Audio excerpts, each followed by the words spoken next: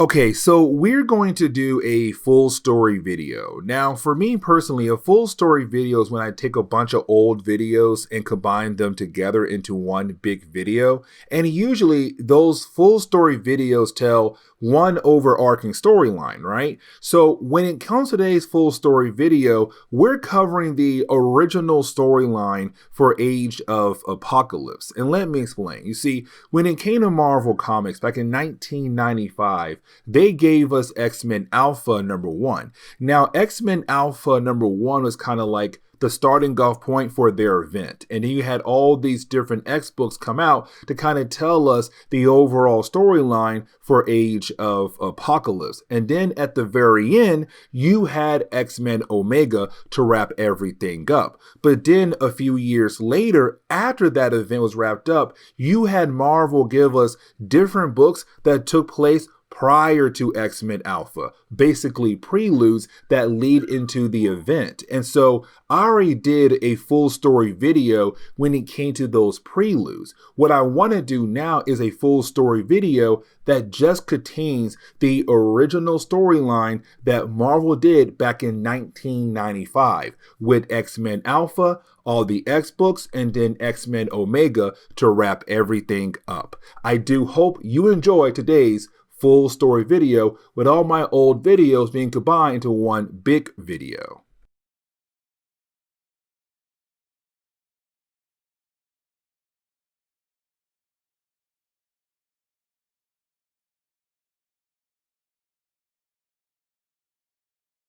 Okay, so we have now officially reached that point where we're getting into the original starting point of X-Men Age of Apocalypse. Now, the reason why I'm saying the original starting point, because, okay, when it came to Marvel Comics, in the early days of them working on this event, they gave us X-Men Alpha. And X-Men Alpha was the original starting point where if you're going to sit down and read Age of Apocalypse, you start here and then go forward in other books to kind of help you explore this brand new world that Marvel gave us. But then at the tail end of them working on this event, they gave us a bunch of preludes that took place before X-Men Alpha to kind of get a better idea of what the world was like before you got into X-Men Alpha. But we already covered all those books. And so now we are able to officially dive into X-Men Alpha #1. Now, the opening pages of the storyline does an amazing job to kind of show us what this world is like by this point in its timeline. Like, for example, by this point in its timeline, when it comes to Apocalypse, he's now the ruler of North America. Now, remember, for Apocalypse, he's really big on survival of the fittest. The strong may live, the weak may die, the strong may lead, the weak must follow. But the problem is right now, he believes humans are weak. Now, most of the humans in North America, they were able to escape and head over to Eurasia. But most of the humans, not most, some of the humans had stayed behind in North America. And so because of that, you now have Apocalypse just going around to different areas of North America and having coaling events, allowing his people to wreck different cities across North America. And so when it comes to Seattle, it has now been officially wrecked by Apocalypse forces. And so there are dead bodies everywhere. But then we pick up with this mysterious character as he walks around Seattle and he realizes that Seattle is completely wrecked. But then he runs into a young girl, a human girl. Now, this young human girl, she was trying her best to get away from the Infinites. And I'm really hoping I'm pronouncing that correctly for the whole idea of the forces of Apocalypse. But either way, the Infinites had killed off her parents. And their main goal now is to kill off this young girl, who is a human. Now, you do have our mysterious character go out of his way to protect this young girl. And we do learn here that he is a mutant. Now, the only reason why we know that he is is a mutant because you do have the leader of this group of Infinites go ahead and use their powers on our mysterious character. But then he was able to absorb the powers of that person. But you didn't have this leader realize our mysterious character is trying to protect this young girl. And he has no idea why this mysterious man is trying to protect a human. But either way, they believe that he must die now. But at the very last second, he was saved by Magneto's X-Men. Now remember, when it came to this reality, it all came out of Legion Quest. Now, just in case we do have anybody joining our coverage when it comes to Age of Apocalypse, I kind of want to explain where this event came from. So there was a storyline called Legion Quest, and you had Legion go back in time to kill off Magneto because he believed that if Magneto was not around, then most likely Charles Xavier would have been able to achieve his lifelong goal. The whole idea of like, hey, mutants and humans should be able to live together in harmony. The problem was that when it came to Legion, when he went back in time, he didn't kill off Magneto. He killed off Charles Xavier on accident. And so with the death of Charles Xavier, it had brought in a brand new timeline. Now, before Charles had died, he had asked Magneto to carry on his dream, and Magneto said yes. Now, for Magneto, he really did try his best to carry on Charles' dream. He's like, hey, you know what? Humans, we should try to live together in harmony. But the problem is humans are always going to be scared of mutants. Humans are always going to hate on mutants. And so because of those two things, Magneto gave up and said, you know what? Fine.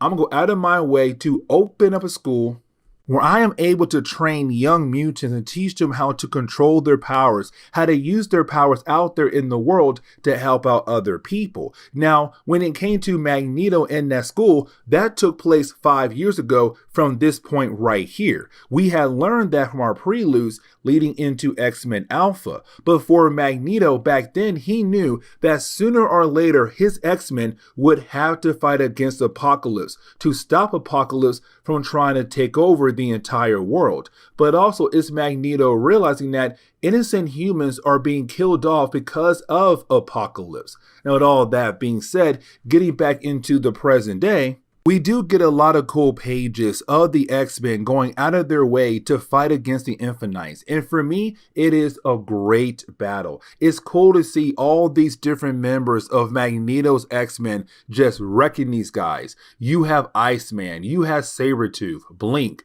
Rogue, Nightcrawler, Wildchild. You have Morph, Storm, Quicksilver. Like, this team is stacked. And you do have this team being able to get rid of all the different members of this group of Infinites in a matter of like seconds or even minutes. But either way, once the battle is done, you have Magneto feel a tad bit sad. And the reason why, because even though the X-Men do stand victorious once again in one of their battles against the forces of Apocalypse, is the whole idea of the war still continues on. Many humans had died in this war, and possibly even mutants as well, because again, survival of the fittest. But either way, it's Magneto kind of wondering like, when are they going to be officially able to bring down Apocalypse and finally bring hope back into this world? Because right now for Magneto, all he sees around him in Seattle is a bunch of dead bodies. But now it's time for us to figure out who in the world is this mysterious character. And so once you have our mysterious character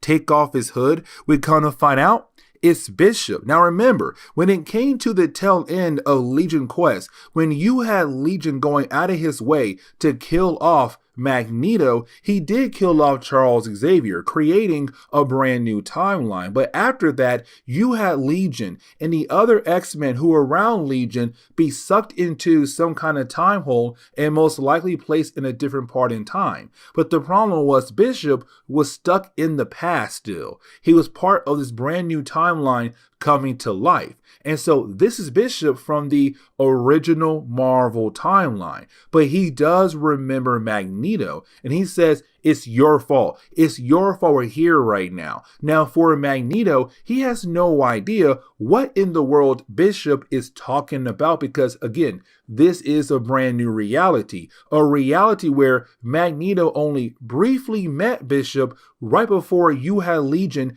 kill off Charles Xavier. Now, you do have Magneto go out of his way to use his powers to shut down the mind of Bishop as a way to knock him out. Now, you do have the X-Men wonder like, hey, Magneto, do you actually know this guy? Now, at first, he says no, but the rest of the team realize like, no, he actually knows who that guy is. But now we have to jump over to, well, Hank McCoy. Now, with no Charles Xavier around, Hank McCoy was recruited by Apocalypse and Mr. Sinister. And so he became Dark Beast, this very sick version of, well, the original Beast. Now, we see Dark Beast running some experiments on Blob, but you do have Blob being able to break free and begin to attack Dark Beast. Now, luckily for Dark Beast, you do have Cyclops and Havoc arrive. Because again, in this reality, with no Charles around, Mr. Sinister was able to adopt both Havoc and Cyclops and raise them as his own sons. Now, with that being said, in this reality, when it comes to Havoc, he does not like Cyclops at all. He kind of feels like his brother gets better treatment from Mr. Sinister than he does. And technically, that is true. But while you have the two brothers being able to work together to stop Blob, you then have Mr. Sinister walk into the room to have a one-on-one conversation with Cyclops to kind of continue the whole idea of why Havoc truly does hate his brother a whole lot. Now, with this one-on-one conversation, it's really more of the whole idea of Mr. Sinister kind of telling us two things. One, he is one of the horsemen of Apocalypse by this point in the timeline. But two, it's also him saying like, listen, I feel like the course that Apocalypse is taking is the wrong course. Meaning that he believes that sooner or later the world is going to end because of Apocalypse. And if that happens, then Mr. Sinister is not able to enjoy something that he calls hell. That apparently he had created hell on Earth somewhere here, and he feels like if the world ends, then most likely he will not be able to enjoy the hell that he had created. And so he tells Cyclops that he has to go. And that's really it. He walks away. But we also get reminded that in this reality, we have learned one of the preludes that for Angel, he has a nightclub known as Heaven. Now, when it comes to Heaven, it is a neutral ground for both mutants and humans, meaning that mutants nor humans are allowed to attack the other side if they're inside the club. Now, while you have Angel just going ahead and welcoming everybody in for the night, you then have Gambit arrive. Now, by this point in the timeline, we have to remember that for Gambit, he lost Rogue to Magneto. The man truly did love Rogue a lot, but unfortunately, she had chosen Magneto. Now, with all that being said, Gambit got word that Magneto needs to talk to him. So it's Gambit saying, hey, Angel, you know where Magneto is at. And so I need that info really badly so that I am able to find Magneto. And you have Gambit say, you owe me one for what happened down in Louisiana. And so just like that, you have Angel say, fine, I will tell you where you can find Magneto. Now, I kind of want to go ahead and jump over to the X-Men, really more Rogue and Magneto, because like I said earlier, when it came to Rogue, she chose Magneto over Gambit. And really, by this point in the timeline, those two characters were able to come together and have a child together. And you have Magneto and Rogue name the child Charles Xavier. Sorry, just Charles, not Xavier. But either way, he is named after Charles Xavier. Now, here's the thing, because we have to remember, for Rogue in this reality, she did not absorb the powers of Miss Marvel, Carol Danvers. She had absorbed the powers of Polaris. And that right there is really important, because you have Magneto teach Rogue how to use the powers of Polaris to kind of build herself or create a magnetic field around her to kind of allow her and Magneto to touch one another. But the problem is that their child does not have that ability yet. And so unfortunately for Rogue, she's not really able to touch her son like she really wants to, like she can with Magneto. But you did have Rogue and Magneto pay a visit over to Bishop. Now, this is Bishop still trying to tell everyone else around Magneto, like, you need to tell them, Magneto, what exactly happened to Charles Xavier. Tell them the crimes that you had committed. Now, for Magneto, he's not really trying his best to explain how he knows Bishop. Really, he's trying to pretend he has no idea who Bishop is or what Bishop is even talking about. But you do have Magneto go out of his way to knock out Bishop once again. But he then tells Rogue, hey Rogue, use your abilities to absorb the memories of Bishop so that we are able to learn more about him and what he is truly talking about. But now we have to jump over to the base of Apocalypse, the Temple of Apocalypse. Now, when we do, we are being introduced to a few other characters who are technically horsemen of Apocalypse as well, like, for example, Abyss. And you also have Holocaust appear as well. Now, remember, Holocaust is the son to Apocalypse. But the thing is, we have no idea who Holocaust's mother truly is.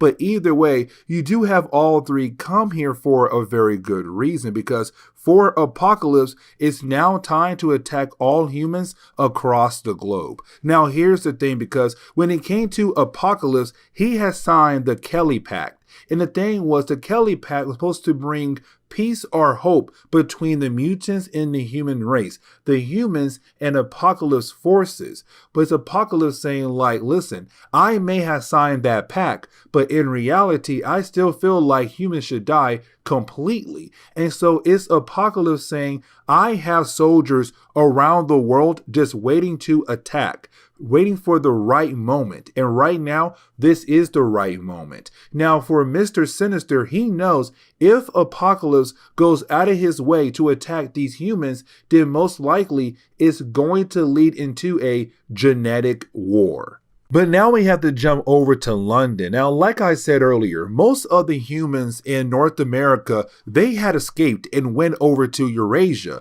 but some still stayed behind. But right now, we're picking up with two characters, Wolverine and also Jean Grey. Now, in this reality, these two characters got together, but also this section right here is going to lead into a series called Weapon X in the Age of Apocalypse timeline, where it will give us the ability to follow these two characters around in this world. Now, you do have these two characters meet up with the Human Council. Now, the Human Council are trying their best to find the best way to stop Apocalypse, to regain control of the world. That even means working with mutants they truly do not like at the moment. And so you have Wolverine and Jean Grey meet up with Moira McTaggart and also Bolivar Trask. But either way, it's the two characters saying, like, hey, you have info that could possibly help us. Now, we do learn that our two heroes got that info from Mr. Sinister. Weapon X, Wolverine, and also Jean Grey, they are working for Mr. Sinister. Now, for Jean Grey, she's kind of wondering if they can truly trust the man. But you have Weapon X say, listen, we have no choice. But on top of that, if he loses you, then he has no plans at all. And so with that being said, we can trust him because without you, he loses everything. But this kind of leads into us going back over to the X-Men. Now, you have Rogue getting ready to touch Bishop. Now, before she does touch Bishop, you have Magneto use his powers to kind of give Rogue an extra magnetic shield or biomagnetic shield around her so that she won't be able to absorb too much from Bishop to allow him to stay alive, but to also learn everything about Bishop the best she can. Now, here's the problem though, because while you have Magneto trying to use his powers on Rogue to protect her, when she does touch Bishop, it also allows Magneto to look into the mind of Bishop to begin to see visions of the old reality. And so that right there tells Magneto that most likely this world is completely wrong, that this world should not even exist at all. Now, you do have Gambit arrive and being able to push Rogue out of the way to free all three characters. After all of that, you have Magneto realize what he has to do because what he saw in the mind of Bishop. And so you have Magneto summon Nightcrawler and say, Nightcrawler, I need you to go out of your way and find your mother. Go find Mystique. We need her help pronto. And so you have Nightcrawler leave. But after he leaves, you then have Gambit wondering why in the world did Magneto call him here for?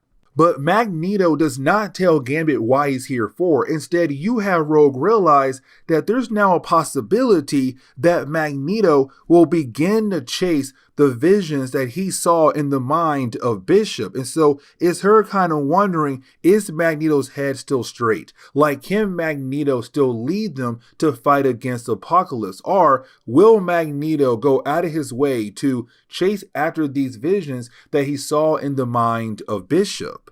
But now we have to jump over to Apocalypse. Now, when we do, it's really more of Apocalypse being very upset about the idea that Mr. Sinister had disappeared. And so with him being gone, it's him saying like, I don't like this at all. That most likely Sinister is up to something. But the question is right now, what could he possibly up to?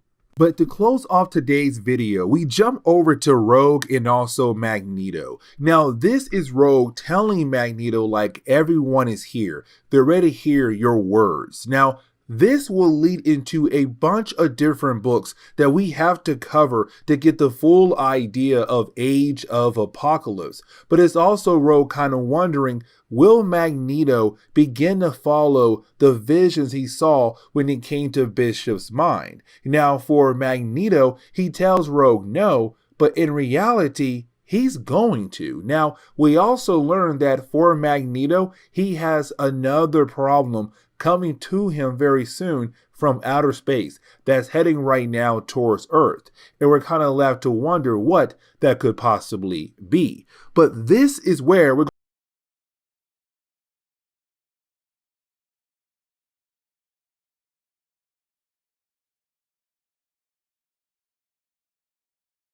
Okay, so it's time for us to go ahead and dive into the Astonishing X-Men issue number 1. And this is the first of many issues that were basically being used as a way to help explore this brand new reality that Marvel gave us. And just in case we do have anybody joining our coverage over this event and don't know what I mean by that statement, let me explain real quickly. So in the last few videos, I have been mentioning that when it came to Marvel Comics, in the early days of them working on Age of Apocalypse, they gave us X-Men Alpha. And X-Men Alpha was the original starting point for this event. Like, hey, everything begins here with this one book. But after X-Men Alpha, we had a bunch of different X titles given to us to kind of help us explore this brand new reality that Marvel had built. But on top of that, to kind of give us this massive story that we're going to end with X-Men Omega,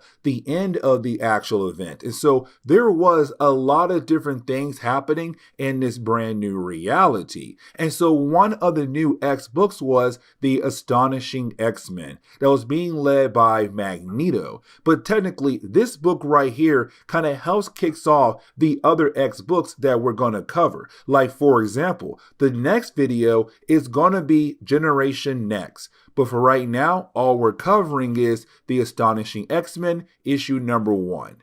And so as we get into the opening pages of the storyline, we're really picking up with Magneto, making sure that his X-Men are ready for what's to come down the road in the future days. And the reason why, because, okay, in our last video, when it came to Magneto and the X-Men, they had found Bishop. Now remember, Bishop is not from this reality at all. He's from the old reality, the old timeline that got erased thanks to Legion. Because remember, in Legion Quest, you had Legion go back in time to kill off Magneto. Because he believed like, hey, if Magneto was not around, then most likely Charles Xavier would have been able to achieve his lifelong goal, where mutants and humans are being able to live together in harmony. But the problem was, when it came to Legion, when he went back in time, he didn't kill off Magneto, he killed off Charles Xavier and brought in a brand new timeline.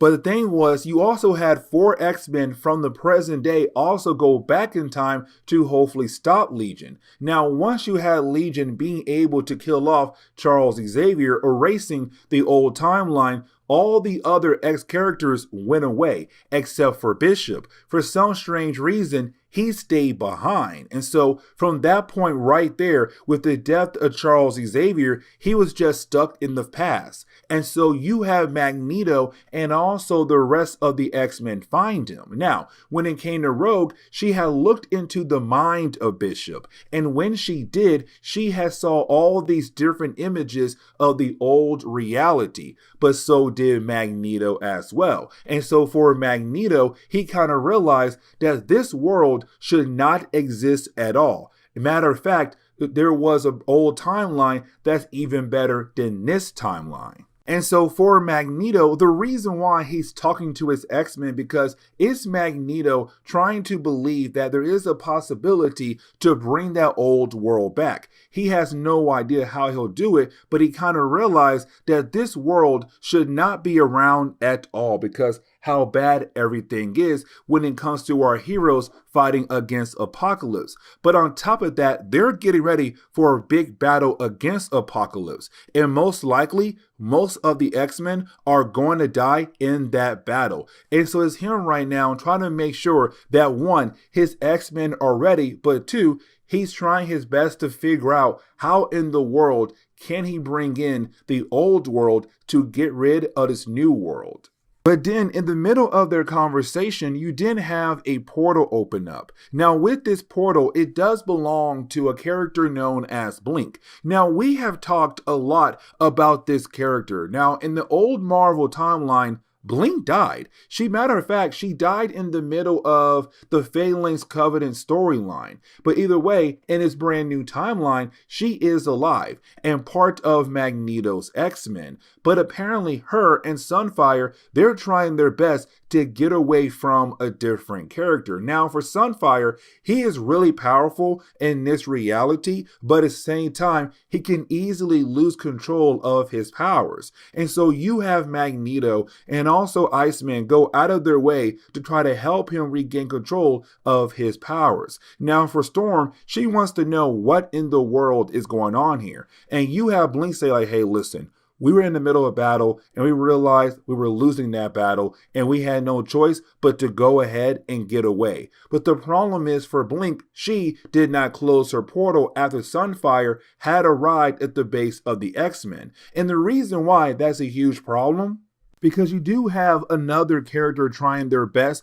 to use the portal of Blink to follow her. And of course, find the base of the X-Men. And that will be Marco Delgado. Now, in the old Marvel timeline, he was one of the many acolytes who worked for Magneto. But in this reality, he's basically a nobody, or really in the old reality, he was as well. But either way, you do have Blink go ahead and close the portal on him. So it does seem like his body did get cut in half once the portal did close, because he's only halfway through the portal. But after doing that, you didn't have Magneto wanting to know what Blink and Sunfire were up to. Now, you had Sunfire remind us that there was something known as the Kelly Pack, where basically humans and mutants should not be fighting against each other anymore in North America. And the thing was, you still had different culling events happen by the forces of Apocalypse. But you had Apocalypse claim that he had no idea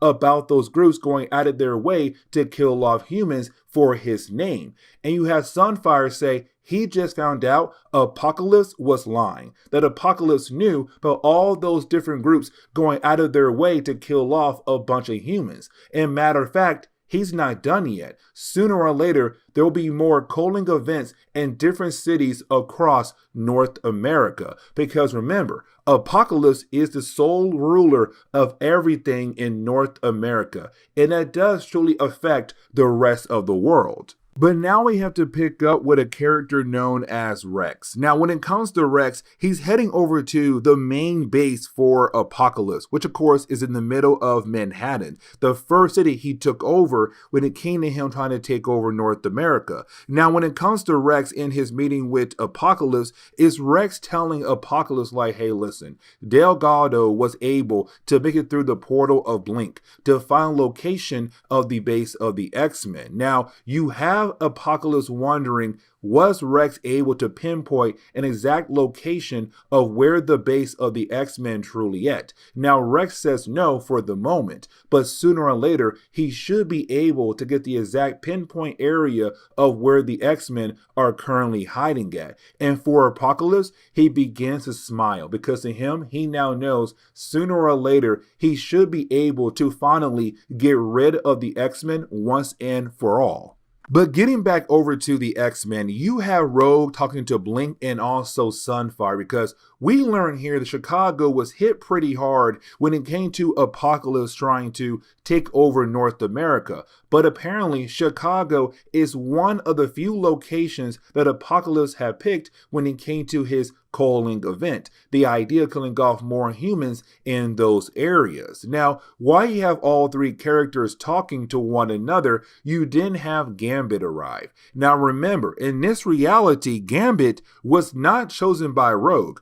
Rogue chose Magneto. And matter of fact, you had Rogue had a son with Magneto. But the thing is, there's still somewhat love between these two characters because you do have Gambit being able to flirt with Rogue to the point where you have Rogue really wanting to be with Gambit, but at the same time she can't because she's with Magneto. Now we do also learn that in this reality, Magneto and Gambit, they were friends before the whole idea of Rogue choosing Magneto. But why have the two characters flirting with one another? You didn't have Blink bring out the child of Rogue and Magneto to remind Rogue like, hey, you have a son with our boss. You can't be out here flirting with that man right there. Now for Gambit, the only reason why he's here right now because Magneto had called up Gambit. But we have no idea why in the world Magneto had called Gambit back here for. Now, like I said a moment ago, when it came to Astonishing X-Men, it was technically used like a starting off point as well to lead into some of the other X titles that we're going to cover. This book does not really affect Weapon X and also Factor X, but it does affect the other X books we're going to cover. Like, for example, you have Magneto meet up with Nightcrawler, and they talk about the idea of freeing a group of humans in the Eastern Coast, and that will pick up over in the Amazing X-Men. Then you also have Nightcrawler being assigned to find Mystique to find a woman known as Destiny. That'll take place in Excalibur. And you didn't have Magneto talk about the idea of Peter and also Kitty Pryde going over to Seattle, and that'll take place over in Generation Next. This book right here leads into all those different books I just mentioned. But it's also Magneto talking about the idea of sacrificing this world to bring back the old one. Because when Charles Xavier died, he asked Magneto to promise him to make this world a better place. And so for Magneto, he's trying his best to keep that promise, even though that means giving up everything he had built in this reality, like the whole idea of being with Rogue and having a son with Rogue, but also making friends with all these different characters. But for Magneto, he has to keep that promise. But this also kind of leads into the whole idea of having two different X-Men teams. And the reason why I'm saying that because we pick up with Rogue leaving with Sabretooth, Blink, Morph, and Wildchild as they head over to Chicago. Because remember, when it came to Apocalypse, Chicago is one of the many locations that will be attacked by Apocalypse forces. And so for Rogue and her team, their main goal is to go out of their way to hopefully stop Holocaust, the son of Apocalypse. Now, before they leave, you do have Quicksilver say goodbye, but at the same time, it's kind of like, please don't go. Like, this is a suicide mission, but for them, they don't have a choice here. They have to go to hopefully save the lives of humans, but also stop Holocaust as well. Now you do have Bishop arrive, and you have Bishop wondering why in the world is Rogue Team going out of their way to fight against Holocaust, even though most likely they are going to die. Now for Quicksilver, he also knows that, hey, you're Bishop, you're this guy from a different timeline who had claimed that this whole world is incorrect, that this world should not exist. And so you have Quicksilver say, even though this world is not much like yours was, it's still something to fight for. And that is why they had left us to go over to Chicago to fight against Holocaust. But this is where we're going to end today's comic book video. So please leave me a like down below and subscribe. But guys, see y'all next time. Later.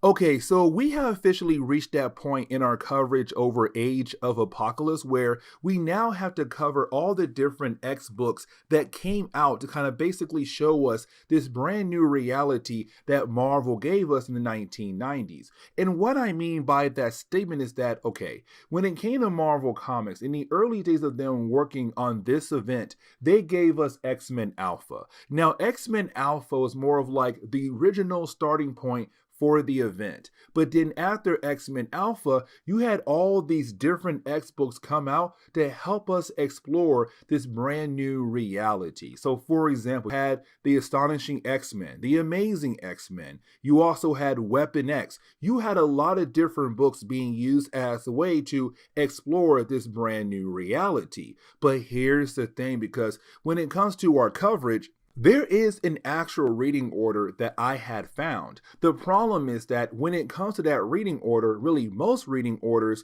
you have to jump between each of the X titles over and over again until you are able to get the complete picture of what's going on in this reality. So for example, you might start off with the Astonishing X-Men issue #1, but then you might have to jump over to Excalibur #1 or possibly Weapon X #1. And so at first, my dumb bright idea was to have each video be just one issue each, and that would be it. But then I realized that would be way too many videos for you guys to watch. Then I said, you know what? Here is a better idea. Why don't I just go out of my way and combine a couple of issues each in each video to make things easier for you guys? So it'd be less videos, but to also allow us to kind of get through this event at a faster rate. And so getting into Excalibur issue #1, we actually pick up with a character known as Switchback. Now for Switchback, she is a young mutant from Detroit. And the thing was, she left Detroit behind with a group of friends because of Apocalypse. With him ruling over North America and kind of making things hard for humans, but also mutants who don't agree with him, you had her and her friends decide to leave North America and head over to Antarctica. Now here's the reason why. To head over to Avalon. Avalon is this safe haven for both mutants and also humans. The problem is that when she had made it over to Antarctica, the rest of her friends, they had all died. And so she's the only survivor of her traveling group. Now, when she does make it over to Antarctica, she's then confronted by Cain Marko, of course being Juggernaut. But in this reality, he's not a bad guy. Matter of fact, he is a monk. Now, we don't learn the reason why he is a monk in this reality just yet. It's told to us in later videos, but you do have Juggernaut take her over to Avalon, and we get the idea that Avalon is in the Savage Land. Now, just in case you're new to Marvel Comics, you don't know what the Savage Land is all about, the Savage Land is this small area in Antarctica, in the middle of Antarctica, where you have all these different dinosaurs and creatures of the past still living in that one small area in the middle of Antarctica. And so in this reality, you had humans and mutants who left North America, who came over here and built a safe haven for both parties. And so for her, she had finally made it. But now we had to switch over to Nightcrawler. Now for Nightcrawler, he went over to Angel's Club, better known as Heaven. Now Heaven is located in North America, but it's neutral grounds, meaning that you are not allowed to attack the other side if you are a mutant or a human. Now the reason why you have Nightcrawler coming to Angel, because for Magneto, he gave Nightcrawler an assignment to go find Mystique, because Mystique needs to find somebody known as Destiny. Now when it comes to Magneto, he wants to use Destiny as a way to confirm that Bishop is from a different timeline, but to do that they have to find her first, and apparently the only person who may know who Destiny is Mystique. And so for Nightcrawler, he has to find Mystique, and so he's asking Angel like, hey listen, I need to head over to Avalon. Do you have everything ready for me when it comes to me heading over to Avalon? Now, for Angel, he kind of hates the idea of helping out the X-Men. He's trying his best to stay out of both parties, Apocalypse and the X-Men sides, but unfortunately, you have both sides using Angel for intel no matter what. And so you have Nightcrawler say, you don't have a choice here. You're going to help me no matter what. And so just like that, you have Nightcrawler being able to get some information out of Angel. And really, as we jump over to Magneto, you have Magneto talking to Mystique. Now for Mystique, she does not want to help out Magneto at all. Matter of fact, she says no to his face on the call. But he said, hey listen, you only have two options here. The first option is to, help me. The second option is, well, I tell Apocalypse where you're at. If I do tell him where you're at, then most likely knowing Apocalypse, he's going to torture you and most likely kill you. So honestly, I'm the best option for you at the moment. And so you have her agree to help out. Now for Nightcrawler, you have Nightcrawler arrive at a church better known as Ghost Dance. Now Ghost Dance is being led by a character known as Warpath, and their main goal is to kind of do this Ghost Dance to hope for a day where something bad really happens to Apocalypse. The idea that possibly something or someone will be able to get rid of him. Now with all that being said, for Nightcrawler, he hates churches in this reality, but it is being led by a character known as Warpath. Now for Warpath, he doesn't like Nightcrawler, and the reason why? Because of Mystique, Nightcrawler's mother. Because the Warpath, he's kind of like, listen, your mom helps people get over to Avalon, but there is a huge cost. You have to hand her a lot of money to just be able to make it over to Avalon. And sometimes you have to give up items that you may have on you as a way to pay her. And so for Warpath, that's not okay at all, because you already have people trying their best to leave North America with what they have. And now you're telling them to give up everything they have with them as they make their way over to Avalon. Now for Nightcrawler, he does not care what Warpath thinks about his mom. Matter of fact, you have Nightcrawler take a finger away and say, get me my ride over to Avalon now. I need to leave now. Now for Nightcrawler and also Warpath, they had no idea that technically they were being watched by a character known as Dani Moonstar. Now for Dani Moonstar, she goes over to Apocalypse to inform Apocalypse what she had just learned. But on top of that, for him, he has been trying his best to find Avalon, to burn Avalon down, but to also find Mystique. And so now you have Deadpool, Dan Mask, and also Dani Moonstar gonna work together to follow Nightcrawler to find Avalon, burn it down, find Mystique, capture her, and also figure out why is Nightcrawler so big on going over to Avalon for as well. But the ending of this book, we really do pick up with Switchback being able to arrive at Avalon. Now, when she does arrive at Avalon, she's confronted by Destiny. Now, for Destiny, she has the ability to see possible futures. And so for Destiny, she touches the hand of Switchback. And when she looks into the future for Switchback, she sees Avalon burning, kind of giving us the idea that most likely Apocalypse team will be able to find Avalon, and when they do, they're gonna burn it down to the ground. But now we have to jump over to Gambit in the Externals. Now, Gambit in the Externals is really more of the idea of us seeing Gambit lead a team that he had put together shortly after the X-Men Chronicles storyline. Because remember, we had covered X-Men Chronicles that took place prior from X-Men Alpha. In the Chronicles series, we had learned that when it came to Gambit, he was a member of Magneto's X-Men, but he had left the team because, well, unfortunately, Rogue did not choose him. Rogue had chose Magneto instead and had a child with Magneto. And so for Gambit, he had left them behind and formed his own team, the Externals. And so as we get into the opening pages of this issue right here, we pick up with Jubilee trying her best to get away from some Infinites. Now remember, the Infinites are people who work for Apocalypse. Now we do learn here that for Jubilee, she had went out of her way to steal some supplies, medical supplies, from Apocalypse forces. So of course, the Infinites are not really happy about the idea of her doing that. So they're trying their best to capture her. But while trying to do that, you didn't have Jubilee at the very last second get saved by two characters, Strong Guy and Sunspot, who are part of Gambit's Externals team. But you do have the two characters being able to protect Jubilee and also supplies that she has stolen.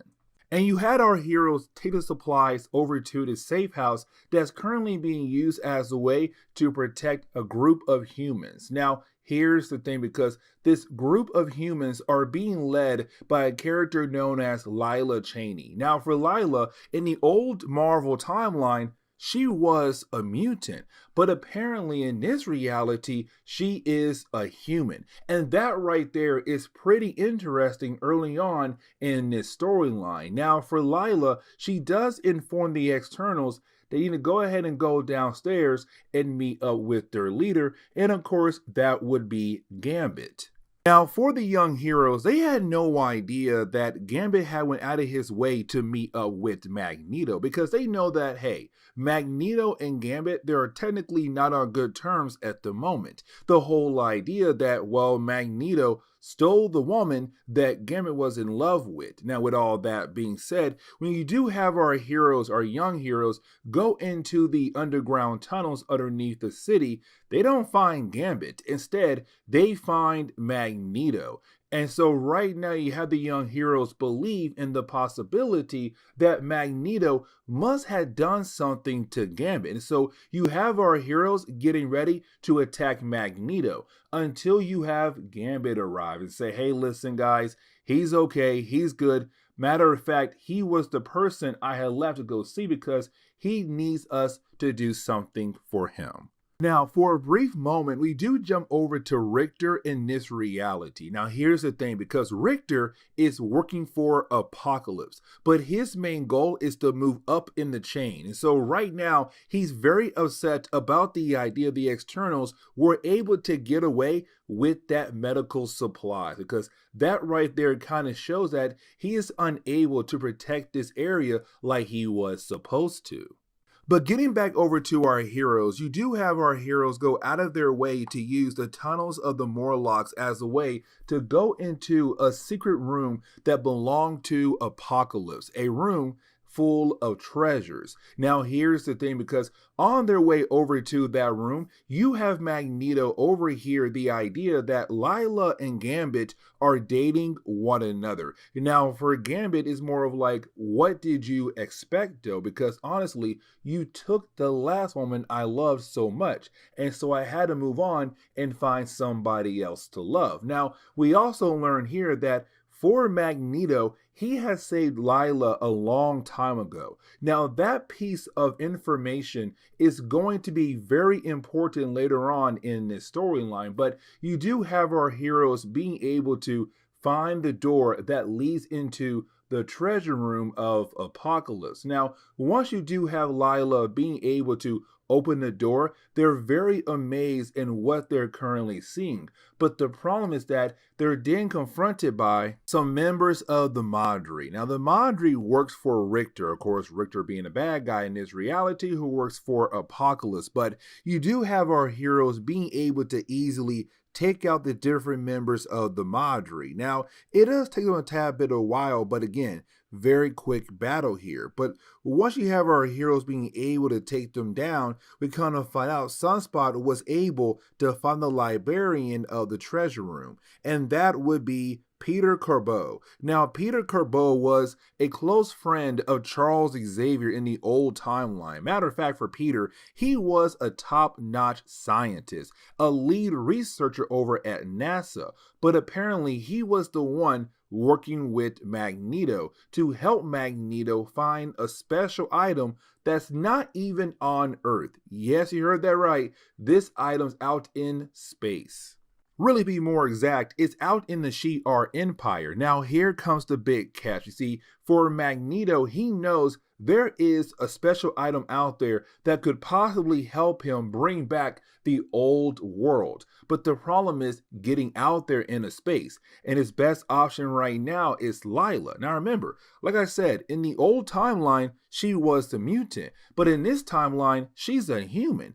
But we kind of find out that technically she is a mutant, but she had no idea she was one, because remember, Magneto did save her a long time ago, but he had saved her from Apocalypse, because Apocalypse knew back then that Lila was a powerful teleporter. But the problem was that after she had used her powers that one time, she kind of blocked it in her mind that she was a mutant. And so this is Magneto saying, we have to unblock what you have locked away to kind of show you that one, you are a mutant, but two, to kind of help teach you how to use your powers. Now for Peter, he had created this device that will help Lila unlock her powers once again. And so while you have his machine being able to do that, well, unfortunately for our heroes, you then have Richter appear. Now for Richter, his main goal is to stop the externals. Now unfortunately for Richter, you do have Lila being able to open up a portal that's supposed to take him over to the Shi'ar Empire. But the problem is that you have Magneto trying his best to stop Richter. But the problem is that Magneto was unable to stop Richter, so Richter had also fallen through the portal as well, leading over to supposedly the Shi'ar Empire. Now Magneto did not go with them. Unfortunately, he got left behind. Now for Magneto, he's kind of wondering, like, did he just doom the young heroes when it comes to him being left behind on that mission to steal a special item from the Shi'ar Empire? Now we do learn here that apparently he wanted them to steal the M'Kraan crystal. That's what's over there in the Shi'ar Empire that Magneto wants so badly. But now he's wondering, will the young heroes be able to actually get their hands on that item, with Richter being there as well possibly? Now, with all that being said, for Peter, he knows he has to leave because he was technically working for Apocalypse. He was the man in charge of this room. And so with everything now being wrecked, he now knows he has to leave. So you have Peter go ahead and begin the self-destruct sequence, and he dips out. And the book ends on that note right there. So with that being said, guys, please leave me a like down below and subscribe. But guys, see y'all next time. Later.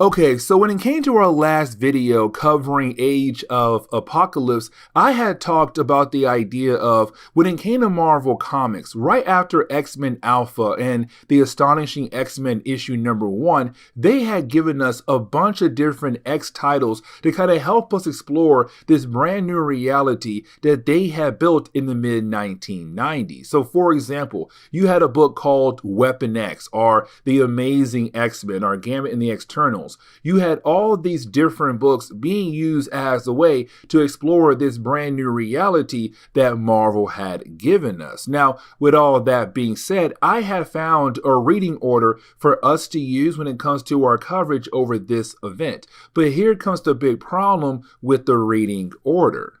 You see, when it came to Marvel Comics, they had released all these different books all at once. So for example, if you went into the comic book store back then, you had all these different issues one popping up left and right. You had Amazing X-Men, Generation Next, Gambit and the Externals, all these different books just popping up left and right, and it kind of got a tad bit confusing on which order to actually read the books. And so you have folks out there begin to build different types of reading orders for this event, because sometimes you can read issue 1 from one series, but then have to jump over to another issue 1 from a different series. And so that is why I said in our videos, we're going to cover like 2 different issues from 2 different books, kind of help our coverage of this event. And so we're going to start off with Generation Next. Now, Generation Next is a series that's currently replacing, well, Generation X, a group of young mutants that's being trained under Magneto's school, or possibly one of Magneto's members of the X-Men. Now, in the series prior to Age of Apocalypse, you had Banshee and Emma Frost be the 2 people to train the young mutants, but in this reality, it's not those 2 going out of their way to train the new wave of mutants. Instead, it is Colossus and Kitty Pryde. And for me, that is kind of, well, interesting. But as we get into the opening pages of the storyline, we are getting the chance to meet this team for the first time in this reality. Now, the first person we are actually meeting is a character known as Chambers. Now, in the old timeline, when it came to Chambers, when his mutant powers had manifested, it blew a hole in his chest and also the lower part of his mouth as well. And of course, his body was now being filled with psionic energy. Now, with that energy, it did replace his needs for food or sleep or anything else needed to keep the body alive. But in this reality, yes, he still has the same powers, but the only difference is that he still has a mouth completely. Now, there's only a hole in his chest where he is now able to shoot that energy towards his targets. Now, we do see our young hero going through a training session, but he's not the only one going through this training session. And that would be Paige Guthrie. Now, Paige Guthrie is the younger sister to Cannonball. Now, in the old timeline, it was Marvel kind of using her as a way to help bring in the next generation of mutants. It's kind of cool because right after she had appeared, you then had a wave of brand new characters to help join her to form a brand new team. And of course, that team was called Generation X. But then we got to move on to another character. And that would be Mondo. Now, when it comes to Mondo, we haven't really had the chance to really talk about this character when it came to our coverage over the X-Men. And the reason why, because he barely appeared in Generation X before we had to dive into Legion Quest, which then led into Age of Apocalypse. But for Mondo, he has the ability to absorb organic and inorganic material into his body to kind of help grow his size to allow him to do all different types of things. Now, with that being said, he's also part of this training session as well. And you do have Chamber and also Husk being able to work together to bring him down. But with him now being defeated, now it's time for their teacher to challenge them. And that would be Colossus. Now, for Colossus, he wants to make sure that these young mutants will truly be ready to fight out there in the real world against the forces of Apocalypse. Now, with all that being said, for Colossus, he really shows them like, hey, listen, I'm not here to go easy on you. I am here to give you an actual challenge. Now, at first, you do have our young heroes being able to get the upper hand on Colossus, but he's not alone. Thing is, he has a co-teacher, and that would be Kitty Pryde. Now, in this reality, Kitty Pryde and Colossus, there's still that power couple in Marvel Comics in this timeline over here. But either way, they're still co-teachers, and they're trying to help make sure their young students are ready for the real world when it comes to fighting against Apocalypse. But you do have our young heroes being able to somewhat get the edge over both Colossus and Kitty Pryde. But this training session is technically timed, so as the training session goes on, it does end as soon as time runs out.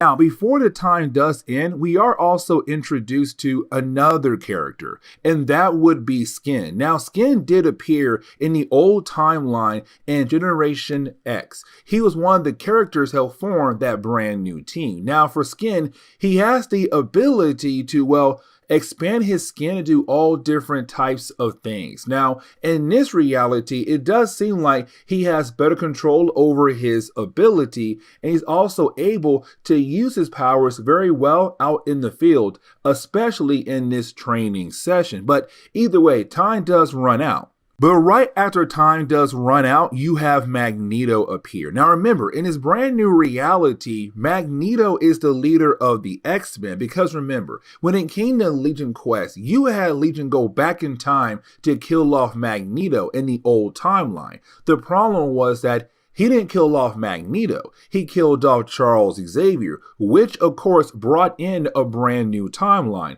But on top of that, before Charles had died in his brand new timeline, he had asked Magneto to carry on his dream. The whole idea of mutants and humans being able to live together in harmony. And so for Magneto, his main goal was to carry on his best friend dream. And so, of course, it led him creating the X-Men in this reality. Now, for Magneto, it's really more of him kind of expressing that he's not really happy with what he was seeing when it came to the young mutants being trained by Colossus and Kitty Pryde. To him, he kind of feels like the young mutants are not truly ready for their first official mission, but it's really more Colossus saying, hey, listen, you left me in charge of these young mutants alongside with Kitty Pryde. And the thing is, you were watching me, making sure they are ready for their first official mission. Now, here's the thing, because for Colossus, he had met Bishop. Now, our Bishop here is from the old timeline. And the reason why I'm saying the old timeline, because when it came to Legion, when he went back in time to kill off Magneto, but killed off Charles Xavier, it got rid of the old timeline we all knew and loved, but brought in a brand new timeline, Age of Apocalypse. Now, for Bishop, he's from the old timeline. You had 4 X-Men go back in time to hopefully stop Legion. The problem was that they had failed. And when they had failed, of course, you had Legion and some members of the X-Men get pulled back in the time stream to help bring in a brand new timeline. But for Bishop, he has stayed behind. And so he was able to live a life in this brand new timeline that was created. But here comes the catch, because for Magneto of this reality, he had looked into the mind of Bishop and realized that this timeline should have not been alive at all. It should not be here at all. And so for Magneto, his main goal is to bring in the old timeline, because he realized the old timeline is better than the brand new timeline that was created. But for Magneto, he's kind of like, okay, listen, we need the means to time travel back in time to hopefully bring back the old reality that's better than this reality right here. The problem is that for Apocalypse, well, he went out of his way to make sure that, hey, you know what? No mutant out there that has the ability to time travel should be alive. I want to make sure that this reality, this world that I have created is protected very well. But for Magneto, he's kind of like, nah, there has to be one mutant that might have the ability to time travel to help save this new reality. And so while you have our heroes look through the files of Apocalypse, you have Colossus realize there's somebody who is alive that's very close to him. And that would be Illyana, his little sister. Now, for Colossus, he was told that she had died, but it seems like she is alive and well. And so it could be her to help bring in the old reality that's a whole lot better than this reality.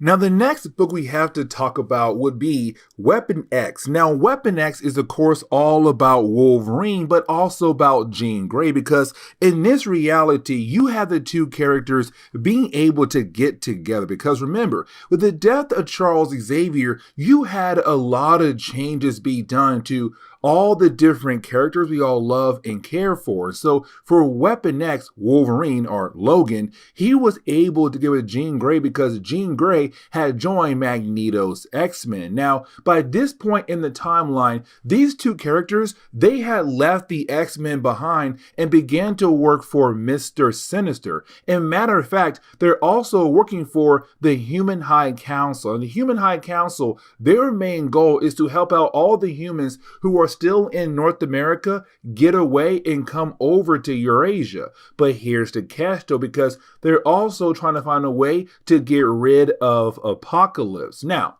when it comes to Weapon X and also Jean Grey, they're working with the Human High Council. So you have the two mutants get another mission from them. They have to go over to one of the control towers for Apocalypse in the mid-Atlantic Sea Wall area. Now, there is a special reason why they're doing this mission to help out the Human High Council. So, as we dive into Weapon X issue number 1, we pick up with Logan and also Jean Grey riding on the back of a Sentinel as it crashes into the control tower that's being controlled by the forces of Apocalypse. And there is something else we have to talk about, the whole idea of Cyclops and also Havoc. And the reason why, because in this brand new timeline, these two characters were adopted by Mr. Sinister. And so with them being adopted by him, they fell in line and worked for Apocalypse as well. And the reason why I'm bringing this up, because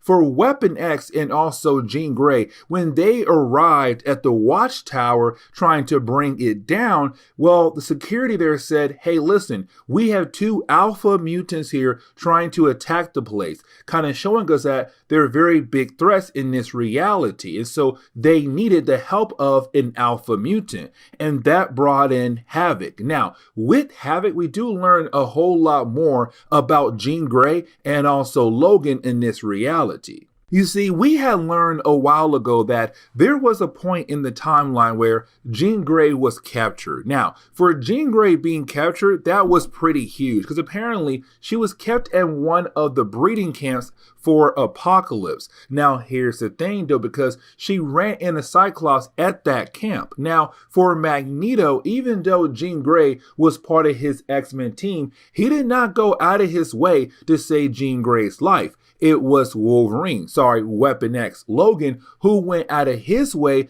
to go save the life of Jean Grey. Now, when he did that, he ran into Cyclops apparently. And apparently there was a battle to the point where Logan had lost a hand. And so that explains how Logan only has one hand at the moment in this reality. Now, the battle is very short-lived because, honestly, you do have Jean Grey try her best to hold off against Havoc on her own, and I kind of feel like she would have been able to easily take down Havoc. But again, because in this reality, she was not taught by Charles Xavier, she was taught by Magneto, it does seem like she has not been able to tap into her full potential. But either way, you do have Havoc being that guy to take her down. Now, luckily for Jean Grey, Logan does come back to take out Havoc. Now, Havoc does survive the attack from Logan, but you do have the two characters try to leave. And the reason why, because their main goal was just to come here and shut the tower down.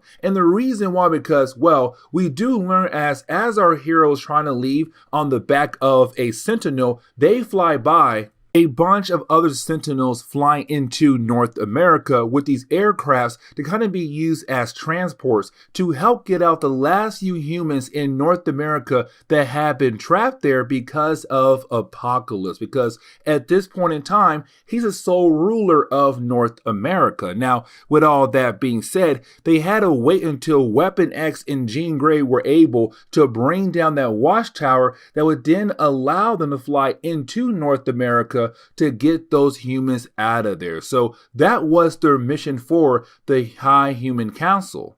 But now we have to jump over to Apocalypse, Scott Summers, Holocaust, the son of Apocalypse, and Abyss as well. And the reason why, because you have Cyclops informing Apocalypse what he had learned about Mr. Sinister. Because remember, by this point in the timeline, Mr. Sinister had officially left the Apocalypse side and trying his best to bring down Apocalypse. Now for Cyclops, he had learned that there were two mutant couriers who went over to the High Human Council and gave them some very vital information that also came from Mr. Sinister. Now, for Cyclops and Apocalypse, they have no idea who those two mutants are until you didn't have someone contact Apocalypse to tell him all like, hey, one of our watchtowers was just attacked by two alpha power level mutants. And of course, that will be Weapon X and also Jean Grey. Now, for Holocaust and Abyss, they know Weapon X very well. And the reason why, because what he did to Cyclops. Now remember, Cyclops did take a hand of Logan, but Logan also took an eye of Cyclops. Now for Apocalypse, he's kind of like, listen, I got plans on plans, and don't worry, sooner or later, I should be able to handle Weapon X and also Jean Grey.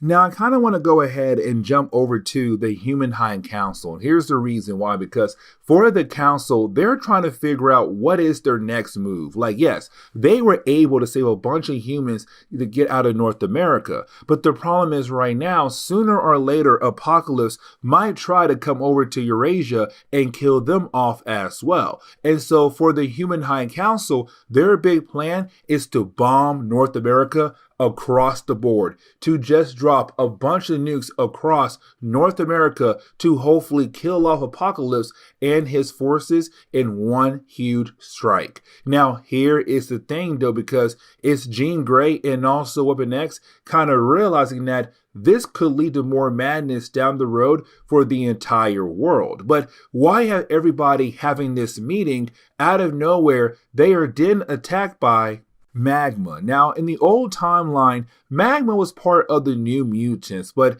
after New Mutants kind of ended, Magma unfortunately kind of fell in the background with some other characters of the X-Men. Now, for Magma, in this reality, she's working for Apocalypse, and apparently her goal was to kill off the Council. Now, luckily for the Council, you had Weapon X there, so he was able to sneak up behind her and stab her through the back to officially kill her off. Now, after she had died, you didn't have the council say, you know what, it's time for us to go ahead and get rid of Apocalypse. And so you have the Human High Council go ahead and show us they have all these different blimps that could most likely be used as a way to carry nukes over to North America and drop those nukes right on North America to hopefully kill off Apocalypse, but also his entire empire as well. And so this is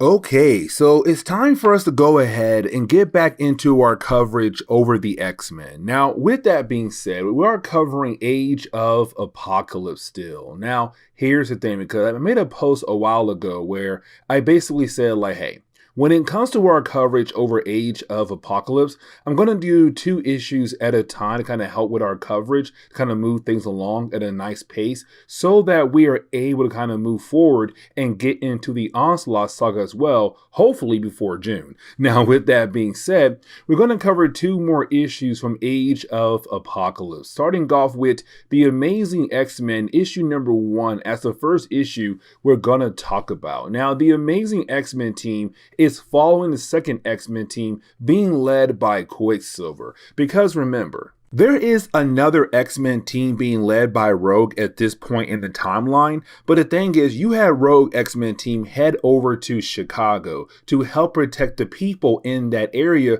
from the forces of Apocalypse. So that leaves the other X-Men team to help out in other areas across the world, like for example, helping out the Human High Council to save the last few humans in North America. Because by this point in the timeline, North America is completely controlled by Apocalypse. Now, for Apocalypse, his main goal is to go ahead and kill off all the humans in North America. Now, we had covered Weapon X issue number 1, and that storyline did take place around the same time as this issue did as well. And so when it came to Human High Council, their main goal at this point in time was to get all the humans out of North America so that they'll then be able to drop bombs across North America, nuclear bombs, to hopefully kill off Apocalypse, but to also kill off his entire empire as well.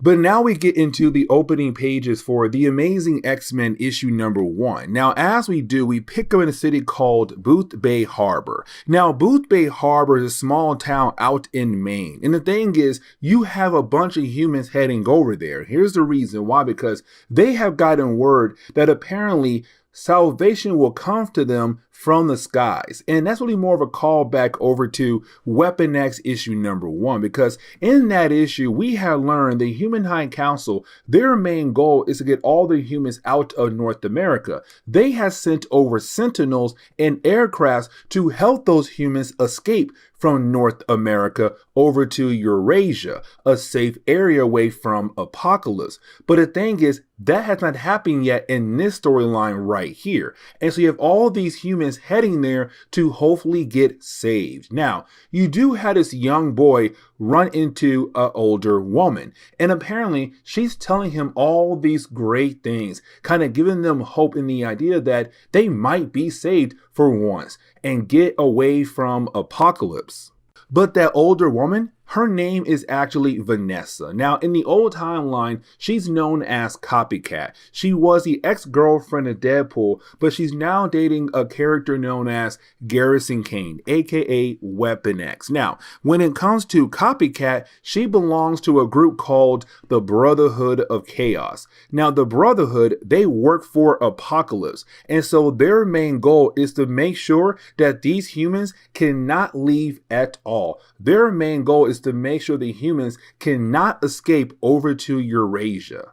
But now we have to jump over to, well, the Amazing X-Men team. Now, when we do, it's really more of us seeing the Amazing X-Men team fighting against a Sentinel. Now, here's the reason why, because in this reality, Sentinels are still technically used as a way to fight against the mutant race. But the problem is that the X-Men are trying their best to help out the Human High Council in the idea of saving the lives of humans in North America. So for the X-Men, they believe the Human High Council should have the ability to change the program of the Sentinels to not attack them, to only attack mutants who are working for Apocalypse. But unfortunately, that is not the case. And so right now in this training session for our heroes, they're trying their best to be fast enough to upload a virus into their actual programs. Because with that virus, then the Sentinels will no longer be able to detect the X-Men as targets, as mutants be killed off.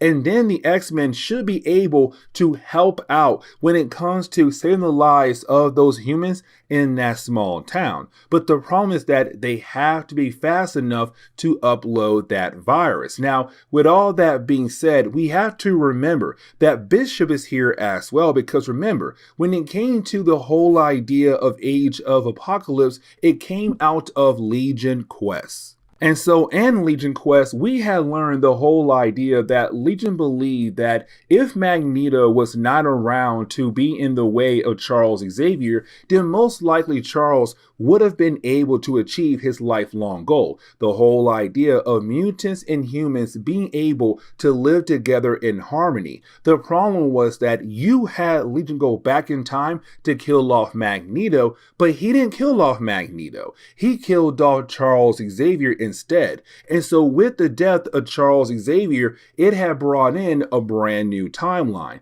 the Age of Apocalypse timeline. Now, there were a few X-Men who also went back in time to hopefully stop Legion. Of course, they had failed, but after they had failed, you had Legion and those few X-Men get pulled out of time because they no longer existed. A brand new timeline came into the picture. The problem was that Bishop stayed in the timeline. And so he had the ability to live a life in a brand new timeline where technically he does not belong at all. And so when it came to Rogue and Magneto in this timeline, when they had looked into the mind of, well, Bishop, they kind of realized, oh, this timeline is completely wrong. There is a better timeline, and now we have to try our best to find a way to bring that timeline back into the picture.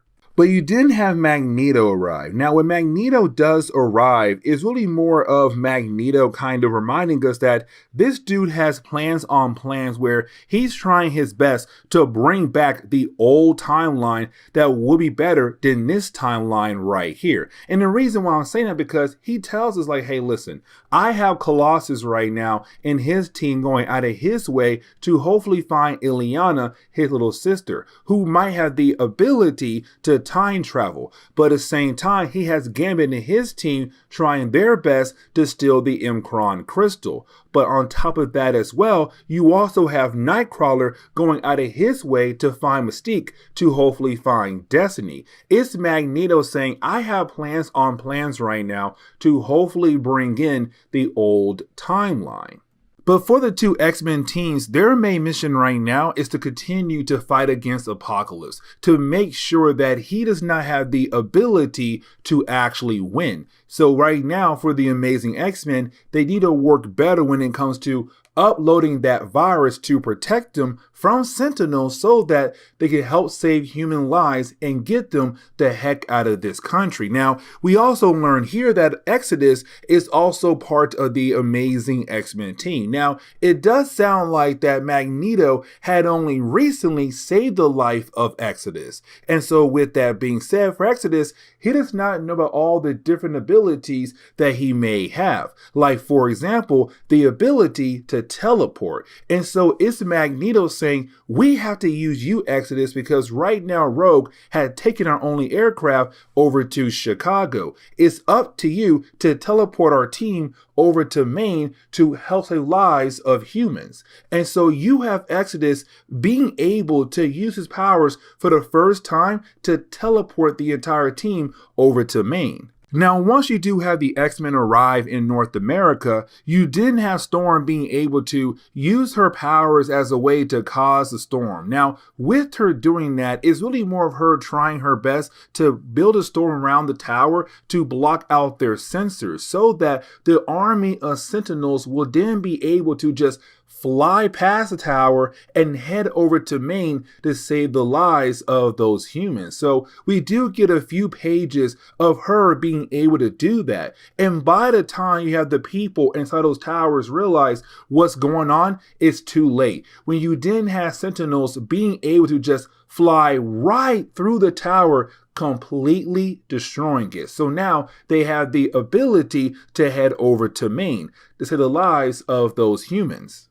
But now we have to get into the sad part about this storyline. Man, it's really sad because, okay, we pick up with the young boy we saw earlier on, right? And the young boy is like, hey, I hear something. He runs to go get a better look at what's coming. And of course, it's the Sentinels. But the problem is that the boy is grabbed. Now, we're kind of told here in the possibility that he was grabbed by Abyss, one of the horsemen of Apocalypse. But either way, that boy is now long gone, so he most likely is dead.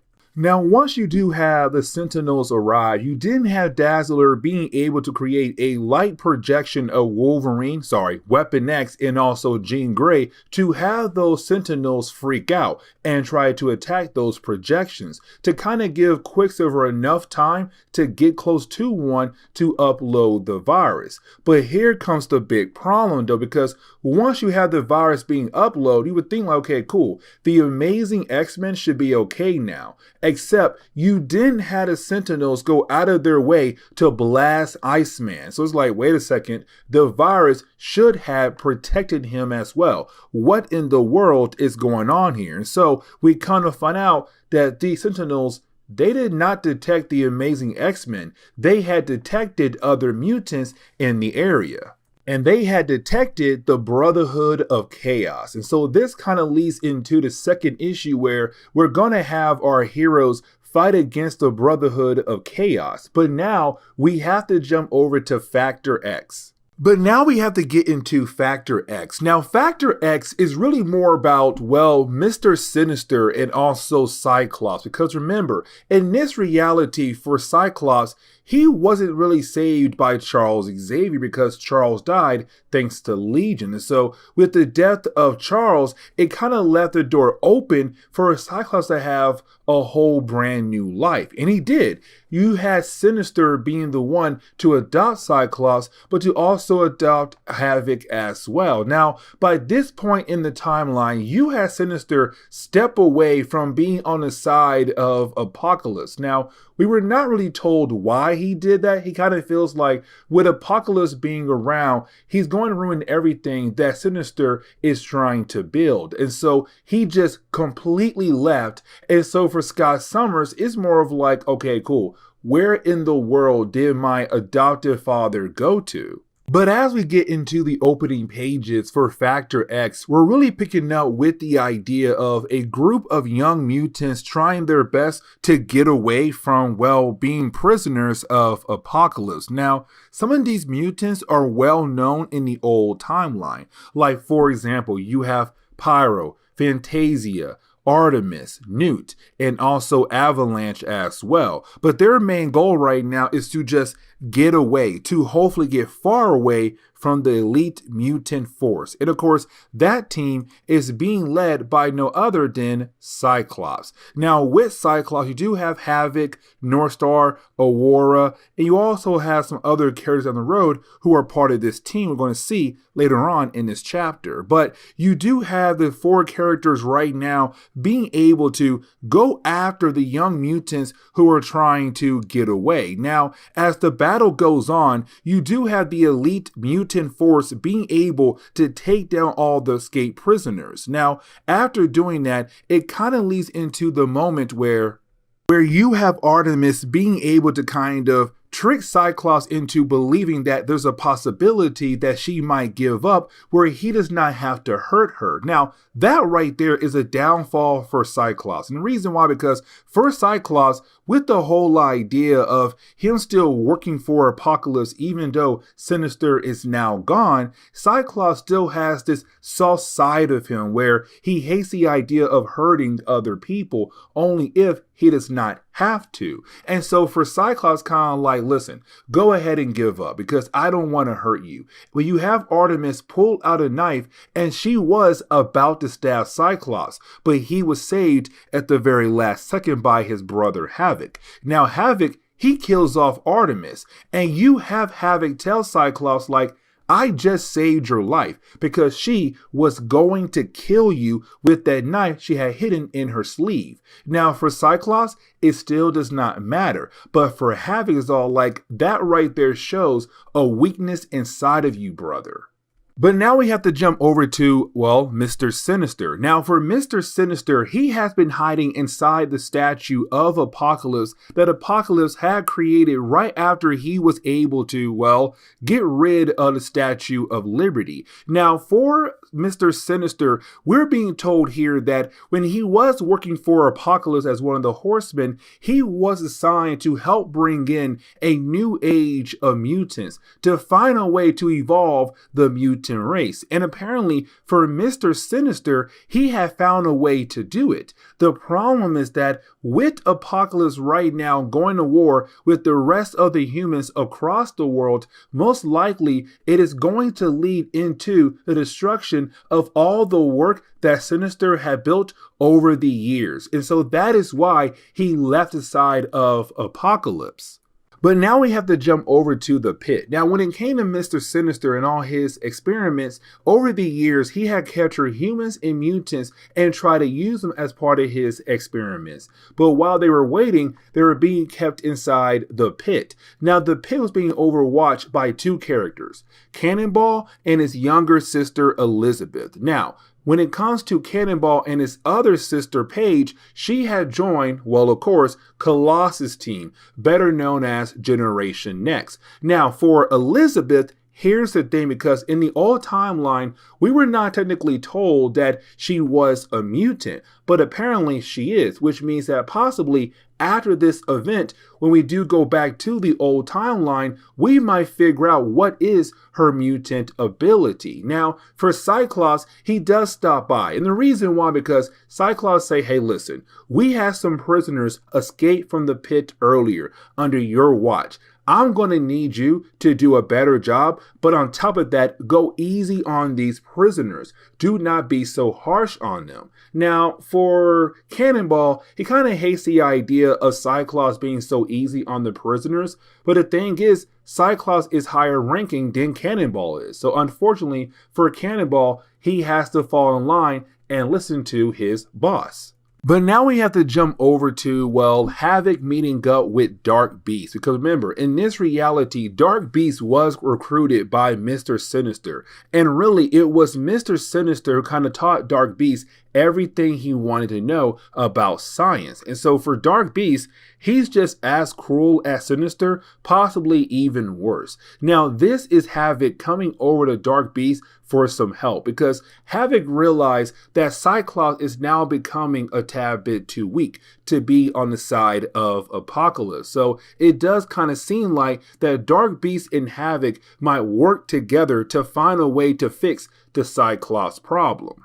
And really, getting over to Cyclops, he tries his best to walk over to the room that belonged to Mr. Sinister. Now, while trying to do that, he does run into the Bedlam brothers, who are also on the side of Apocalypse, but ignoring them because they're minor characters, you do have Cyclops walk over to the door that belonged to Sinister's room. The thing is, Cyclops is not really able to access the room yet still, but for Cyclops, he believes that he might find a clue of why in the world Sinister had just left Apocalypse's side, but also left his sons behind as well. But now we have to jump over to Heaven. Now remember, Heaven's kind of like this neutral ground for both humans and mutants. It's a nightclub that's technically owned by Angel, and so you're not allowed to attack the other side inside of his club. Now, you do have Havoc and the Bedlam brothers head over there for some drinks, except when they do arrive, they're being confronted by Henry Gyrich. Now, in the old timeline,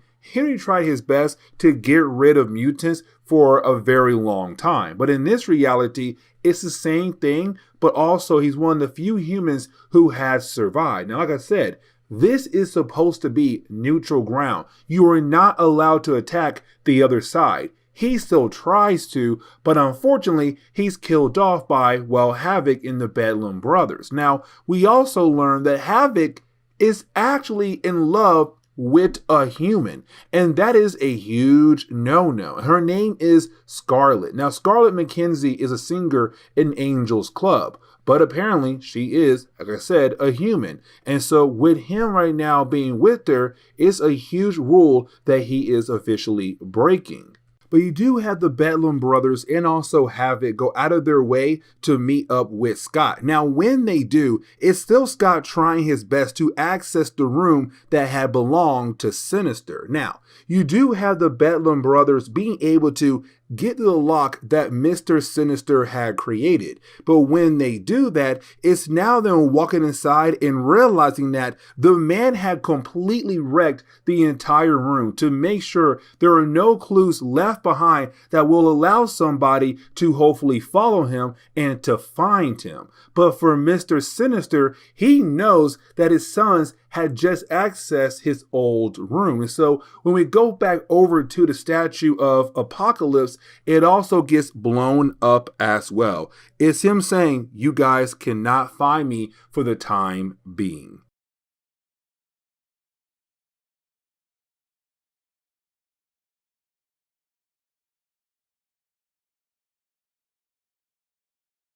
Okay, so I have been waiting to do this series for a good while now, and honestly, I'm kind of happy about the idea of us finally sitting down and beginning our coverage over X-Men. Now, X-Men is really important because, well, it all began in the Age of Apocalypse timeline. So let me explain. So when it came to Legion Quest, as you all know, when it came to Legion, he went back in time to kill off Magneto because he believed that if Magneto was not around, then most likely Charles Xavier would have been able to achieve his lifelong goal. The problem was that when it came to Legion, he went back in time. He didn't kill off Magneto, he killed off Charles Xavier. So with the death of Charles Xavier, it had brought in a brand new timeline. Now, with this brand new timeline, better known as Age of Apocalypse, we had received all these brand new versions of characters we love so much. For example, a new version of Cyclops, a new version of Logan, a new version of Jean Grey, and the list goes on. But there's one character that fans really didn't want to know about in this brand new reality, and that would be Nathan Summers, better known as Cable. But here's the problem though, because in the old timeline, Nathan Summers was the child of Scott Summers and Madeline Pryor. Now, so far in our coverage over this event, we have not seen or heard anything about Madeline Pryor. But on top of that, when it comes to Jean Grey, she's with Logan. She's madly in love with Logan. She does not like, well, Scott Summers at all. And so again, how in the world can you bring in a new version of Cable in this reality? But also, how powerful would he be? Because in the old timeline, Cable could have been a powerful mutant, but the problem was that he had to use most of his powers to keep the techno-organic virus from killing him off. And so again, how powerful would this reality version of Nathan be? But first, we have to learn, how in the world did he arrive in this reality? Now, as we dive into the opening pages of the storyline, we have to learn that in this reality, he's not Nathan Summers, he's more Nate Grey. And we'll learn more why as we go through our coverage of this series. But for right now, for Nate Grey, we're right now going through one of his dreams. Now, in this dream is him waking up and being confronted by Scott Summers. Now, he has no idea who Scott is, but apparently in this dream is Scott right now wanting to help Nate escape. Now, at first, you have Nate agree to go with Scott, but something tells Nate to go ahead and use your powers for your own escape without the help of Scott Summers. And so we see Nate being able to just break away and get out wherever he was at currently. Now, for Nate Grey, it does seem like the dream begins to change a tad bit on him to the point where he does head over to the old mansion that had belonged to Charles Xavier's family, but currently the base for Magneto's X-Men. Now, for Nate Grey, it does seem like he's right now in his astral form. And so with him being in his astral form, he's able to go inside without anybody noticing that he is there. And matter of fact, when he does go inside, he does see an argument going on between two characters, Bishop and also Magneto. Now, the whole entire argument is really more the idea that Bishop believes that Magneto should have told the X-Men about what he saw in the mind of Bishop. The whole idea that this timeline is completely wrong. Let me explain. Okay, like I said earlier, when it came to Legion, when he had killed off Charles Xavier, he had brought in a brand new timeline. But there is a catch though. You see,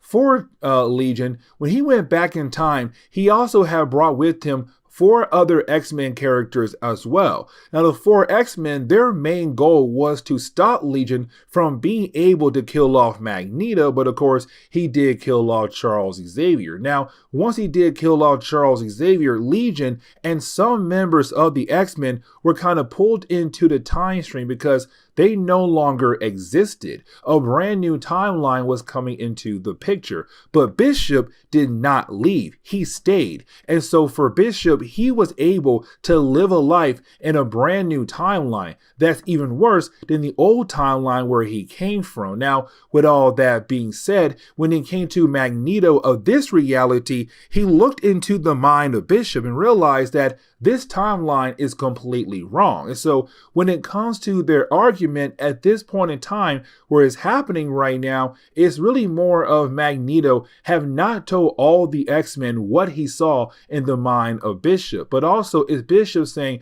you're also holding things back from them that they should know about. Now, while you have young X-Men here, or Nate Gray in his astral form watching this argument happen, he's then confronted by Forge. And you have Forge say, hey, listen, you need to stop what you're doing right now and come back into reality. But right after you do have Nate Gray leave, we kind of find out that this scene right here was not technically a dream. That matter of fact, it was Nate Gray being there in the real world, but in his astral form, because you have Magneto look into the mirror. And when he did, he saw the reflection of Nate Gray. But when he turns around, he didn't see Nate Gray at all.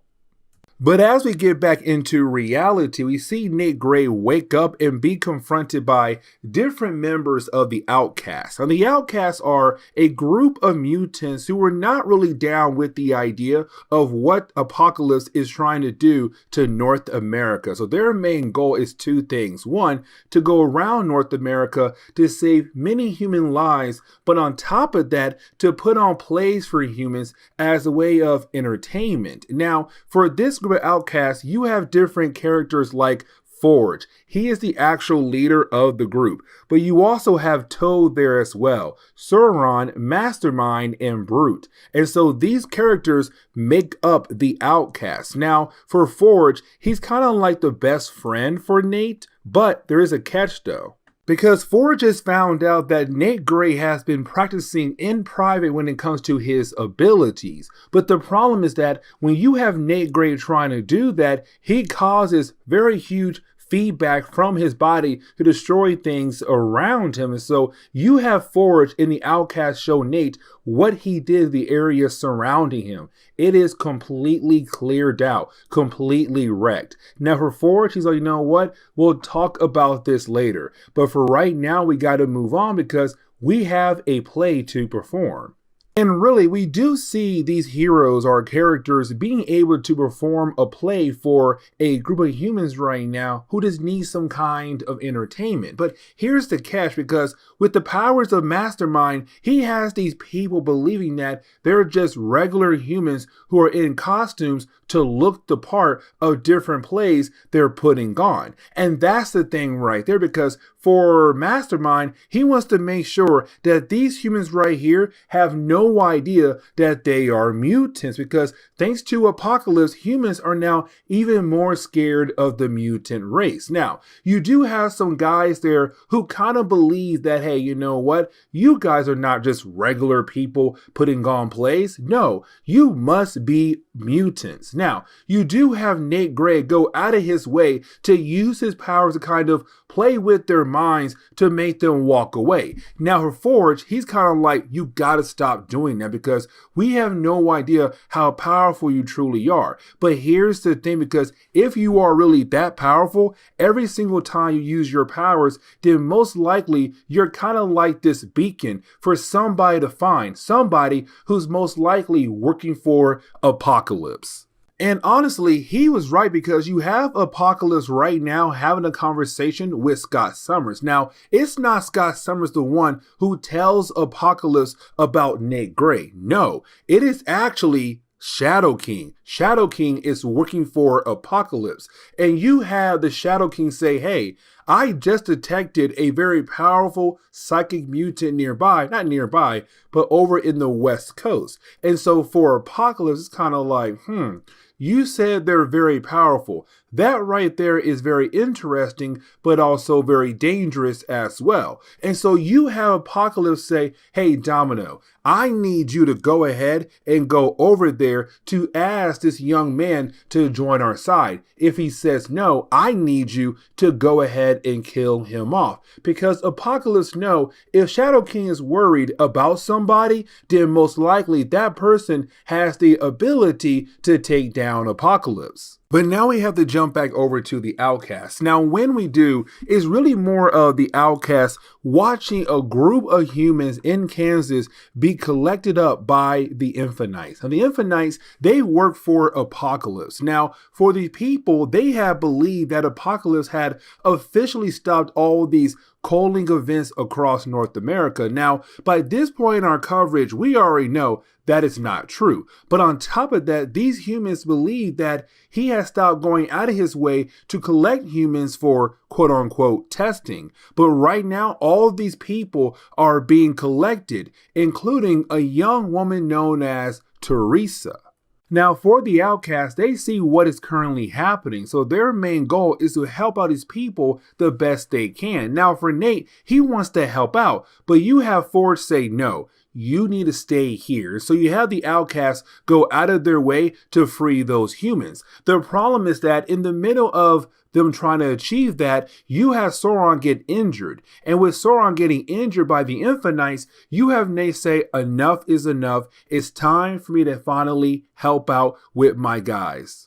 And when it comes to Nate Gray helping out, Nate makes sure when he helps out that everyone who's against him is officially defeated, because you have Nate Gray being able to take out an Infinite like it was nothing. Now, for Nate Gray, he does not realize that he is about to be attacked from behind. But then at the very last second, you have Teresa save his life. Now, Teresa in the old timeline is better known as Siren, but in this reality, it seems like she had no idea that she is a mutant. And so right when she tried her best to warn him about being attacked from behind, she had released her sonic scream like her father Banshee had in the old and new timeline. But either way, she was able to protect Nate. Now for Nate, he tells Forge and the rest of the Outcasts that Teresa is coming with them. And for Forge, he has no choice but to go ahead and agree. Now, for our heroes, as they're trying to get away from that area, they run into another man. Now, this man says his name is Essex. We're kind of wondering who in the world could this man truly be? But this is where we're going to end today's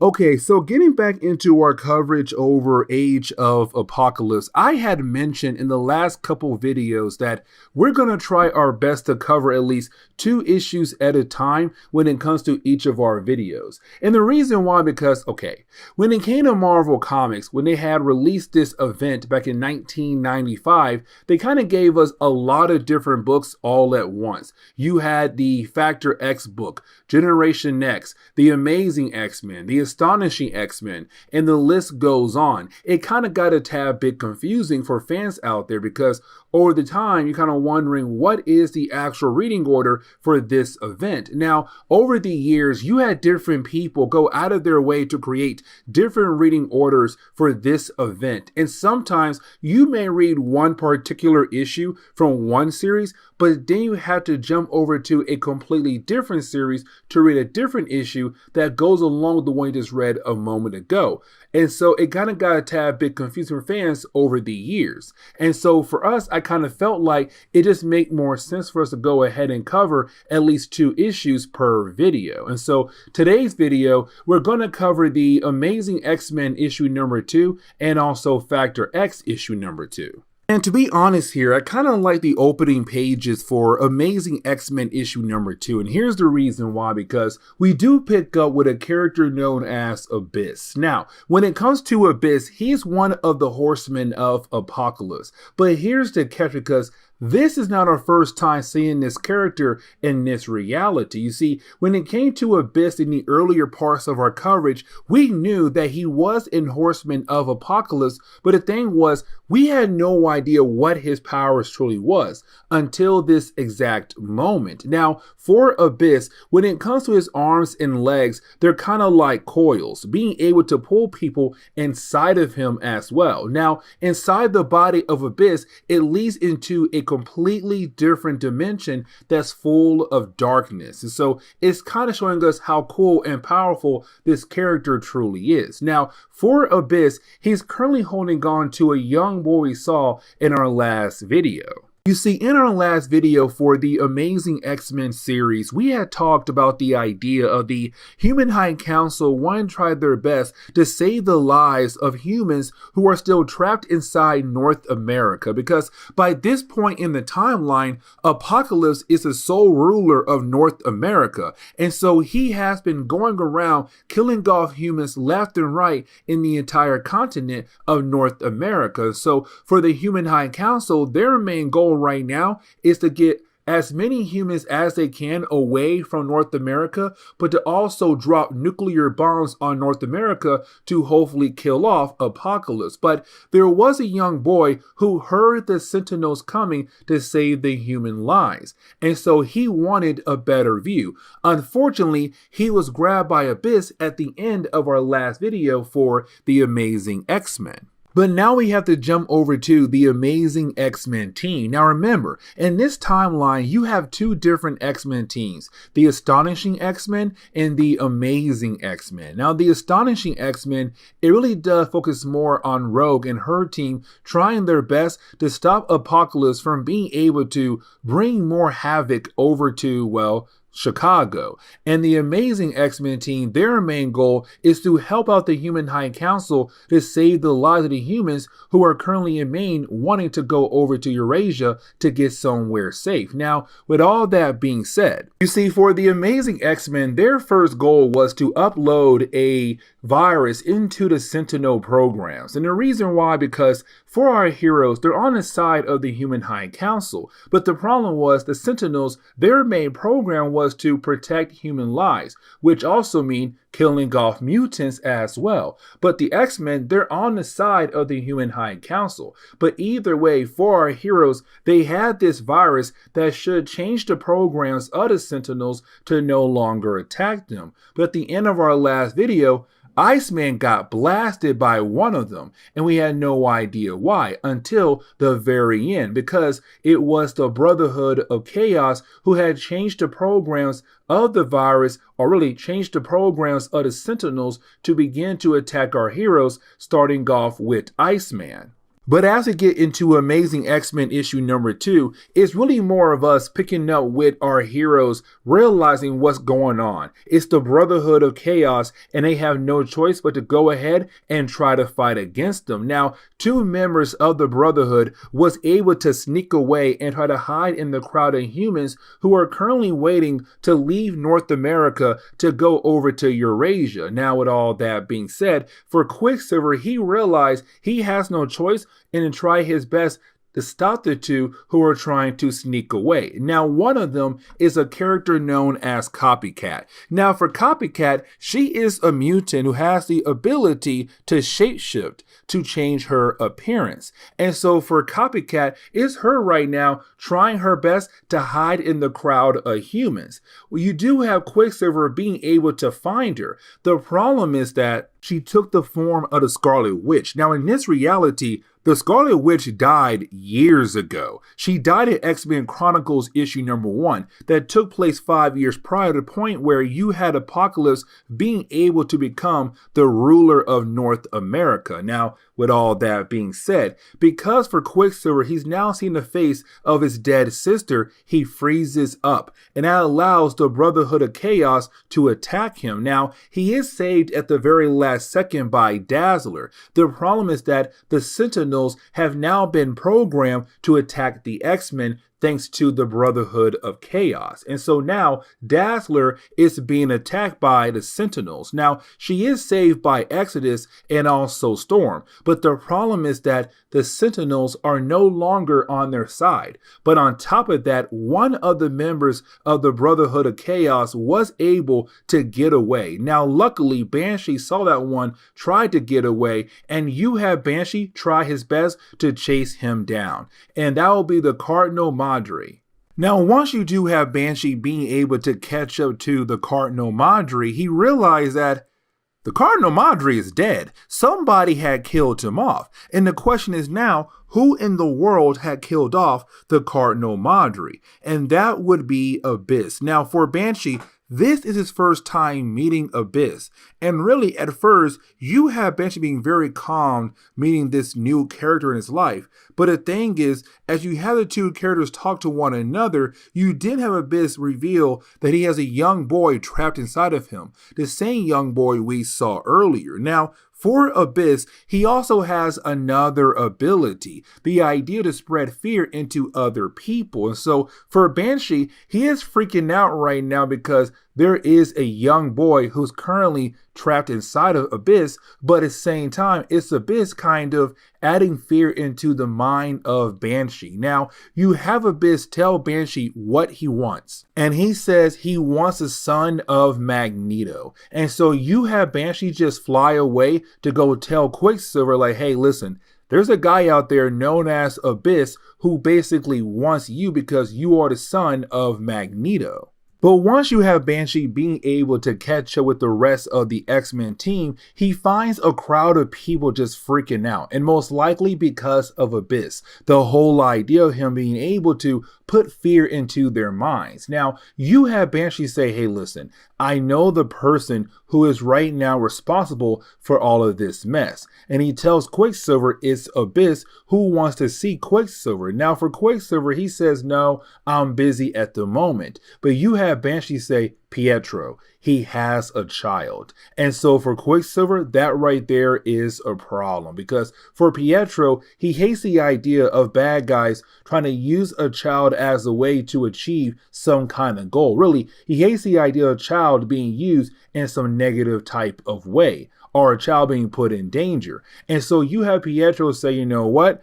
It's time for me to go ahead and meet this Abyss person. Now for Storm, she wants to go with him. Now in this reality, we kind of got the idea of Storm and Quicksilver possibly being a couple. They're not official just yet, but it clearly shows that these two characters have some major feelings for one another. But it's her saying like, I'm going with you no matter what, as a way to back you up.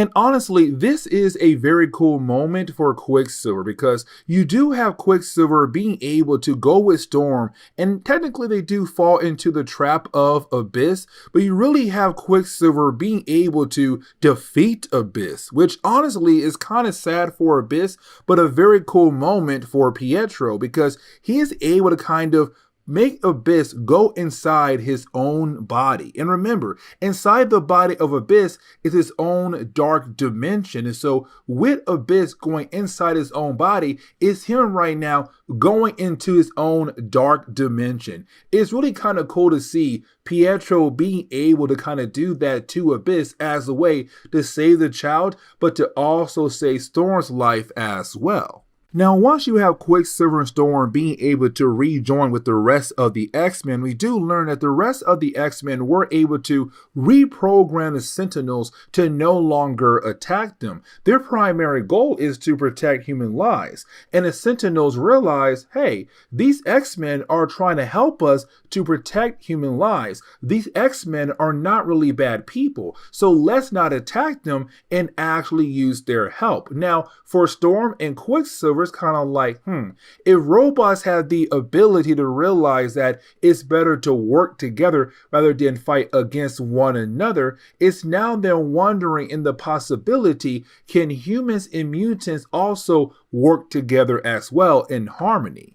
But now we have to jump over to the base of Apocalypse, where we do pick up with Rex and also Sebastian Shaw going out of their way to interrogate a character known as Karma. Now, for Karma, she works at the club known as Heaven. And remember, Heaven belongs to Angel. It's supposed to be neutral grounds for both mutants and humans. Neither side is allowed to attack the other side. But apparently Sebastian Shaw saw Gambit talk to Angel, and that took place back in X-Men Alpha #1. And so right now it's Rex and also Shaw saying, Karma, you work at the club, which means most likely you might know where the X-Men are currently staying at. So go ahead and tell us where the X-Men are at. Now for Apocalypse, he already knows where the X-Men are hiding, the old home of Charles Xavier. But for Apocalypse, he's getting very tired of Magneto.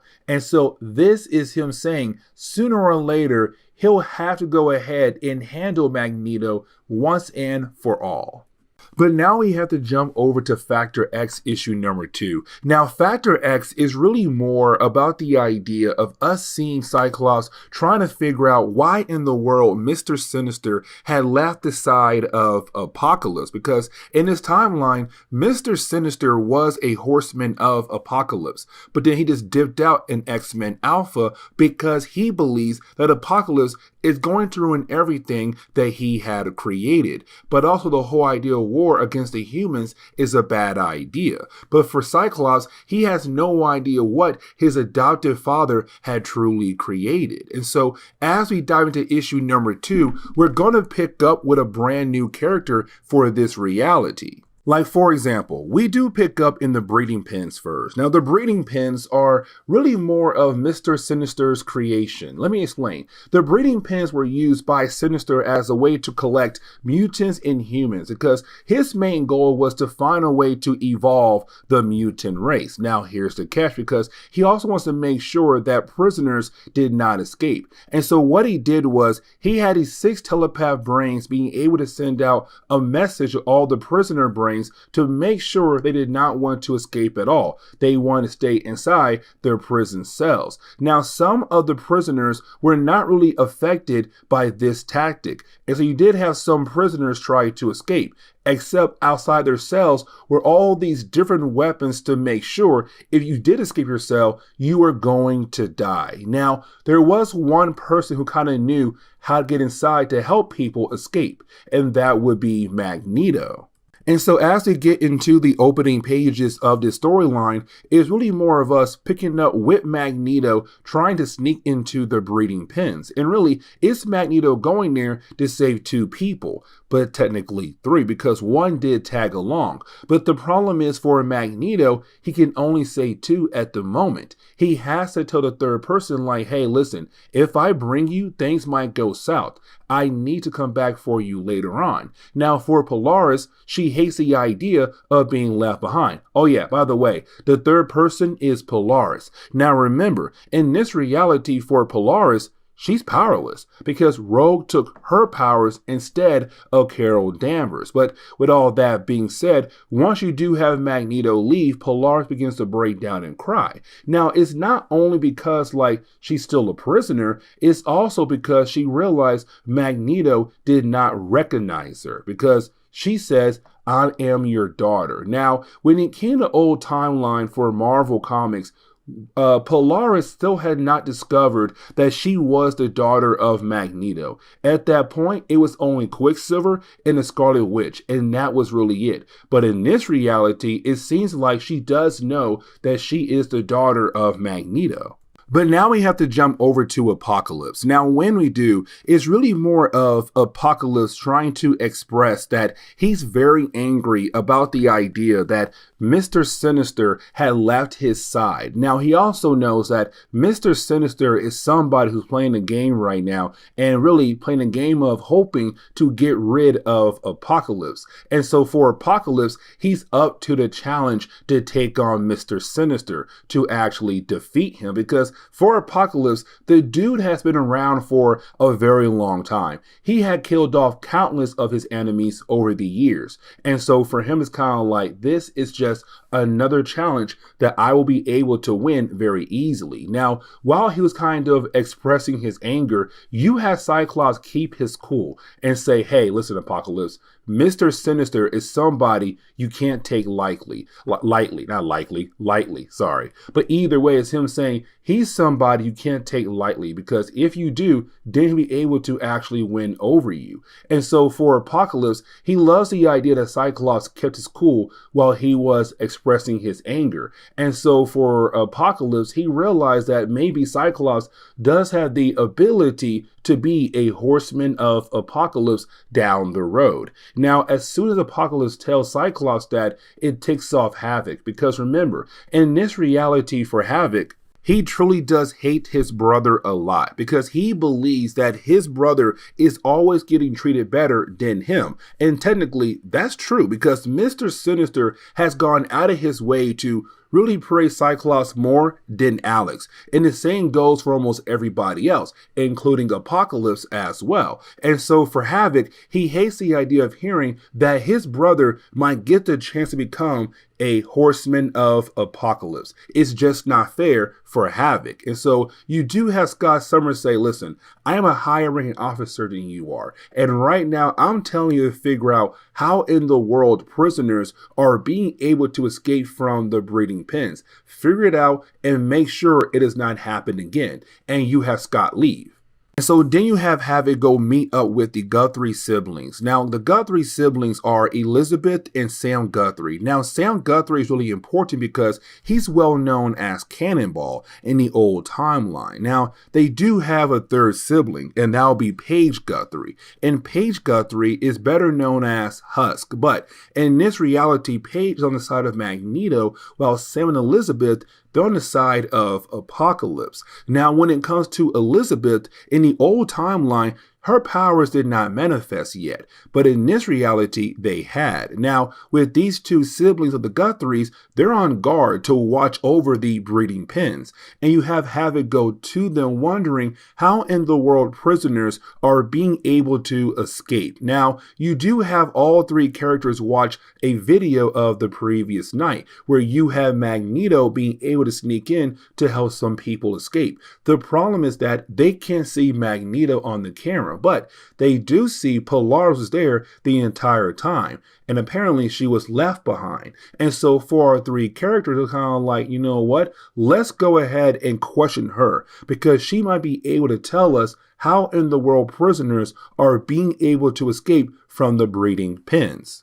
And so you do have our characters go out of their way to question Polaris. Now, when they do, it does kind of get brought up here that when it comes to Polaris, there was a moment in time where they have believed that she could have been the daughter of Magneto. Now, in the old Marvel timeline, that was still not confirmed yet. Matter of fact, for Polaris, she believed that she belonged to a different set of parents, not Magneto. It wasn't told to us until later on that she is the daughter of Magneto. And so in this timeline, it's kind of like Marvel once again teasing us with the possibility of her being the daughter of Magneto. But at this point in the timeline, you have all three characters believe that Polaris is completely powerless, thanks to Rogue. But you didn't have Polaris show that's not the case. She still has some power left to use as a way to defend herself against Alex Summers. Now, for Alex, at first, he was trying to be nice to her by telling her his real name to kind of bond with her, to learn what happened the previous night.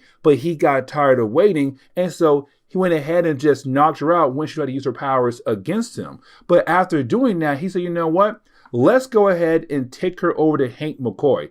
We can use him as a way to learn what exactly happened in the previous night. And let's not forget that in this reality, Dark Beast is truly messed up because he didn't have Charles Xavier by his side. He had Mr. Sinister by his side to kind of lead him down a dark path. Somebody who began to fall in love with the idea of playing with genetics. Now, with all that being said, for Dark Beast, we also kind of use him as a way to learn about the origin of Polaris in this reality. Now, it's a very short origin story. It's the whole idea that basically she had parents who were humans. They died in the early days when it came to Apocalypse trying to take over North America, which he did. But after their death, it broke her mind. But then over the years, she tried her best to use her powers the best she can until she ran into Rogue. As we all know, Rogue was able to take at least half of her powers. Now, after that, you had Dark Beast say, hey, don't worry.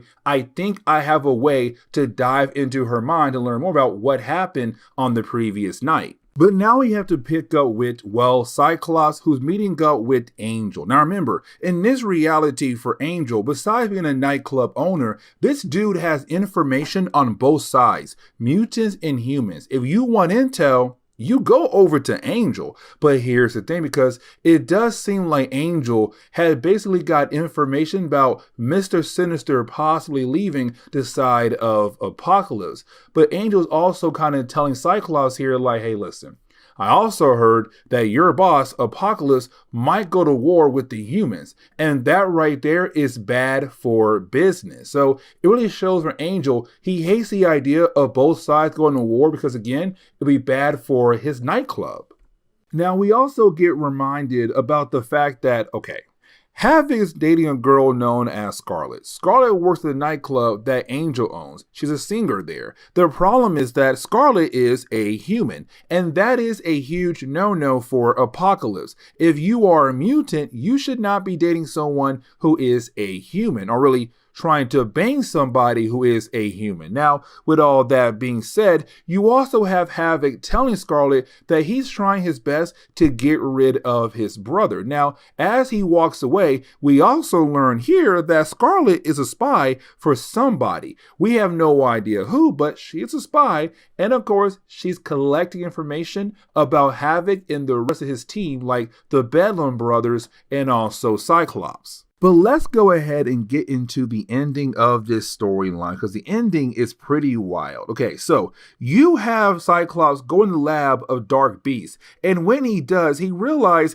that Dark Beast is trying to interrogate Polaris in a very unique type of way. And for Cyclops, it's a huge no-no in what Dark Beast is trying to do to Polaris. And so you have Cyclops tell Dark Beast, hey, you gotta stop. Now, Dark Beast tells Cyclops, like, hey, your brother Havoc was the one who told me to do this because we're trying our best to figure out how in the world prisoners are being able to escape from the breeding pens. But for Cyclops, he does not care. He said, you know what? This is wrong. And the Cyclops, he's kind of like, listen, I don't know you heard, but Apocalypse is trying to make a deal with the humans. And that's true. He is trying to make a deal with the humans, but in reality, it's a fake deal because for Apocalypse, his main goal is to go ahead and still kill off the human race. But for Cyclops, he truly believes that his boss, his master, is trying to bring peace between humans and mutants.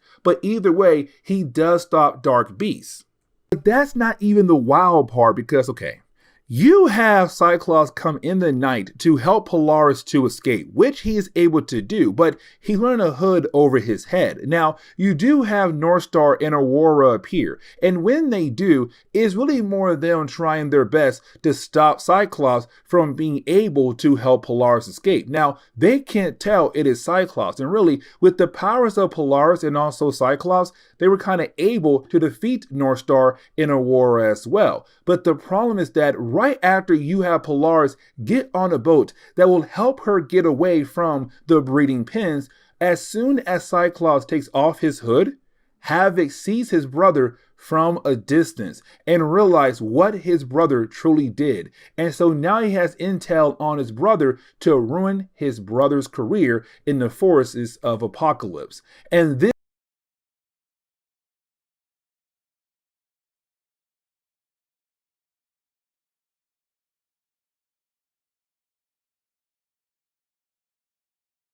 Okay, so getting back into our coverage over Age of Apocalypse, we're going to start today's video off with Weapon X issue number 2. Now, Weapon X is really more about Wolverine, or really Logan, it's reality, because Wolverine's name was given over to a different character who only lived for like one book and died by the hands of Gambit. But either way, in this reality, for Logan, he is called Weapon X. Really, his series is more about him, but also his relationship with Jean Grey, because in this reality, Jean Grey and Scott Summers were not really able to get together to become a couple.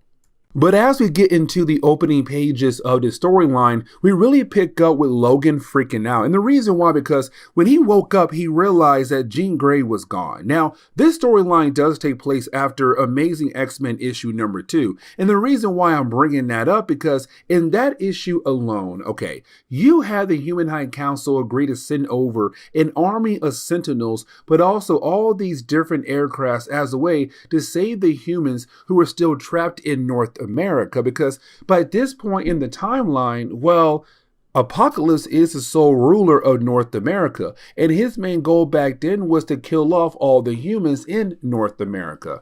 And so you had a Human High Council send over Sentinels and all those aircrafts to bring those humans over to Eurasia, a safer area. And so for Jean Grey, when Logan woke up, he realized she was gone. And the reason why, because she wanted to help the people get adjusted to their brand new lives in a brand new home. Now, for Jean Grey, she's also upset about the idea that you now have the Human High Council thinking about bombing North America with nuclear bombs, because they kind of believe the bombs should be able to kill off Apocalypse, but also bring down his entire empire. That is their main goal. But for Jean Grey, she feels like it's just complete madness. Now, things get worse, because as we get into the next section, you have two members of the Brotherhood of Chaos appear. Like I said, this takes place after Amazing X-Men issue number 2, and two members of the Brotherhood was able to get away from the X-Men team. And so because of that, they had snuck on one of the aircrafts that came over to Eurasia. So when all these humans arrived over into Eurasia, you then had those two members of the Brotherhood of Chaos begin to cause chaos at the brand new home for these humans. And so now you have humans dying left and right. Now, you do have Jean Grey and Weapon X being able to, handle this situation, but it looks bad, because now these humans thought they had found a safe place to live, but then out of nowhere in their brand new homes, they get attacked by two members of the Brotherhood of Chaos who work for Apocalypse. The whole idea that he's trying his best to kill off humans across the globe. And for Jean Grey, this is really sad, because now it shows her that, yeah, war is coming very soon, and she has to be ready for it, or she might possibly die. And really for Logan, he kind of feels like Jean Grey wants to die. Now, for Logan, he has to leave her behind. The reason why, because he has a meeting with the Human High Council. But on his way over to the Human High Council, you didn't have Wolverine be confronted by Lady Mariko. Now, for me personally, in the old timeline, she was his main lover. Like, yes, there was Jean Grey, there was Silver Fox, but for me, she was his main lover. And so to see her in this reality, you're kind of left to wonder, did they possibly date one another? And for me, right now, it seems like that is a no. But either way, it's her coming to Logan wondering, is there another way to handle this problem right now between humans and mutants, Apocalypse and humans? Now, it's also her saying that she kind of feels like there's something off when it comes to Brian Braddock. And the reason why, because he's really vested in the whole idea of just bombing North America across the board. But as Logan saying, that man right there is one of the most popular, most important humans in the entire world. And the reason why? Because his company is the one right now that helped create the army of Sentinels that are currently being used against Apocalypse forces. But while you have the two characters talking to one another, another attack pops off in this area. This attack is being done by Reavers. Now, we had talked a lot about Reavers in the old timeline. Reavers are basically people who are given cybernetic body parts as a way to enhance their abilities to fight against different targets, like mutants. Now, most other Reavers were built by Donald Pierce. And in this reality, it's the same thing, but they work for Apocalypse. Now, yes, they are humans, but for Apocalypse, they're the perfect humans. And the reason why, because they can pretend to be humans and just walk in crowds of humans, but really being able to kill off waves of humans just like that because they are cyborgs. And so for Donald Pierce and his Reavers, their main goal right now is to learn what the Human High Council is trying to do, which is a nuclear strike on North America. So you have the Reavers being able to, begin the idea of blowing up the bombs that the Human High Council have under their belt at the moment.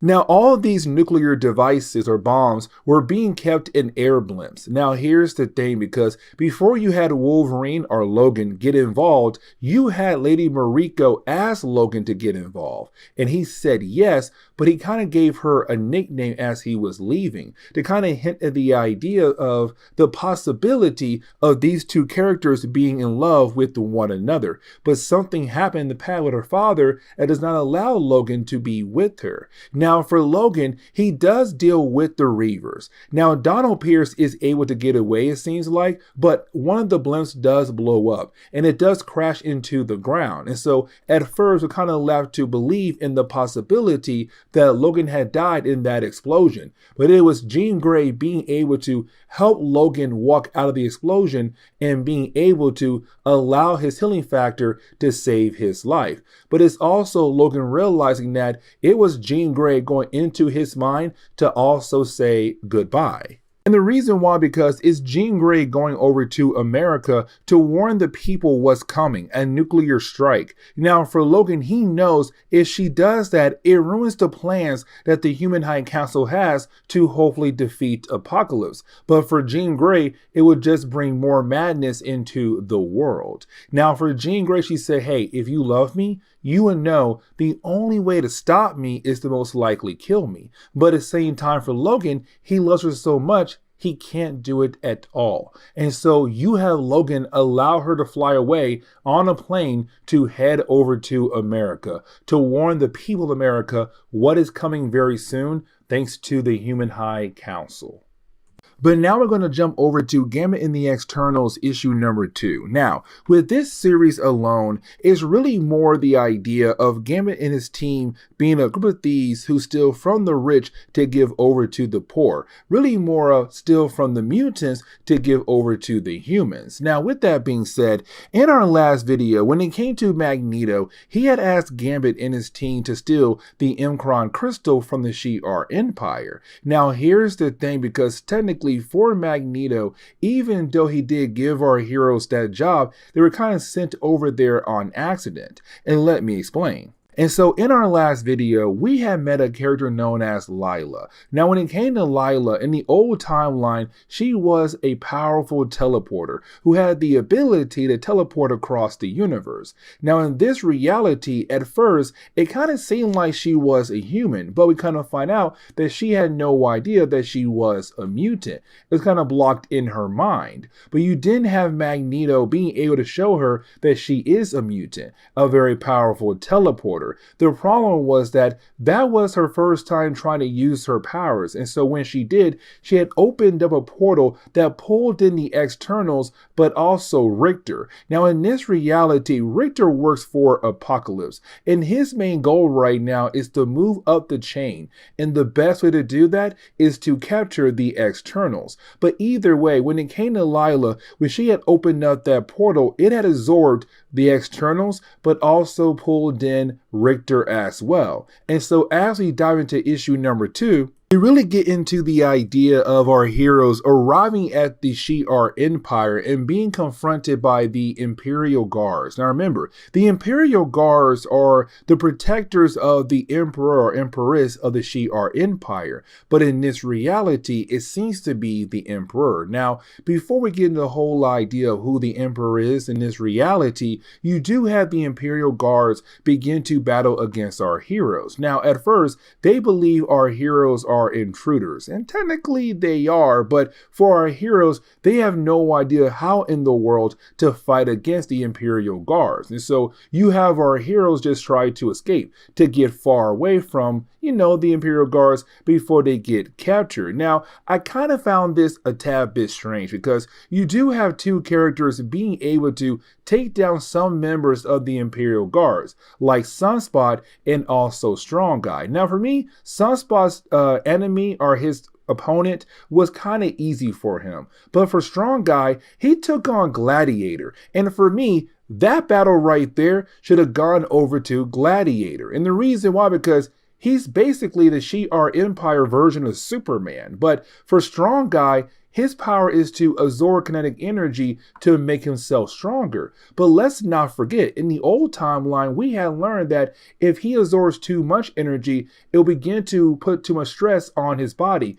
especially his heart. And so this new timeline, it seems like that's not really a factor. But once you do have those two guys being able to take down a few members of the guards, you didn't have our heroes being able to escape for the time being. The reason why I said the time being, because you do have our heroes go into this forest, right? The problem is that when they go inside this forest, well, they kind of find out the forest is actually alive. And so you have the forest begin to grab each of our heroes and take them away. Now, Richter is not with them at all. And here's the reason why. And really, there's two different reasons why Richter is not with the team. Because one, Richter's a bad guy, but two, because he was captured earlier by the Imperial Guards. And so they're kind of hoping to use Richter as a way to find the rest of the humans who came with him, the externals. And he agrees to actually help the Imperial Guards to hunt down the externals. Because again,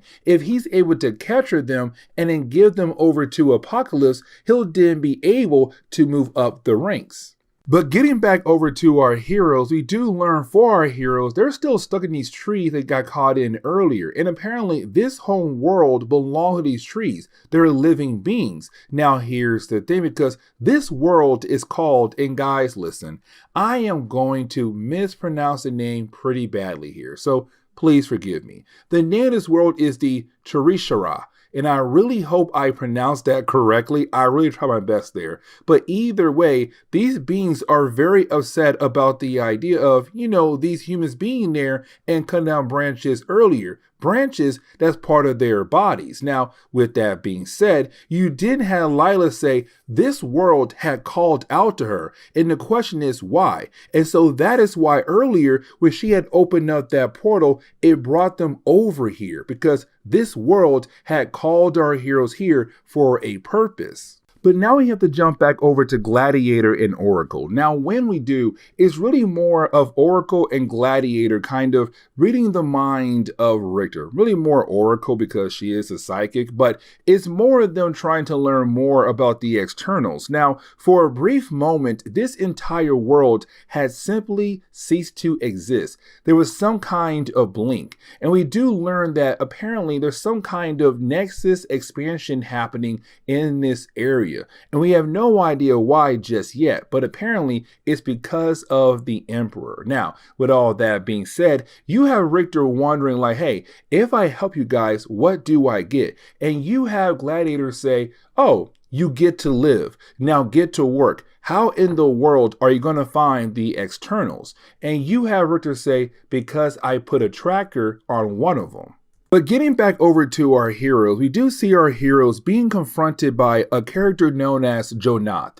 I really hope I pronounced that correctly. Now, for Jonath, he is actually a hybrid of two different races that belong to the Shi'ar Empire. Now, here's the thing, because his race was a line of warriors who went out of their way to protect the Emperor, the past one. The problem was that Emperor was killed off by a character known as Deakin. Now, we have met Deakin in the old timeline, but in this new timeline, Deakin is the ruler of the Shi'ar Empire, and he made sure that his other siblings would not be able to get the throne from him at all, like Deathbird and Lilandra. Now, Lilandra is dead apparently in this reality, but Deathbird is not. Now, for Deakin, what he is trying to do right now at this exact moment is to control the power of the M'Kraan crystal, and that right there is a huge problem. Because with him trying to control the power of the M'Kraan crystal,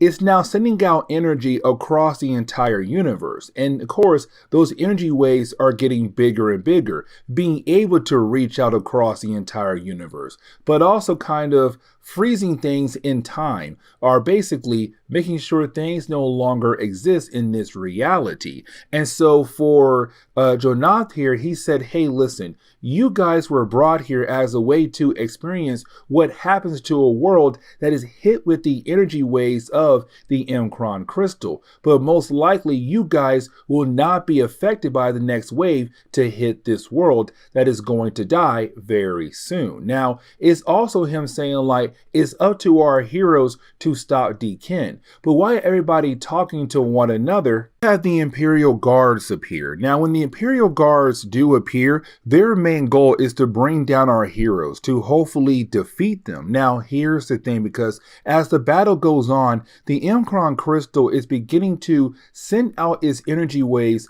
across the entire universe, and of course hitting this planet right here. And so this world right now is beginning to turn into, well, a planet full of crystals, including our heroes as well. So you have our heroes realize that sooner or later they're going to be frozen in time with the rest of the world and most likely no longer cease to exist. But then at the very last second, you then have our heroes be saved by the Starjammers. Now, we had actually met the Starjammers of this reality in one of our earlier videos, because when it came to Christopher Summers, the father to Cyclops and Havoc, he was part of the Starjammers, but he left the team a while ago. And apparently, Deathbird had took his place as their supposed leader.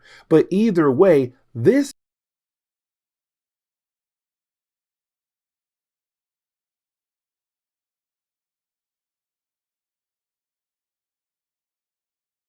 Okay, so let's go ahead and get back into our coverage over Age of Apocalypse, where we now pick up with issue number 2 of the Excalibur series. Now, for issue number 2 of the Excalibur series, it's really more the idea of Nightcrawler right now, the moment, trying to find Mystique. And the reason why, because for Magneto, he has many plans going on, and one of those plans is to find a woman known as Destiny, but the only way to find her is to find Mystique, who knows who Destiny looks like. And so for Nightcrawler, he has to meet up with his mother to go to Avalon to find the woman known as Destiny. Now, when it comes to Avalon, it is basically the, well, Savage Land in this reality. Now, the Savage Land, of course, in both the old and new timeline, is right in the middle of Antarctica, but you have humans and mutants trying their best to get over to the Savage Land. The reason why, because, well, by this point in the timeline,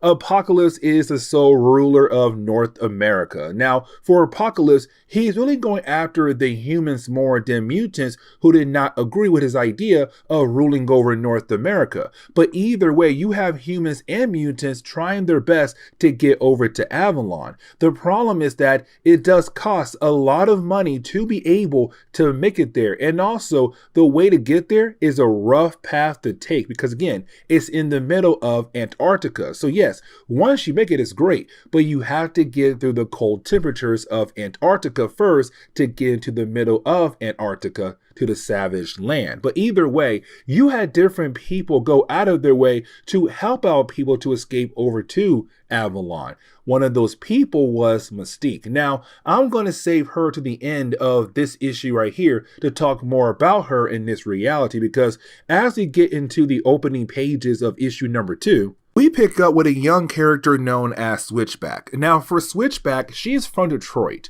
but she had left North America behind to head over to Avalon. Now, here's the thing, because she did travel with a group, but her entire group died as they traveled over to Avalon. Now, once she was able to make it, you had King Marco walk her over to Destiny. Now, once you had Destiny being able to touch Switchback, she saw a possible future. And that's the thing about Destiny, because yes, she can see a future, but that future might not be the exact one for you. It's only a possibility. And so for Switchback, she saw a possible future where Avalon was going to burn like it is right now in North America. And so for Destiny, she is freaking out because, again, this is a safe haven for both mutants and humans. And the whole idea of losing this is completely horrible. Now we have to jump over to Ghost Dance. Now, Ghost Dance in this reality was a church. And really, they were kind of hoping in the idea that something or someone will be able to get rid of Apocalypse. Now, with that being said,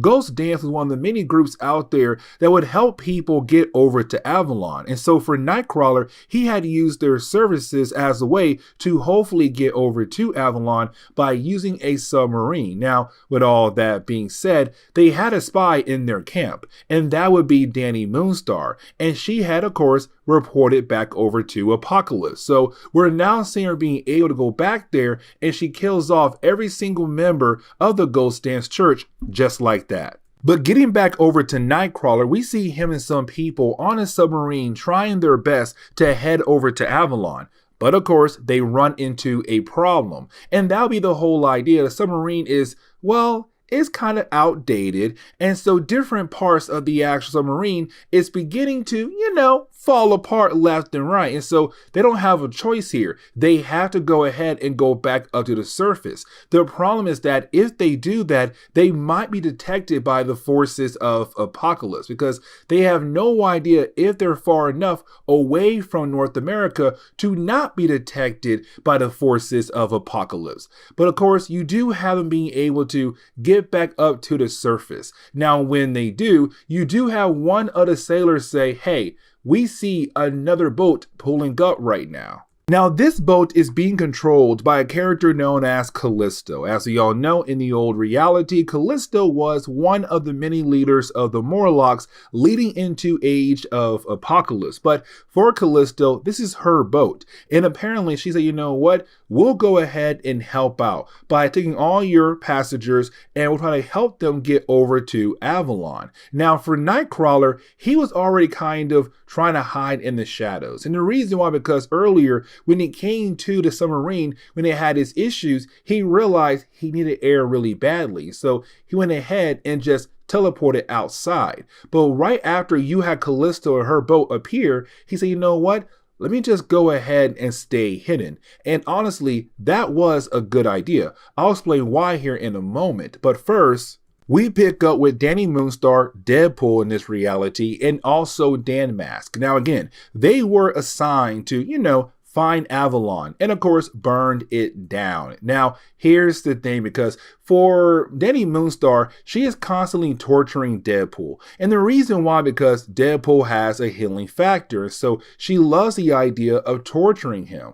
But Dan Mask did tell her to stop. The problem is that she did not stop at all, and so once you had Dan Mask being able to finish her conversation with Apocalypse, you didn't have Dan Mask go out of her way to kill off Dani Moonstar just like that. Now, guys, spoiler alert, she's not really dead, because there was other books that came out way later after this event was wrapped up that kind of show us what happened after X-Men Omega in this reality. The whole idea that Dani Moonstar is not dead is one of those things. But getting back over to Callisto, we see her and her crew being able to go ahead and take on every single passenger that was with Nightcrawler earlier onto her boat. And their goal is to head over to Mystique Station to kind of get over to Avalon. But here's the thing, because you didn't have Callisto and her crew say, you know what?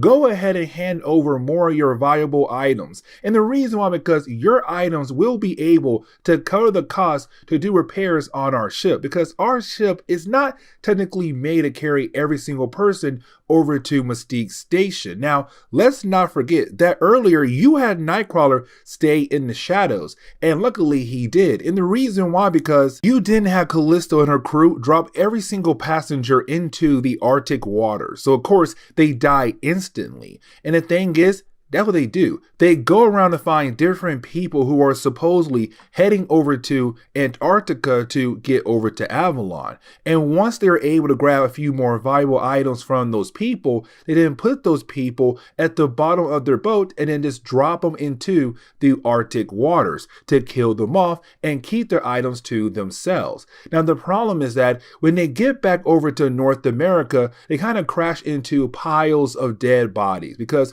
when it came to Apocalypse, he had colon events all over North America, killing off humans left and right, and those bodies began to pile up, and most of the bodies piled up on the coast of North America. Now, their boat being stuck is great for Nightcrawler, because for Nightcrawler, he now knows what happened to all those people who was with him earlier. And so you have Nightcrawler go out of his way to kill off every single crew member of Callisto. Now, once he's able to kill all of them off, it now comes down to Nightcrawler going up against Callisto. But here's the thing. Because for Nightcrawler, he brought swords to a gunfight. So for Callisto, she has the perfect chance to go ahead and kill off Nightcrawler. But then, at the very last second, you have Nightcrawler be saved by his mother.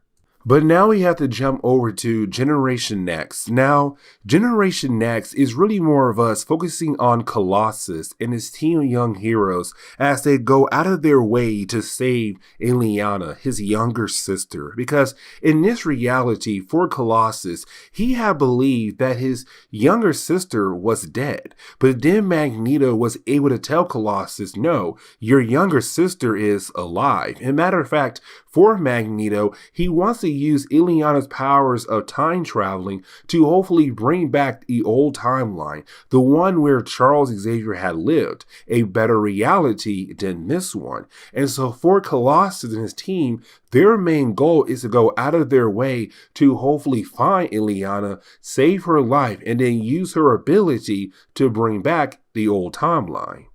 And so as we get into the opening pages for issue number 2, we do pick up with Illyana and also a young girl known as Ace. Now, for Illyana and Ace, they're currently inside somewhere called the Core. Now, throughout this issue, we're going to learn more about the Core, but the Core is being run by a character known as the Sugar Man. Now, the Sugar Man is a fan favorite character. And matter of fact, for me, I first learned about this character in X-Men Legends 2 on the PlayStation 2. But either way, for the Sugar Man, he's the one in charge of this facility. Now, he does go nearby the girls, but he decides to leave them alone and go after somebody else. Now, for Illyana and also young girl Ace, it may seem like, okay, you know what, that's a good thing, but at the same time, it's a bad thing because they're still alive and trapped inside this horrible facility. But now we jump over to two humans. Now, these two humans were going around killing off other humans as a way to please Apocalypse. But on top of that, these two humans are kind of protecting this place that the Sugar Man controls at the moment. But you do have these two guys be taken out by Chambers and also Skin to kind of show that our young heroes are beginning the process of trying to find different ways to get inside the Core to basically save Illyana, but to also bring down the Sugar Man. But now we have to jump over to Kitty Pryde and also Colossus. And when we do, it's really more the two of them kind of telling us what the core is. The core is the main source of energy for all of America that is currently being controlled by Apocalypse. So his main source of energy. And the core is of course being run by the Sugar Man. Now with all that being said, for Kitty Pryde, she kind of feels like this mission is a suicide run. The whole idea of trying to save Illyana from the core could get somebody killed. But for Colossus, they have to do it because his little sister is trapped inside. Now, while you have the two characters talking to one another, Kitty Pryde is then attacked by an Undercloak. Now, an Undercloak are small creatures that work for the Sugar Man. They watch the outside area of the core to make sure that nobody tries to break in. And really, they go ahead and kill off their targets if they see somebody trying to break into the core. But you do have Colossus and Kitty Pryde being able to work together to kill off a single Undercloak.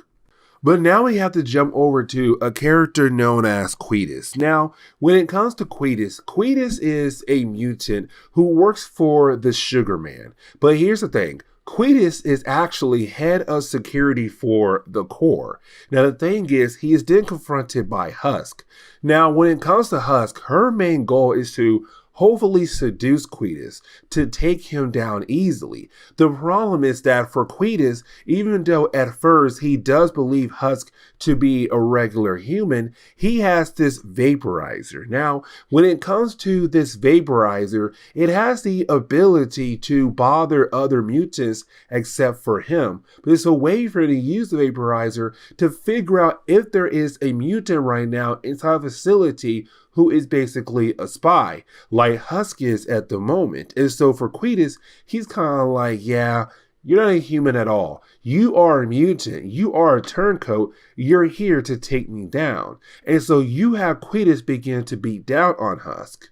Now for Quetus, he is killed off by a character known as Vincente, and I really hope I pronounced that name correctly, but for Vincente, he has the ability to change his body into different states of matter, so liquid, gas, or even solid. And so with him being gas or liquid, he can also become very toxic as well. So he was able to kill off Quetus from the inside out, being a liquid that Quetus had drank from his flask. And so now with Quetus out of the way, our heroes should be able to get inside the core very easily. But the rest of the issue is really more of us seeing Husk and also Vicente, and I really hope I pronounced that name correctly, pretending to be Quetus so that they're able to pretend to be head of security to find Illyana and to hopefully get her out of there. And so this is where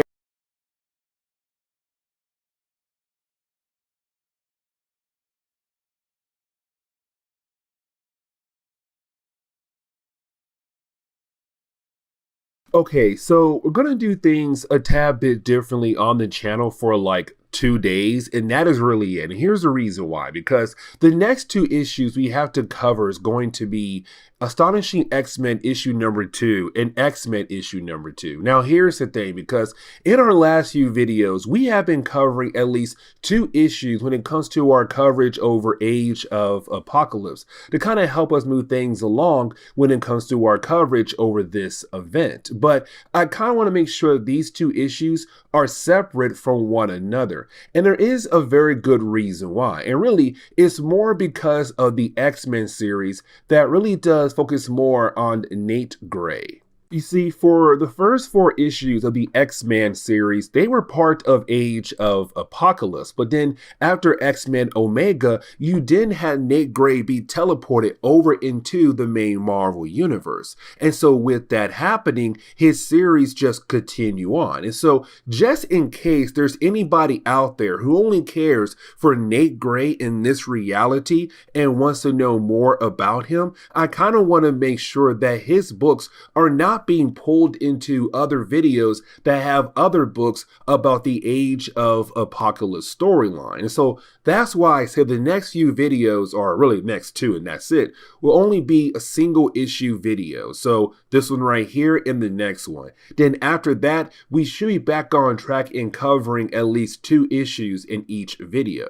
Now, getting into the opening pages for the Astonishing X-Men issue number 2, we have to remember that there are 2 different X-Men teams, the Astonishing X-Men and the Amazing X-Men. Now, for the Astonishing X-Men team, it's really more about Rogue, because remember, Rogue got word, really, the X-Men got word that you had Apocalypse decided to begin more culling events in different parts of North America. Now, here's the thing, because one of those locations is going to be Chicago. And the thing is, you still had humans in North America who believed by this point in the timeline that Apocalypse would stop trying to kill them off, because you did have Apocalypse sign the Kelly Pact, believing that humans and mutants should no longer be at war against one another in North America. The problem is that Apocalypse lied because, well, it's Apocalypse. And so right now for him, he's kind of like, yeah, I may have signed that pact, but the thing is, I still want to kill off some humans across North America. One of those locations is Chicago. And so for Rogue, she took a few members of the X-Men to hopefully stop Holocaust, the son of Apocalypse, from being able to kill off all the humans in Chicago. And so as we get into the opening pages of this issue, we're seeing people panic right now in Chicago. The reason why, because for Holocaust, what he did was he sent out a bunch of drones, and these drones just kind of putting people in panic mode. And with all these different people just panicking, they're trying their best to leave Chicago. But the problem is that they're pushing and shoving each other down. And so unfortunately, if somebody does get tripped over by somebody else, they can get easily stepped on and get seriously injured, are most likely killed off. And so right now is Rogue and her team saying, okay, listen, we got to try our best to calm everybody down. But then in the middle of that plan, you then have Sunfire get very upset. And here's the reason why. So there is this one shot that came out like 10 years after this event was wrapped up. And with that one shot, it kind of dived into the whole idea of what went down with Sunfire and also Apocalypse and Nemesis. Now remember, Nemesis is Holocaust. When he first appeared in the timeline of Age of Apocalypse, he was just your regular level mutant known as Nemesis who killed off Scarlet Witch. Now Magneto was able to get revenge against Nemesis, but then he was brought back into the world better known as Holocaust. Now, getting back over to Sunfire, there was a point in time where Sunfire had left Japan behind because you have Magneto as Sunfire and Silver Samurai to help the X-Men to fight against Apocalypse. Now, Silver Samurai said no, but Sunfire said yes. The problem was that Sunfire got word that Apocalypse and also Holocaust was attacking Japan.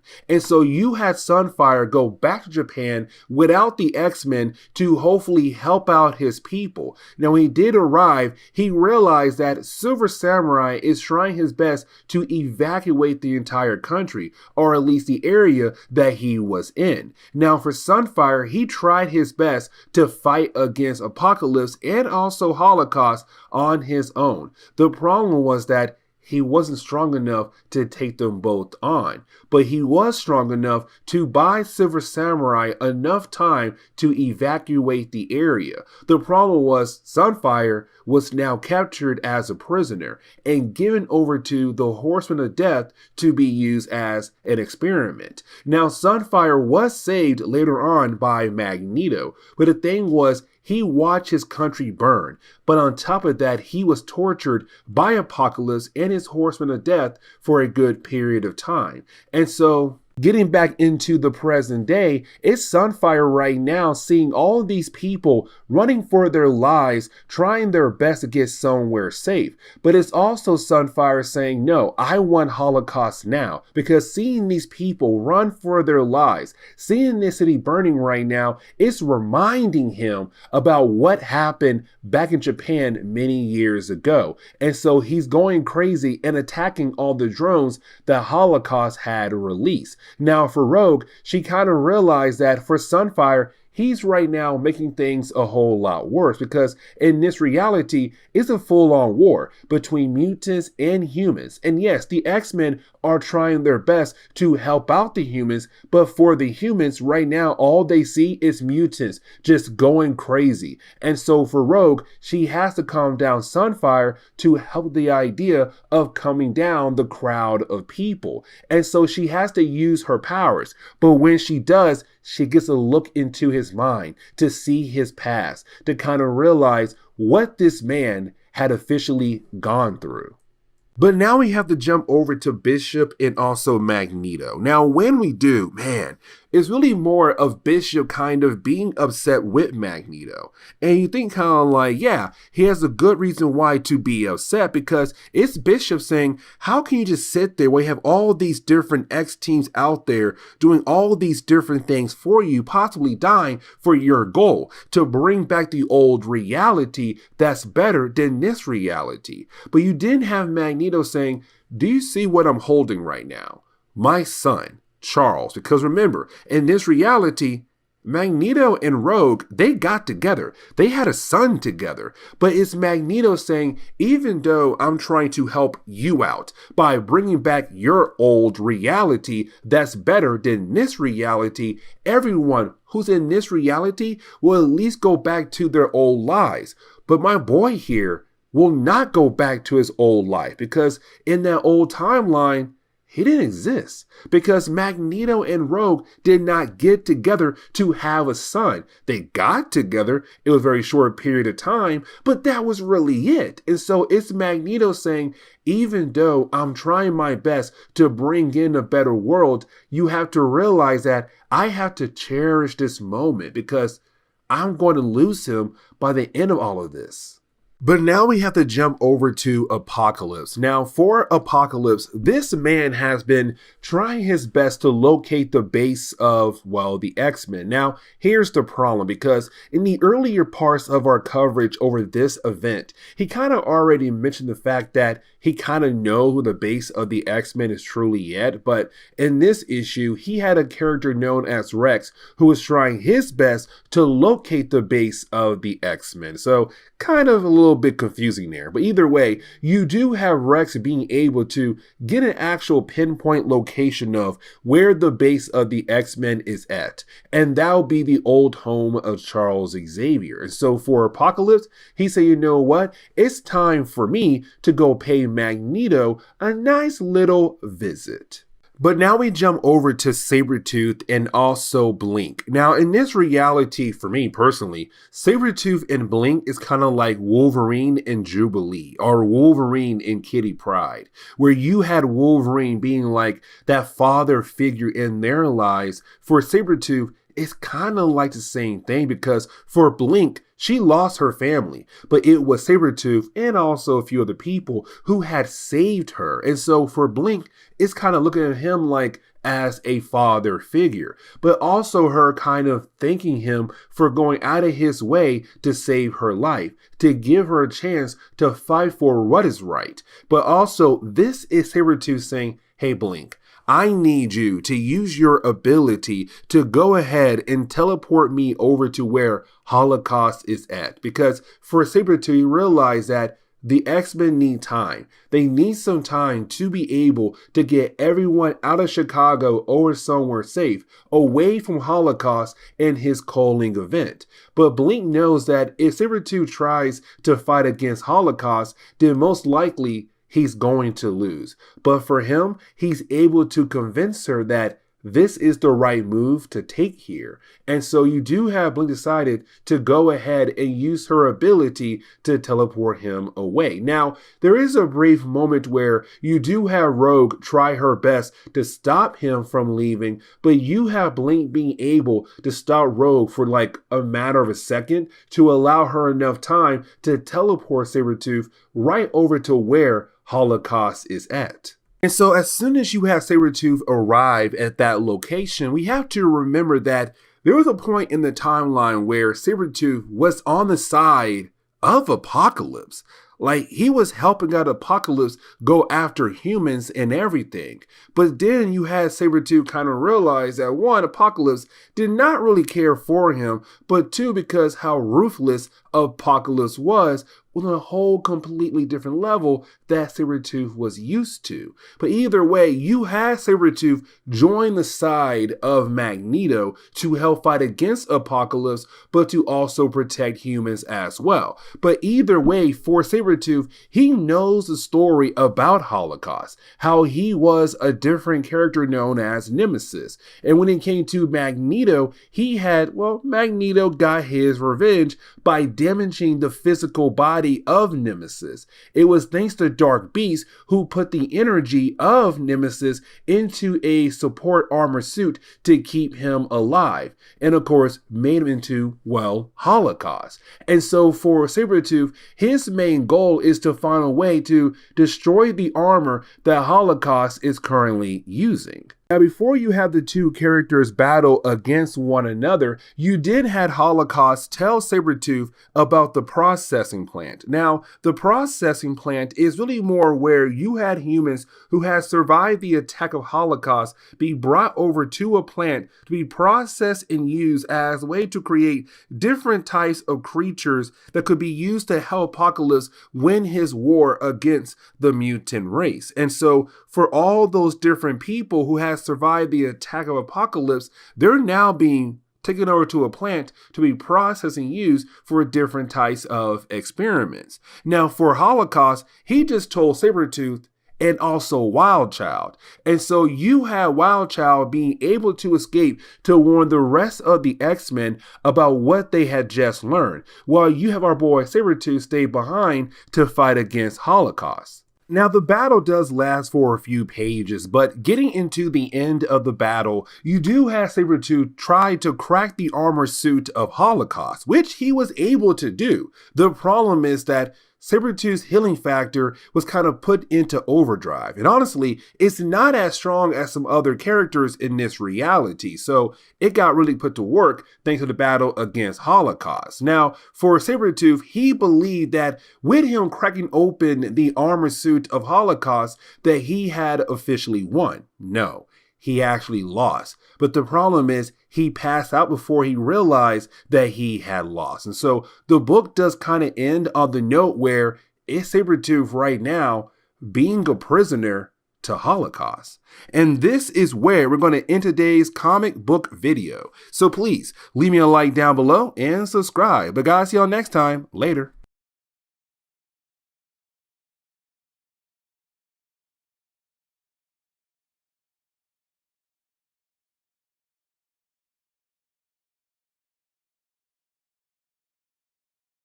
Okay, so getting back into our coverage over Age of Apocalypse, we're going to pick up with X-Men issue number 2. Now, guys, here's the thing, because just in case you do have anybody who's just joining us in the middle of our coverage of this event, I kind of want to briefly explain who the world is Nate Gray and like why he is so important for X-Men fans, especially the ones in the 1990s. Let me explain. You see, when it came to Marvel Comics, when they had created this whole brand new timeline, they'd given us a whole brand new versions of different characters that we all know and love so much, like Cyclops, Jean Grey, Storm, Quicksilver, and the list goes on and on. But then you had fans kind of wondering about one certain character, and that would be Cable. How can you bring Cable into this reality? Now, here's the thing, because in the old timeline for Cable, he was the child to Cyclops and Madeline Pryor, and Madeline Pryor was the clone to Jean Grey. Now, the brand new timeline in the Age of Apocalypse timeline, Madeline Pryor does not exist. But on top of that, Jean Grey was not with Cyclops. Jean Grey was with Weapon X, better known as Logan. And so it kind of left fans wondering, how can you bring in, Nate Grey? Now, as we go through our coverage over this event, we do get more and more clues on the whole idea how he was created. But guys, I can go ahead and tell you right now that when it came to Mr. Sinister, what he did was he was able to get his hands on some DNA samples of both Cyclops and Jean Grey and was able to create a child. And that child was Nate Grey. Nate Grey was created in a lab to be used as a way to defeat Apocalypse. And so that right there is how we got this version of Cable in this reality, Nate Grey. And as we go through the different pages of this issue, I will explain different things going on around this point in time in the Age of Apocalypse timeline. Like, for example, when it comes to the opening pages of this issue, we do pick up with, Domino. Now remember, in this reality for Domino, she works for Apocalypse. And when it came to Apocalypse, he said, hey, listen, I just got word that there is a powerful mutant out in the West. And that powerful mutant has the ability to, defeat me. And so his main goal is to bring Nate Grey over to his side. And so he sent Domino to go find Nate Grey to recruit Nate. Here's the thing though, if Nate declines, Domino was told to kill off Nate Grey. And so as we get into the opening pages of this book, we're picking up with Domino fighting against this reality's version of Omega Red. And honestly, I'm not going to spend any time explaining who Omega Red in this reality is.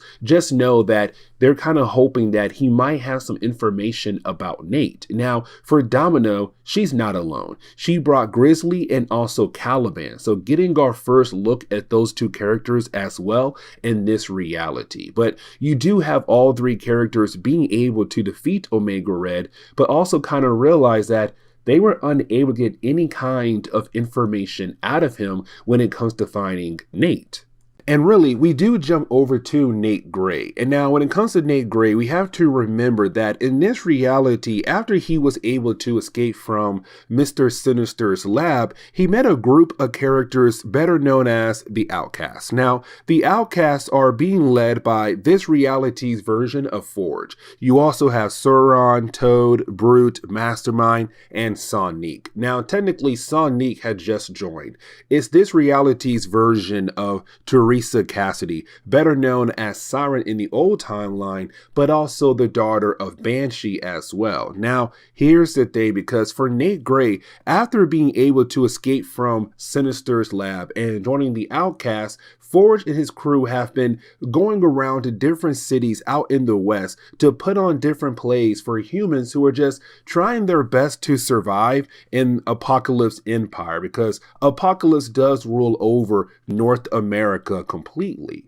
But as we jump over to Nate Grey, it's him right now training with Forge. Now for Forge, he kind of hates the idea of Nate Grey trying to use his powers. And the reason why, because he believes with Nate trying to use his powers, it's going to catch the eye of Apocalypse. And technically, it already happened. But the thing is, for Forge, he also wants Nate Grey to know how to fight without trying to use his powers, because you can't always rely on your powers to help you out. You might be in a situation where you have to use your fighting skills. And so as we get into this part of the book, we're seeing Nate Grey getting his butt whooped by Forge left and right. Now after that, you didn't have Nate Grey, I almost said Cable there. You have Nate Grey and also Teresa go meet up with a character known as Essex. Now remember, Essex is, just Mr. Sinister, who's currently pretending to be somebody else, who was a bioengineer who was working for Apocalypse, but now is here to just help out Nate Grey, to help Nate learn more about his abilities. And for Nate, this is great because he wanted somebody there in his corner who wants to help him learn more about his abilities. And so you have really Essex say, hey, Nate, try to see if you have the ability to fly. Show me what you can do with your powers. And so we do get this small example of Nate Gray showing us how powerful he can truly be. And for Essex, he's loving it. But we're also seeing this evil smile because, again, it is Mr. Sinister who's just pretending to be somebody else, who's just here being a nice person to help out Nate Gray. But Teresa realized there is something off about Essex. She saw that evil smile. But you did have everybody being able to come together for a meeting. Now, like I said earlier, when it comes to the Outcasts, they usually go around the West area of America to put on different shows or plays for different groups of humans. But they also go out of their way to find different ways to hurt Apocalypse Empire, like attacking different types of facilities or operations going on across America. And so for Essex, he said, hey, listen, I got an idea. There is a factory nearby. What if we go over to that factory and shut it down? If we do that, that will really hurt Apocalypse in the long run. Now for Forge, it's kind of like, maybe we should not. But Nate Gray is really down with the idea because Nate Gray believes with his powers, he should be able to take down the entire factory. Now, for Forge, it's more of like, let's just go there and observe the place. Let's not try to attack it just yet so that we are able to gather intel about the place and make a better plan. And of course, that plan falls apart because when our heroes, when they go inside the factory, right, they're walking around, you have Essex realize that there are more different types of guards that work for Apocalypse at this factory, the Madre, the Infinites. And so for Essex, he kind of realized we should back out. And also, Forge agrees. The problem is Nate Gray. It's Nate Gray letting that power kind of go to his head, even though he has not fully understand what he can do with his powers just yet.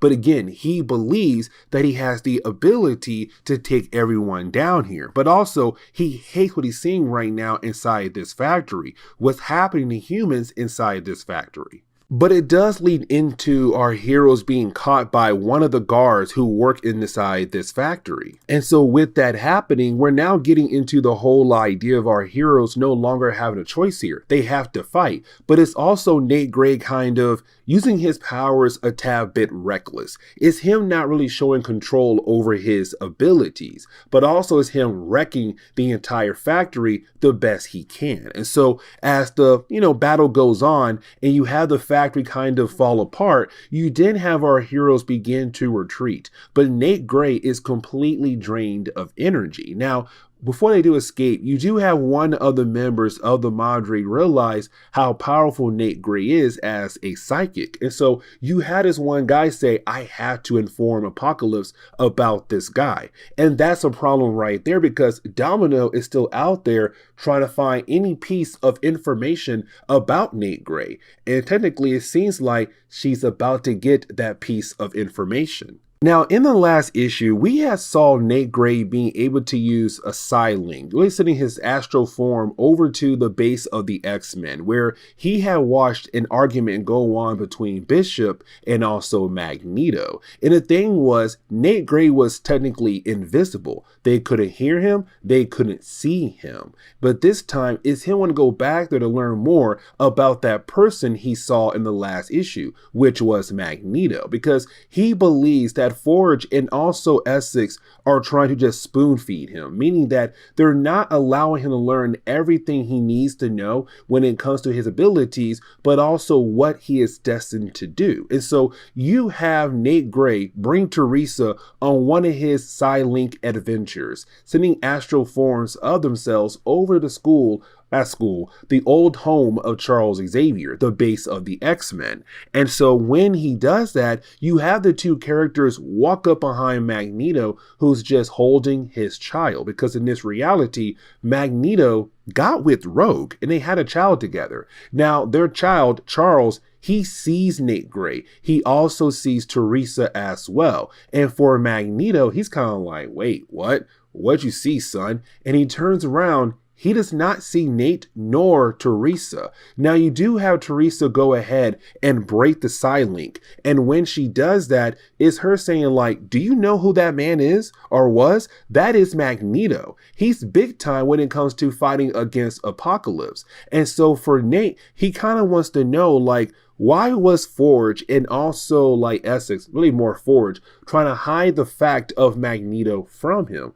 Like, what is Nate truly destined for?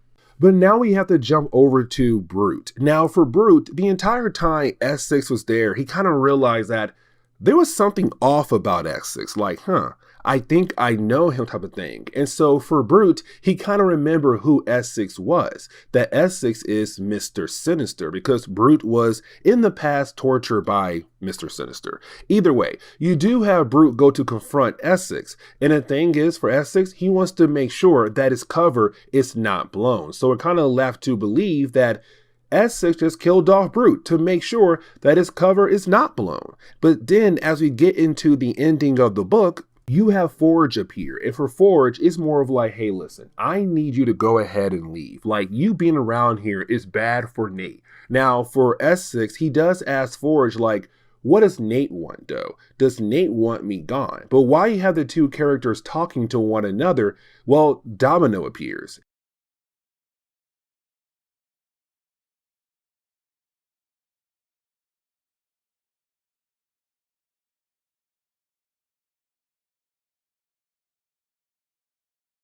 Okay, so getting back into our coverage over Age of Apocalypse, we're going to pick up with Factor X issue number 3 as the first issue we're going to cover in today's video. And so getting into the opening pages of this issue alone, we do pick up at the kennel. Now, the kennel is well known for the idea of keeping all the mutants who, when their powers had manifested, they turned to animal-like creatures. And so you have most likely Dark Beast and also Sinister put all those mutants in those types of prison cells in all one location to use them for their own experiments. Now, you did have one of the mutants being able to escape, and you do have Havoc go out of his way to try to take down this one particular mutant. Now, you do have Havoc getting some help from Cyclops, and really, their conversation is really important because what happened at the end of our last video. Because remember, in this reality for Havoc, he hates Cyclops with a flaming passion. The man wants Cyclops gone. He feels like he's better than his own brother. But also for Havoc, he had discovered that Cyclops has been helping prisoners escape from Apocalypse prisons. Like, for example, Polaris. At the end of our last video for Factor X, you had Cyclops go out of his way to help her escape. But he had no idea that he was being watched by Havoc. And so for Havoc, he feels like he can use that information as a way to finally get rid of his brother. But he's not going to tell Cyclops what he knows just yet. But now we have to jump over to Jean Grey. But we have to remember that in this reality, Jean Grey never got with Scott Summers. She never got with Cyclops. Instead, she got with Logan, better known as Weapon X in this reality. And so for Jean Grey, her and Logan was working for the Human High Council. And the thing was, they had discovered the Human High Council planned on dropping nukes across North America. And the reason why, because Apocalypse is the ruler of North America. He's the main enemy in this reality. And so they're kind of hoping to use the nukes as a way to get rid of Apocalypse, but also make sure to hit his capital. And the capital would be Manhattan. And so for Jean Grey, she kind of realized that there are mutants and humans who have been trying their best to escape from Manhattan, but really North America entirely, to get away from Apocalypse. And so her goal was to go back and help those people be able to get out of North America before they get bombed by the nuclear bombs that the Human High Council plan on using. And so we currently see her trying to break into one of the prisons that's being watched over by Havoc. And so while you have her trying her best to sneak in, unfortunately, she does get caught off guard by another mutant from the kennel, some wolf-like character. Now, at first, I thought it was Wolfbane. I could be wrong here, but either way, once she's distracted, you didn't have Havoc being able to sneak up on her and knock her out. And so just like that, Jean Grey has now been captured by Havoc. But now we have to jump over to Club Haven. Now, Club Haven is technically owned by Angel, right? And the thing is, it's neutral ground, meaning that you are not allowed to attack the other side, your enemy. So for mutants and humans, they cannot fight against each other inside the club. Now, there was this singer known as Scarlet, and Scarlet is a human who was secretly dating Havoc. And the reason why it's a secret because for Apocalypse, mutants are not allowed to get involved with humans, especially when it comes to having children. And so for Scarlet, we had learned that she was a spy. We had no idea for who yet. Well, this page right here tells us that she is a spy for the Human High Council, the same people who want to go ahead and blow up North America. And so once she walks into work, she's confronted by the Bedlam brothers who work for Apocalypse. And earlier on, they had captured a character known as Karma. And with Karma, she had told Apocalypse and her forces that Scarlet is a spy. And so the Bedlam brothers came here to, well, arrest her. But the problem is that who is going to tell Havoc that his girlfriend is really a spy? Now, we jump back over to Havoc, right? And when we do, we pick up with Havoc wanting to show Scott Summers what he has. And of course, it's Jean Grey. Now, with these next few pages, we're kind of diving into us learning a little bit more about the history between Scott Summers and also Jean Grey. Now, let's not forget, because for Scott Summers and Jean Grey, they never were together in this reality, but there was a point where Jean Grey was captured by Scott Summers. Now, while she was a prisoner for Apocalypse, really more Mr. Sinister, it allowed Mr. Sinister to be able to get DNA samples of both Scott Summers and Jean Grey. Now, Scott had no idea what Sinister was doing in his lab, but it allows Sinister to be able to create Nate Grey. And we have been covering the whole X-Men series, so that's where that comes in. But when it came to Scott Summers, he planned on releasing Jean Grey. And with Jean Grey being around, it kind of shows Scott Summers like, maybe he's on the wrong side, that what Apocalypse is doing is completely wrong. Now, when it came to Scott, he wanted to free Jean. The problem was Logan came for her. As we saw in the earlier parts of our coverage, Logan came for her, they got into a battle. Scott was able to blow off the hand of Logan, but you had Logan being able to take one of Scott's eyes as well. Now, for Havoc, he truly believes that the entire time Jean Grey was released by Logan, that Scott and Jean Grey must have been working together, because it's Havoc saying, brother, I saw you free Polaris. I saw you try to go out of your way to help her escape. And so because of that, I believe that you and her, Jean Grey, have been working together this entire time. Now, you had Jean Grey kind of confused because she's all like, what are you talking about? Because Jean Grey has no idea that Scott Summers have technically turned into a good guy. But you do have Havoc use two members of the Guthrie family, Cannonball and also Catherine Guthrie, his younger sister, to be able to take down Scott Summers. And after doing that, Scott and also Jean Grey have now become prisoners of Dark Beast. And this kind of leads into the ending of the book, because you do have Havoc leave Jean Grey and Scott Summers behind for Dark Beast to play with. But here's the thing, because for Jean Grey, she was able to use her powers to allow Scott Summers to use his optic beam to send Dark Beast flying into a wall to knock him out, to allow them to break free. And you then have Jean Grey inform Scott Summers what is coming very soon to North America. The whole idea of nuclear bombs dropping across the entire country, especially here in Manhattan. But her main goal is to free the people in the prisons in Manhattan, especially the one they're at right now. And so now it's Scott and Jean Grey going to work together to hopefully free those people before the bombs can officially drop. But now we have to jump over to Apocalypse. Now, when we do, it's really more of Apocalypse wondering what he has heard is technically true. The whole idea that Havoc had just took out Scott Summers, that Havoc is now in charge of the pens, the prison that was created by created by Mr. Sinister. And so for Rex, he tells Apocalypse that what he has heard is technically true. Now for Apocalypse, he says, you know what? Go ahead and tell my new commander this right here. Shut down the prison, shut down the pens. And the reason why, because that whole entire prison was part of a project that was being used by Mr. Sinister when he was working for Apocalypse. But Sinister is no longer around. And so for Apocalypse, why in the world should he keep that prison around? That entire project belonged to Sinister. Somebody's calling a traitor right now. So go ahead and shut down that project instantly.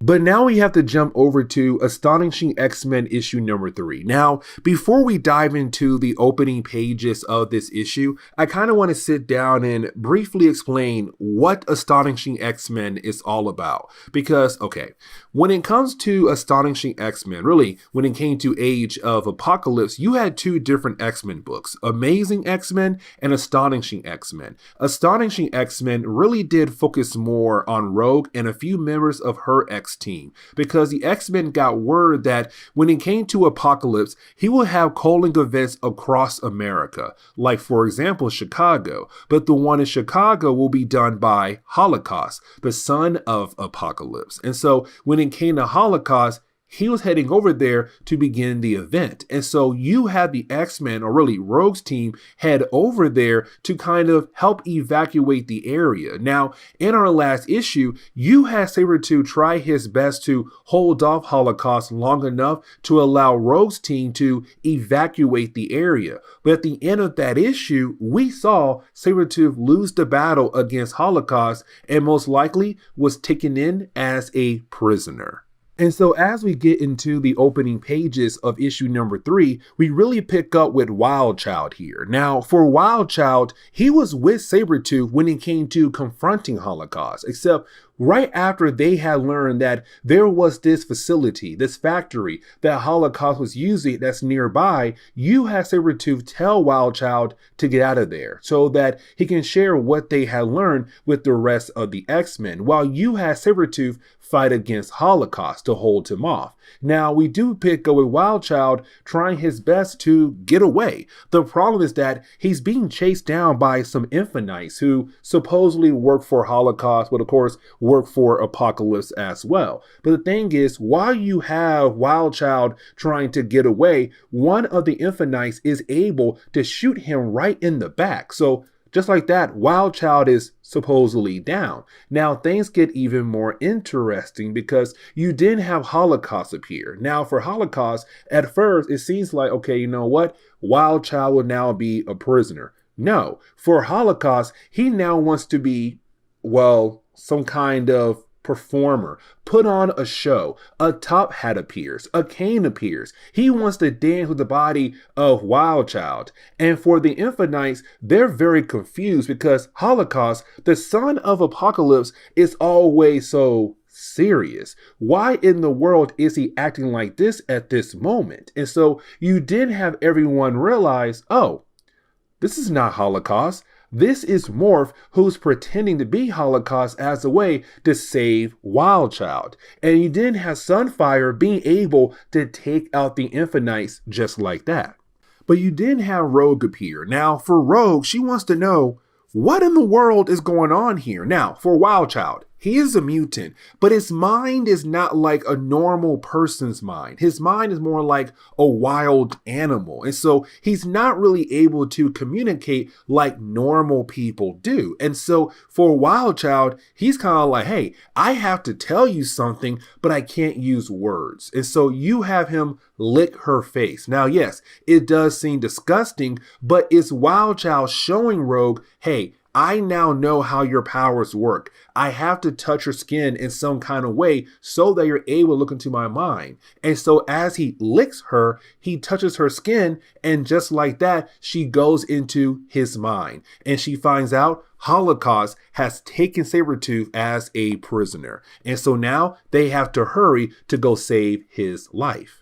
And so now we have to jump over to Sabretooth. Now, when we do, it's Sabretooth waking up and realizing that, one, he lost the battle against Holocaust. Now, he first thought he won the battle against Holocaust, but not knowing that technically he had lost. But also that now he is a prisoner of Holocaust. And what Holocaust has done now is taking Sabretooth over to that factory, that facility that he talked about in the last issue. And he says, this is the heart of Apocalypse Empire. And we do learn here that this factory is a processing factory, basically meaning that using this factory as a way to create different types of creatures or beings to be used in the war against the humans. So like, for example, the Infinites or any other kinds of creations the Apocalypse uses to fight against the humans. And so for Holocaust here, once he's done his factory, they should have a big enough army to take out the human race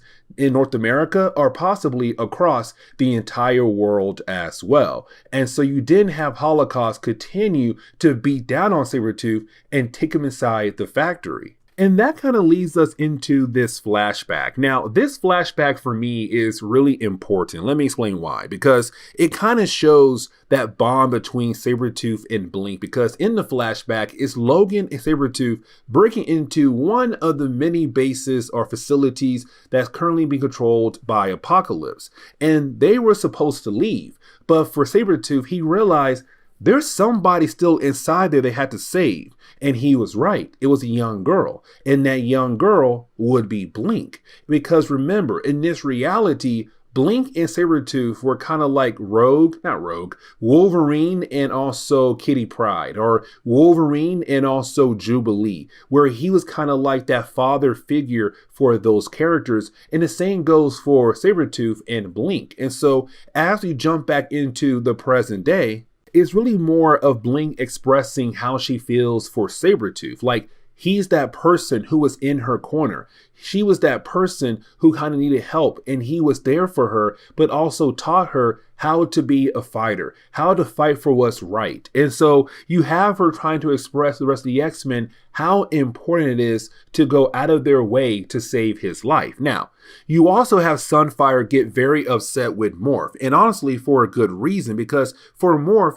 he never takes anything serious. He's always this jokester. But for Morph, it's more of like, yes, I know that we're going into a big battle or a big war down the road. I know people are gonna die around me, but when it comes to me, when I die, I want to die with a smile on my face. So it's more saying like, don't worry. Yes, I may always be joking, but the thing is, I'm still taking everything serious the best I can, because right now, y'all need somebody who can at least be happy for those small moments in the world.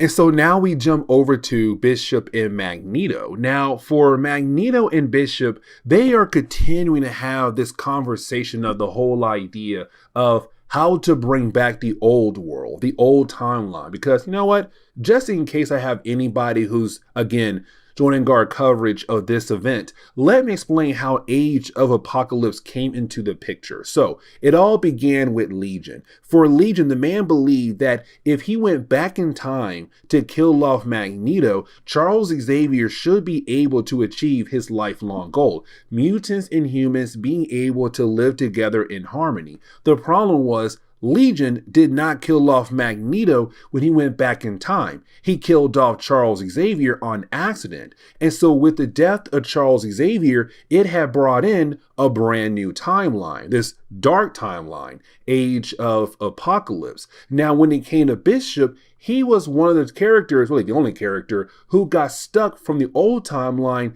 in this new timeline. And so for Magneto, when he had went into the mind of Bishop thanks to Rogue, Magneto had learned that this timeline should not exist at all. That matter of fact, the old one is a whole lot better than this one. And so you have Magneto trying his best with all the different X teams out there to hopefully find a way to bring back the old timeline. Now, with all that being said, when it comes to Magneto, he's kind of wondering right now, can Bishop kill off Legion? Because one of his plans is to send somebody back in time to stop Legion as a way to bring back the old timeline, to make sure that Charles survives. But it's Magneto saying, if I send you back in time, Bishop, can you promise me that you'll kill off Legion to keep Charles alive, to bring in a better world? But while you have the two characters talking to one another, the alarms go off because somebody is about to attack the base of the X-Men, and most likely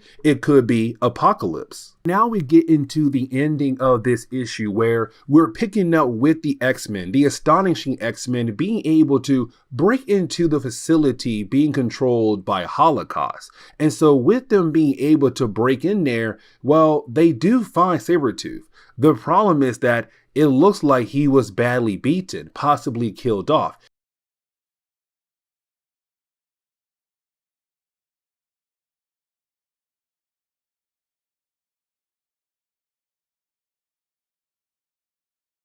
Man, we have finally reached a point where we are going to sit down and talk about the idea of Apocalypse fighting against Magneto. And really, in the earlier parts of our coverage of this event, it was kind of like hinted, like, hey, it's coming soon, or Apocalypse found the base of the X-Men, or it's Apocalypse saying like, it's time for me to take down Magneto. Like, it's been hinted in so many different ways that we're going to see a battle down the road for Magneto and Apocalypse, and it's finally here. So getting back into our coverage over the age of Apocalypse, we're going to pick up with the Amazing X-Men issue number 3. And this really picks up where Astonishing X-Men issue number 3 had left off at, with the whole idea of Bishop and Magneto realizing that Apocalypse is nearby, that he brought a major amount of people with him as well to attack the home of Charles Xavier, the base of the X-Men. And so you have Magneto currently at the grave of Charles Xavier. And I kind of like this because it's really more of a callback, saying like, this reality should not exist. The only reason why it does exist because Charles Xavier died, thanks to Legion and Legion Quest. But it's Magneto kind of telling Charles, like, how would you feel, Charles, with me sacrificing everything here to possibly bring in a better world, a world that's not being controlled by Apocalypse? It's Magneto wondering if he's doing the right thing with trying to help Bishop bring back the old timeline, the better timeline. But while you have Magneto talk to the grave of Charles Xavier, you didn't have Bishop arrive. And just in case we do have anybody who's just joining our coverage over this event, you have to remember that this is the old Bishop. And what I mean by that statement is that he's from the old timeline, the one where Charles Xavier had lived. Because when it came to Legion Quest, like I said many times in the earlier videos, when it came to Legion, he went back in time to kill off Magneto, because he believed that if Magneto was not around, then most likely Charles Xavier would have be able to achieve his lifelong goal, mutants and humans being able to live together in harmony. The problem was that when it came to Legion, when he went back in time, he didn't kill off Magneto, he killed off Charles Xavier, bringing in a brand new timeline. Now, when it came to Bishop, him and a few other members of the X-Men, they had also went back in time to hopefully stop Legion. They failed because Charles Xavier died instead, but with the death of Charles Xavier, Legion had disappeared, and so did the rest of Bishop's team as well. But Bishop did not disappear. For some strange reason, he was stuck in the past and had the chance to live a life in this brand new timeline, the age of Apocalypse. But with him being around, it was Magneto realizing that this timeline should not exist, that this timeline is completely wrong. And so for Magneto, he's trying his best to do everything he can to bring the old timeline back, the one where Bishop comes from. But while you have the two guys talking to one another, you didn't have them be confronted by the Infinites. Now remember, the Infinites are just soldiers of Apocalypse. They were created in a lab, but they're still soldiers for Apocalypse. But for Magneto and also Bishop, they're not really a challenge. Now, this certain group of Infinites, they're being led by a character known as Vanisher. And really, when it comes to Vanisher, like his name, he has the ability to vanish, to teleport away. And so for Vanisher, he has a different assignment that Apocalypse had given him. Now, once you have Vanisher leave and you have Magneto and Bishop being able to deal with the Infinites, you have our two characters wondering, where in the world is Apocalypse? And just like that, you have Apocalypse appear. Now, when he does appear, it's one heck of a beatdown for Bishop and also Magneto. And really, at first, you have Apocalypse being able to take down Magneto, but you didn't have Bishop try to use his mutant ability to fight against Apocalypse, where he was able to give Apocalypse a great blow in the chest, but the problem is that it's Apocalypse. This dude's on a whole completely different level than Bishop is on. And so you have Apocalypse being able to just get right back up and just beat down on Bishop over and over again. Now for Magneto, he gets back up, and for Magneto, it's now the idea of, can he kill off Apocalypse? Because for Magneto, he does have this device, this plasma gun that should be able to kill off Apocalypse, but really almost every single person in the area, turning everybody into ash. But it's Apocalypse right now playing mind games with Magneto, and does a great job by saying, think very carefully here, Magneto. What if you try to use that weapon? What if that weapon does not truly work? What if I survive and you die, and so does Bishop? That leaves your child unprotected, because remember, in this reality for Magneto, he had a child with Rogue, young Charles, baby Charles, basically. And so it's Magneto kind of wondering, like, what if he's right? What if Apocalypse does not get defeated or killed off by this weapon? That means if I'm dead, my son is most likely going to die or be tortured by this evil man. And so with Magneto just freezing for that brief moment, it allows Apocalypse to just defeat Magneto and move on with his day, capturing both Bishop and Magneto. Now, for the son of Magneto and Rogue, he's with the Nanny, a robot that was created by the X-Men. And so Vanisher's mission that was given to him by Apocalypse was to go after the Nanny to get Charles. Except you have the Nanny being able to just blast Vanisher away, doing the job it was meant to do, protect Charles. But getting back over to the surface, let's not forget that in this reality, it was Magneto who had created the X-Men as a way to carry on Charles' dream, but to also protect humans from Apocalypse. And so with that being said, you had two different X-Men teams. The Astonishing X-Men was being led by Rogue as they fight against Holocaust, the son of Apocalypse, while you had the Amazing X-Men team being led by Quicksilver. And so the Amazing X-Men team, they're coming back home after their last mission to see the place completely wrecked. And they realize Magneto and Bishop, they're both missing. Where in the world are they? Now, you also have Iceman being able to find Vanisher in the Morlock tunnels because the Nanny did take him out. But for Quicksilver, he realized that means Charles is in danger. Magneto has been kidnapped. So has Bishop. And so you have Quicksilver say, Dazzler, Exodus, your job is to find the Nanny. Iceman, your job is to find Rogue and inform her that Magneto is missing, and so is Bishop. For Quicksilver, his main goal is to get information on what exactly happened. And there's one person he can get that information from.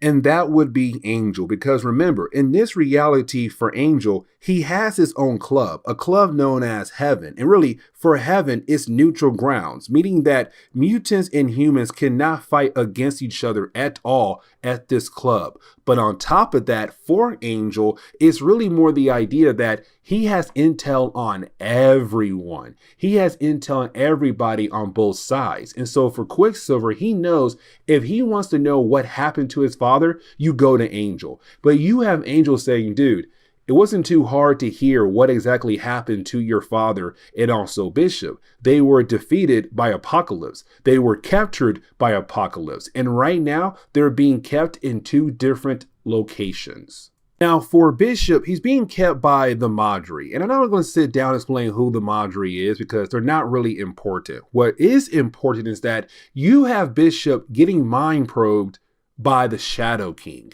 Now, the Shadow King is a very powerful being who lives on the astral plane. But for the Shadow King, as he goes into the mind of Bishop, he sees things that he does remember. The whole idea of meeting Charles Xavier in the past before Charles had died in Israel. But he also sees different images of the old timeline that took place after the whole idea of Charles and Magneto being in Israel, kind of showing that this timeline is possibly wrong, or Bishop's from a different reality. And so for the Shadow King, he wants to know more. But Bishop was able to kick the Shadow King out of his mind. And all the people, the Madres, they can't believe that Bishop was able to kick the Shadow King out of his mind. Now, you didn't have Abyss appear, and Abyss is one of the horsemen of Apocalypse. But for Abyss, his main goal is to make sure that Bishop and Magneto do not try to get rid of this reality, to make sure that this reality does stick around. But getting back over to Quicksilver, when he gets back over to the base of the X-Men, he informs the X-Men what happened. Like, hey, Magneto, Bishop, they have been taken by Apocalypse, but they're being kept in 2 different locations. Now, for Banshee and Storm, they're kind of like, okay, cool. Who should we go after first, Magneto or Bishop? But it's Quicksilver saying we're only going after Bishop. And the reason why, because Bishop is the key. The key we're going to use right now to get rid of this timeline and to bring back the old timeline that's way better than this dark world that we currently live in. Now, for Storm, she knows that for Quicksilver, it hurts him to say they're not going to save his brother or they're not going to save his father. But it's Quicksilver saying, listen, Dazzler and Exodus, they're going out of their way to find my younger brother. So I have to believe they'll be able to do that. But for the rest of us, we got to save Bishop because he's the main part of my father's plan to stop Apocalypse, to bring in a better world. And so for Quicksilver, even though it does hurt him, he knows what he has to do. For the sake of our coverage over this event, I'm also going to throw in Excalibur issue number 3. Now, just in case you guys are just joining us in our coverage over this event, let me explain what the Excalibur series is all about in the Age of Apocalypse timeline. You see, for Magneto, he has all these different plans going on to hopefully bring in the old timeline to get rid of this timeline. But when it came to the Excalibur books, it was really more Magneto giving Nightcrawler an assignment, saying, hey, Nightcrawler, I need you to go out of your way to find a character known as Destiny. The problem is that only one person knows how to find Destiny, and that would be Mystique. And so for Nightcrawler, he had to find his mother, head over to Avalon to hopefully find Destiny. Now, I will explain more about Avalon here in a moment, but for Nightcrawler, at the end of our last video for Excalibur, he was confronted by Callisto, but at the very last second, he was saved by Mystique. And so as we get into issue number 3, again, it's Callisto being dead right now, but it's also Mystique and Nightcrawler being able to leave and head back over to her home. And also it's the 2 characters being happy to see one another. And I kind of like this a lot because in the old timeline, Mystique was very cold towards Nightcrawler, but in this reality, it's really more the other way around, but at the same time, they still have a huge amount of love for one another.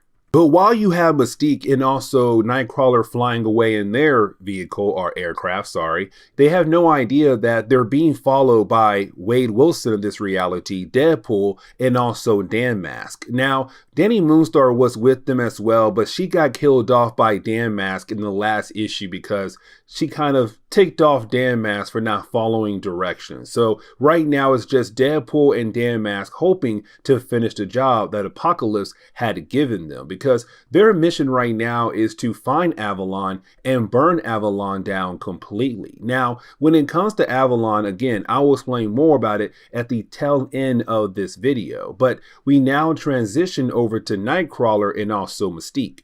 And this kind of leads into a conversation that we knew sooner or later was going to happen when it came to Excalibur issue number 1. And let me explain, because for Nightcrawler, he had learned that Mystique was helping people get over to Avalon. The problem was that the cost. Mystique was not doing it for free. And technically, that's not why he's mad. Why he's mad because she's taking a huge chunk of things from people who are trying to get over to Avalon. She's overcharging people. So you have people just giving up a huge amount of their valuable items to hopefully make it over to Avalon. There's still a chance that you might not even make it there. And so for Nightcrawler, that right there is his problem, because you already have people trying to leave North America to get away from Apocalypse. And here you go, hurting them once again, making them give up things to just hopefully make it over to Avalon, this safe haven. And so for Nightcrawler, he realized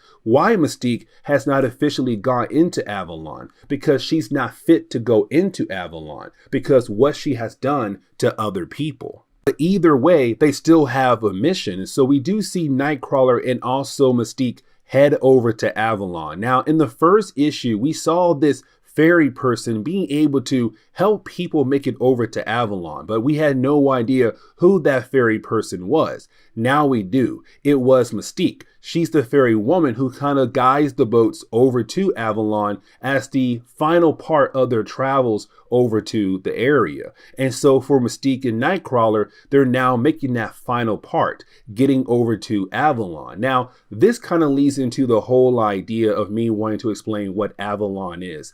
Avalon is this safe haven for mutants and humans. And the thing is, it's the Savage Land. And remember, in the old timeline, the Savage Land was in Antarctica, in the middle of Antarctica. But when you get there, it looks like a perfectly normal jungle with perfect temperature, not the ice cold weather you get in Antarctica. And so for people who are leaving North America, they're going over there to be safe and get away from Apocalypse. And so for Mystique and Nightcrawler, when they arrive to Avalon, they're confronted by Juggernaut. Now remember, Cain Marko in this reality, he is a monk. And the reason why Cain Marko became a monk is really more because in this reality, he still became the Juggernaut. But the problem was that after becoming the Juggernaut and killing off like a ton of people, he kind of realized that what he was doing was completely wrong, that the power he has was only causing death and destruction. It wasn't being able to help people out, to save lives. And so for him, he took a step away from being that person that he was in the past. Now, I also saw some people say that with the death of Charles Xavier, it kind of guided him over into the monk role. But the book did not really say, or maybe I missed it, that thanks to the death of Charles Xavier, it's the reason why he became a monk in this reality. But once you have Nightcrawler, Mystique, and also Cain Marko being able to make it over to Avalon, you then have Destiny and Mystique be confronted with one another. Now, in the old timeline, these two characters, they were lovers, close friends, old friends, and so it's the same thing in this reality as well. But for Mystique, she's very surprised to hear that Destiny has a son. Now, her son is adopted, but she still has a child that Mystique had no idea about, and that would be Doug Ramsey. Now, Doug Ramsey in the old timeline was better known as Cypher, who died in the Fall of the Mutants crossover. But either way, it's Mystique being very surprised in the fact that she has a child. Now, you also have Mystique explain things to Destiny like, hey, listen, you need to come with us because Magneto wants to see you. But you also have Destiny say like, I can't leave. And the reason why, because she touched the hand of Switchback. Now remember, Switchback is a young woman from Detroit who made her way over to Avalon. When she first arrived at Avalon, as soon as Destiny touched her hand, she saw a possible future where Avalon was being burned down by most likely the forces of Apocalypse. And really, she has the right to be scared because here's the thing. You have Deadpool, Wade Wilson, and also Dan Mask appear. And when they appear, it's Deadpool saying like, you know what? It's time to burn this place down. Now for Dan Mask, she has a change of heart because Avalon looks beautiful. So much life in this area. Back in North America right now, it looks like complete wreck. There's not much life left in North America. And so for Dan Mask, seeing this, seeing how beautiful the Savage Land or Avalon truly is making her realize that she's on the wrong side, that she should be trying to help bring in a world that looks like this, a place so beautiful for everyone to share. But getting back over to our heroes, you have our heroes having the conversation, the whole idea of why Mystique and Nightcrawler are there for. Like, hey, Destiny, Magneto believes that this guy Bishop is from a different timeline. And we need to use your powers as a way to confirm that he's from a different timeline, to look into his future, to see the future of that reality. Because if we do, that most likely means this reality should not exist at all. Now, again, for Destiny, she saw a future thanks to Switchback. And so she kind of believes that if she does leave, there's a possibility that Avalon is going to burn. And the thing is, it starts right now. You have Deadpool just blowing up the place left and right. And this kind of leads into a very sad moment. The whole idea of the death of Juggernaut. Because remember, he's a monk. He has stepped away from the idea of using violence to help protect people, really use violence as a way to hurt other people. And so for Nightcrawler, he wants King Marco to get involved because right now Avalon is being attacked. But for Kane, it's like, no, I can't. Because I am a monk now. I stepped away from using violence. But the thing is, people are dying left and right. And Nightcrawler knows it really does bother Kane a lot that he cannot use his powers to help protect other people like he should. And so because of that, you have King Marco begin to think about what he's doing right now, not really helping people at all. And it leads to him having an aneurysm. He dies just like that. He dies right in front of everyone. It's the only way to kill off someone like the Juggernaut because he is an unstoppable force.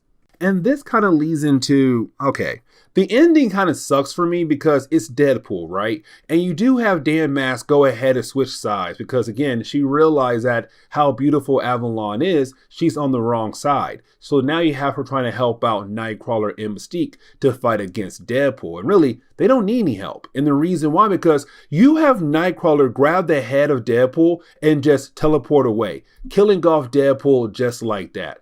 And with the death of Deadpool, they now have a clear path to get back over to America, to get back over to Magneto, to bring Destiny over to Magneto. And so now the team is Mystique, Nightcrawler, Dan Mask, and also Switchback as well.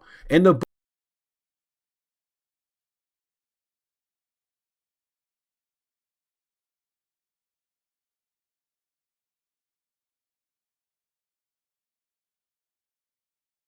Okay, so let's go ahead and get back into our coverage over Age of Apocalypse, where now we're going to pick up with Gambit in the Externals once again. Now remember, Gambit in the Externals is all about the idea of Gambit and his team being traveled across the entire universe to steal a shard of the M'Kraan crystal. And the reason why, because for Magneto, he had found Bishop in the earlier parts of our coverage of this event.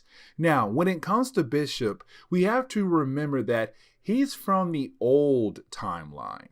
And the reason why I say the old timeline, because remember, Age of Apocalypse comes out of Legion Quest. The whole idea that you had Legion go back in time to kill off Magneto because he believed that if Magneto was not around, then most likely Charles Xavier would have been able to achieve his lifelong goal. Now, when it came to Legion, he didn't kill off Magneto. He killed off Charles Xavier, which of course brought in this darker timeline, the Age of Apocalypse timeline. And so when it came to Bishop, he's from the old timeline where Charles has survived, where Charles lived. And so with Bishop being around, it's Bishop telling everybody that this reality should not exist. Now, for almost every single person in this reality who had met Bishop, they can't believe in the idea that this is the wrong timeline.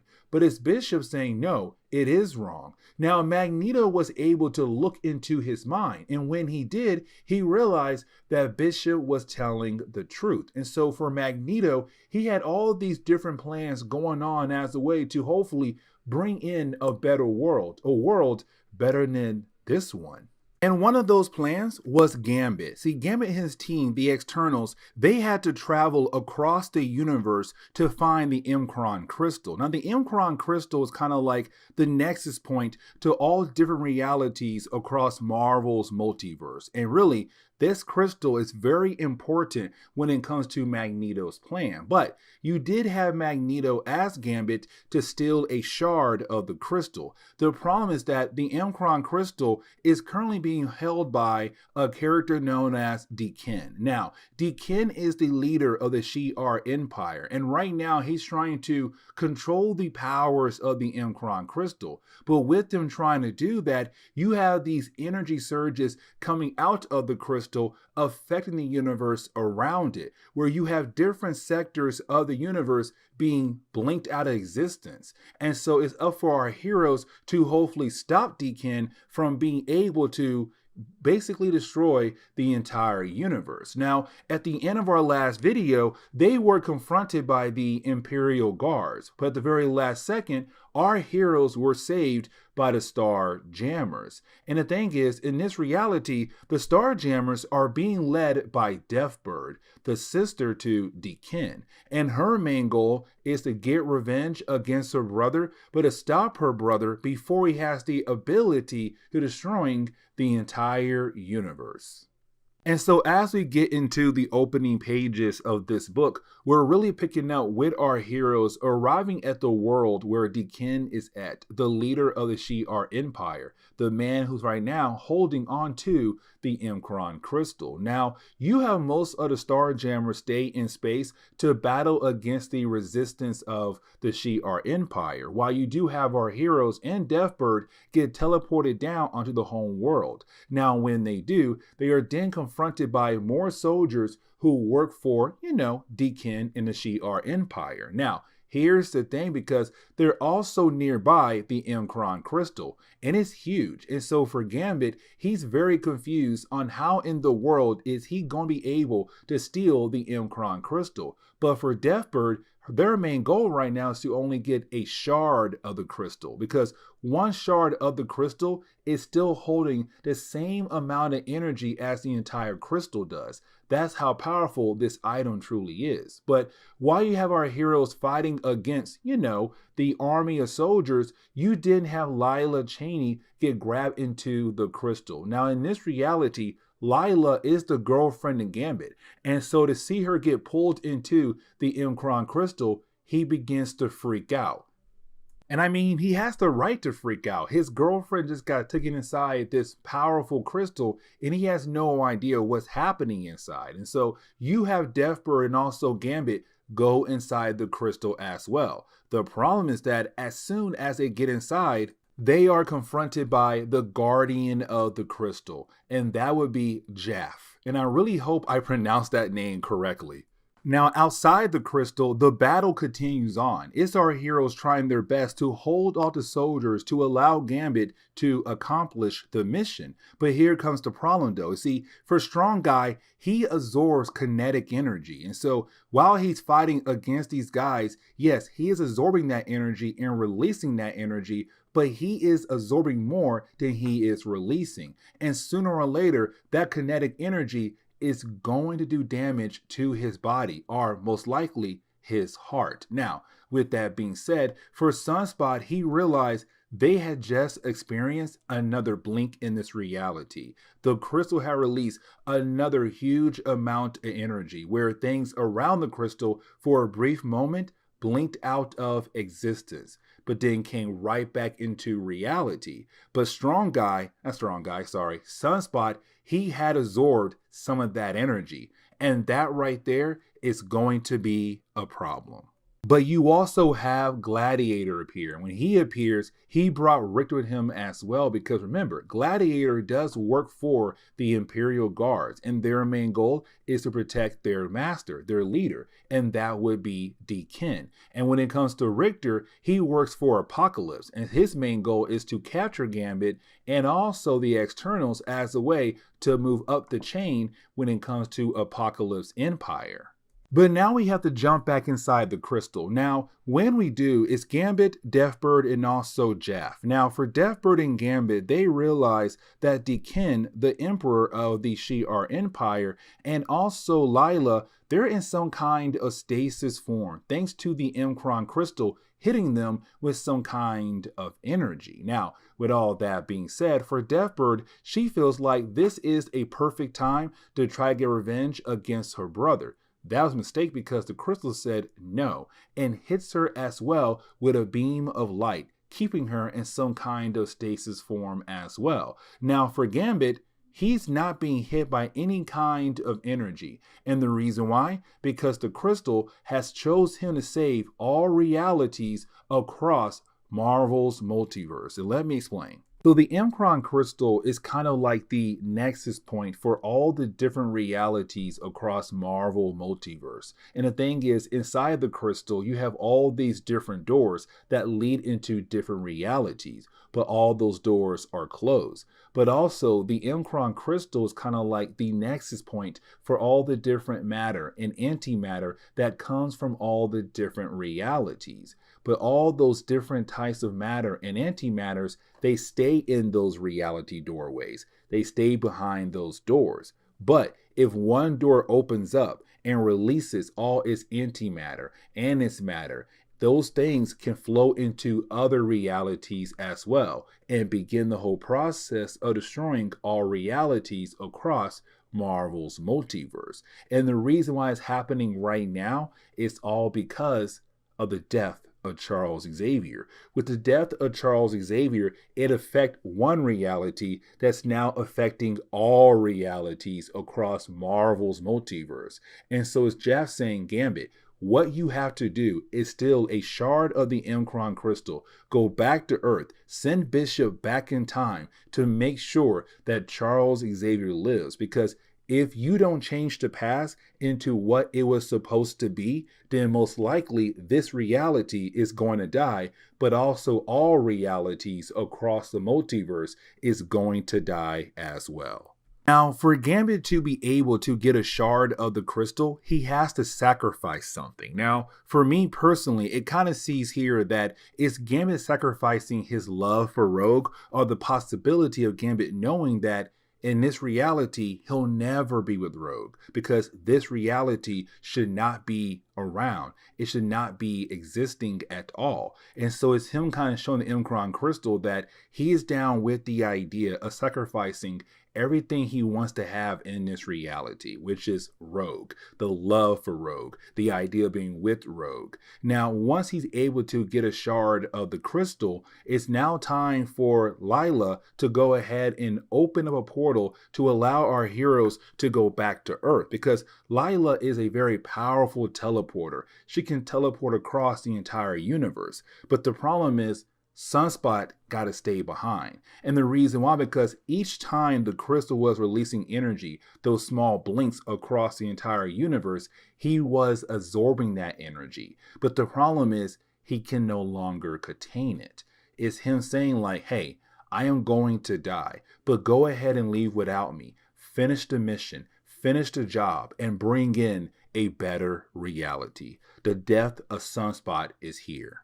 And so now we have to get into Generation Next. Now, remember, Generation Next is really more of the idea of seeing a young team of heroes being led by Colossus to hopefully save his younger sister, better known as Illyana. Now remember, Illyana may have the ability to time travel, which could then help out Magneto to send Bishop back in time to hopefully bring back the old timeline. The problem is that for Illyana, she's currently a prisoner in a place called the Core. Now, when it comes to the Core, it's the main source of power for Apocalypse in North America, but also the Core is being controlled by a character known as the Sugar Man.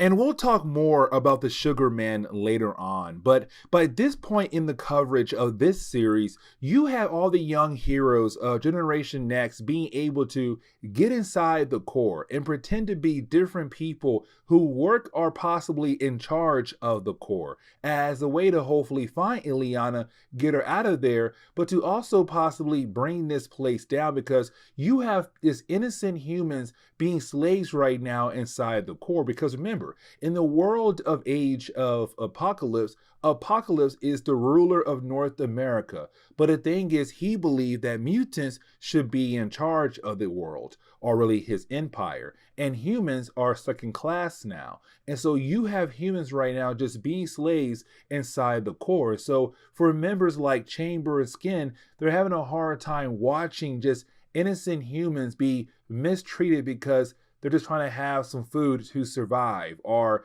they kill someone's father off and that person upset by the idea of losing their father. But that kind of leads into us getting reminded about Quietus. Now, Quietus was second in charge of the Core. He worked right underneath the Sugar Man, the man in charge of the entire facility. But in our last issue, when it came to Quietus, he was killed off by Vicente and also Husk. And with him out of the picture, you did have those two young mutants being able to use their abilities as a way to pretend to be Quietus. And they're trying to use his identity as a way to hopefully find Illyana and get the heck out of there. The problem is that the Sugar Man, you do have the Sugar Man walk into the office of Quietus, and unfortunately they're trying their best to pretend to be him to make sure the Sugar Man cannot figure out that they are basically people pretending to be somebody that he knows. Now, luckily for our heroes, it does work out for them this time, but only this time for the moment. What happens down the road when the Sugar Man realizes that they are playing around, pretending to be somebody else? And matter of fact, you have the Sugar Man even say the Shadow King found out that somebody was trying to look into the systems for a mutant or somebody who's here at the Core. And of course, he's talking about the Generation Next team when they looked in the files of Apocalypse to find out that Illyana was alive, but also being held at the Core. So it's a Sugar Man saying, hey, be on your toes because you don't know who might be coming down the road soon to attack our place.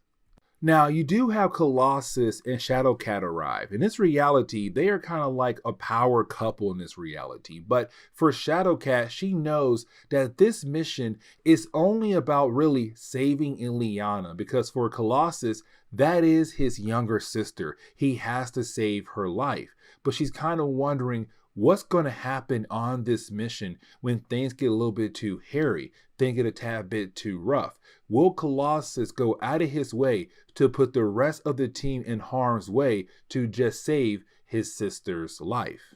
And really, when we jump over to Illyana, she's a slave inside the Core. She's constantly being forced to work. And the thing is, she's kind of hoping to die so that she'll be able to get away from this life. Or she's also kind of hoping in the possibility that she'll finally be free, away from the Core. And this kind of leads into the ending of the storyline because we do pick up with Quietus, not really Quietus, really more Husk and also Vicente pretending to be Quietus, right now finding Chamber and also Skin who were able to work their ways inside the Core. The problem is that while they were all talking, they were confronted by the Sugar Man. Now, Sugar Man still believes that Husk and Vicente is still Quietus. And so he believes Quietus is here at the moment. He also believes that Quietus had just found two mutants who are possibly spies, who are turncoats, and they should be taken care of. And so you have the Sugar Man say, hey, Quietus, go ahead and use your mutant ability to get rid of those two. The problem is that Husk and Vicente, they can't use the powers of Quietus to kill Loft Chamber and also Skin. Really, they can't kill Loft Chamber and Skin because that's their friends. But right now, they're trying to make sure their cover is not blown. And so at the very end of this issue, all we see is a bam.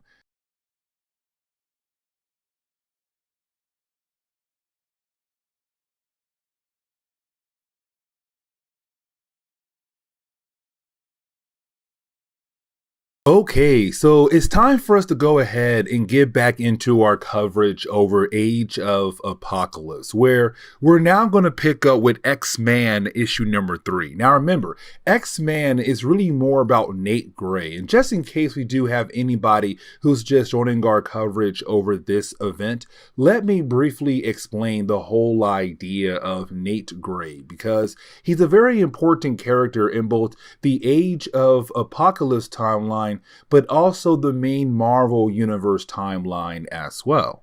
So when it comes to Age of Apocalypse, we know that this is a reality that was created out of the idea of the death of Charles Xavier. It was a whole idea where you had Legion go back in time to kill off Magneto because he believed that if Magneto was not around, then Charles Xavier should have been able to achieve his lifelong goal. The problem was that when it came to Legion, he had killed off Charles Xavier instead. Now, here comes the next big problem, because yes, it did give us a brand new reality, but with this brand new reality, we all now see new different versions of the different characters that we have loved over the years. So a new version of Storm, a new version of Cyclops, Jean Grey, and Wolverine, or really Logan, or Weapon X in this reality. But there was one character that had fans wondering, how can you bring in a new version of that character in this brand new reality? And that would be Cable.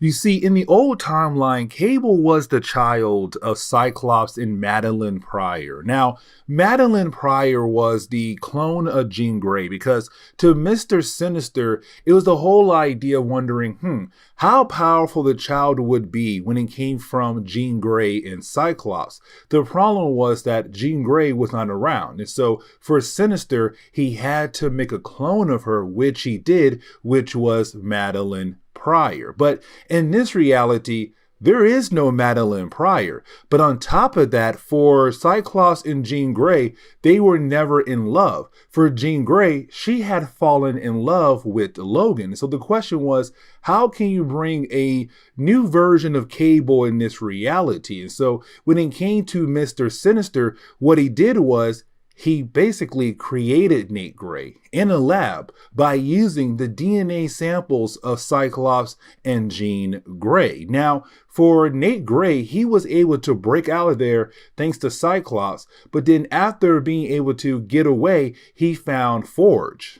And we had learned early on that when it came to Forge, him and his people were called the Outcasts. They would go around different areas in the west of America to kind of put on different plays and shows for different groups of humans. But at the same time, they'll go out of their way to kind of try to ruin different operations that Apocalypse had going on in different parts of America. Basically, another X-Men team out there, but now really working with the X-Men. But when it came to Apocalypse, he had picked up on the powers of Nate Gray and has sent Domino and her team to go find Nate Gray to see that if she's able to bring him over to his side. If she can't, then go ahead and kill him off.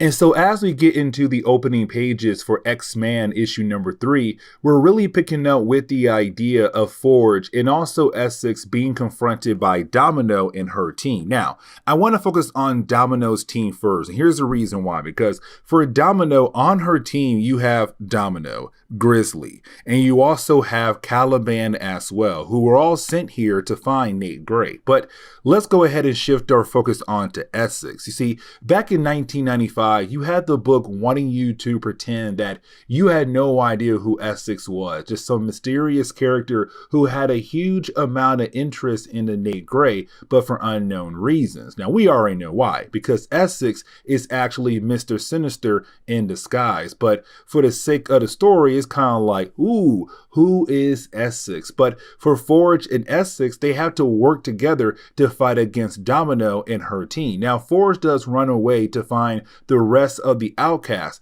to kind of inform them what is going on. But it's also Forge trying to tell Nate Gray with his mind to stay away from this area, because Forge knows that Domino is there for Nate. And so this kind of leads into the whole idea of a battle happening between everyone. Now, for Essex, he does check out. He does not really take part in this battle. But for everyone else, they do get involved. Nate Gray does not stay away, of course, so he's also getting involved as well. But I kind of want to shift our focus onto Teresa, because for Teresa, she is the daughter of Banshee, both in this timeline and the old timeline. But in the old timeline, she was known as Siren. But in this timeline, she was found by Nate Gray in the Outcast, and she had decided to just stick around. But you have her and Nate Gray running over to help out Forge and the rest of the Outcasts to fight against Domino and her team. And this kind of leads into a page where we see a bunch of different characters dying left and right. Let me explain. So Mastermind, he died in the battle first. And then you had Caliban being able to, you have Toad being able to kill off Caliban. But after you have Toad kill off Caliban, you didn't have Grizzly kill off Toad. But right after that, you didn't have Forge kill off Grizzly. So you had a lot of people die in like 1 to 2 pages just like that. Getting over to the battle between Nate Gray and also Domino, you have Nate Gray kind of show how powerful he truly is, where you have Nate Gray go into the mind of Domino and kind of wipe her mind clean. And so with him doing that, just like that, he took Domino off the board. So he no longer has to worry about Domino or her team coming after him.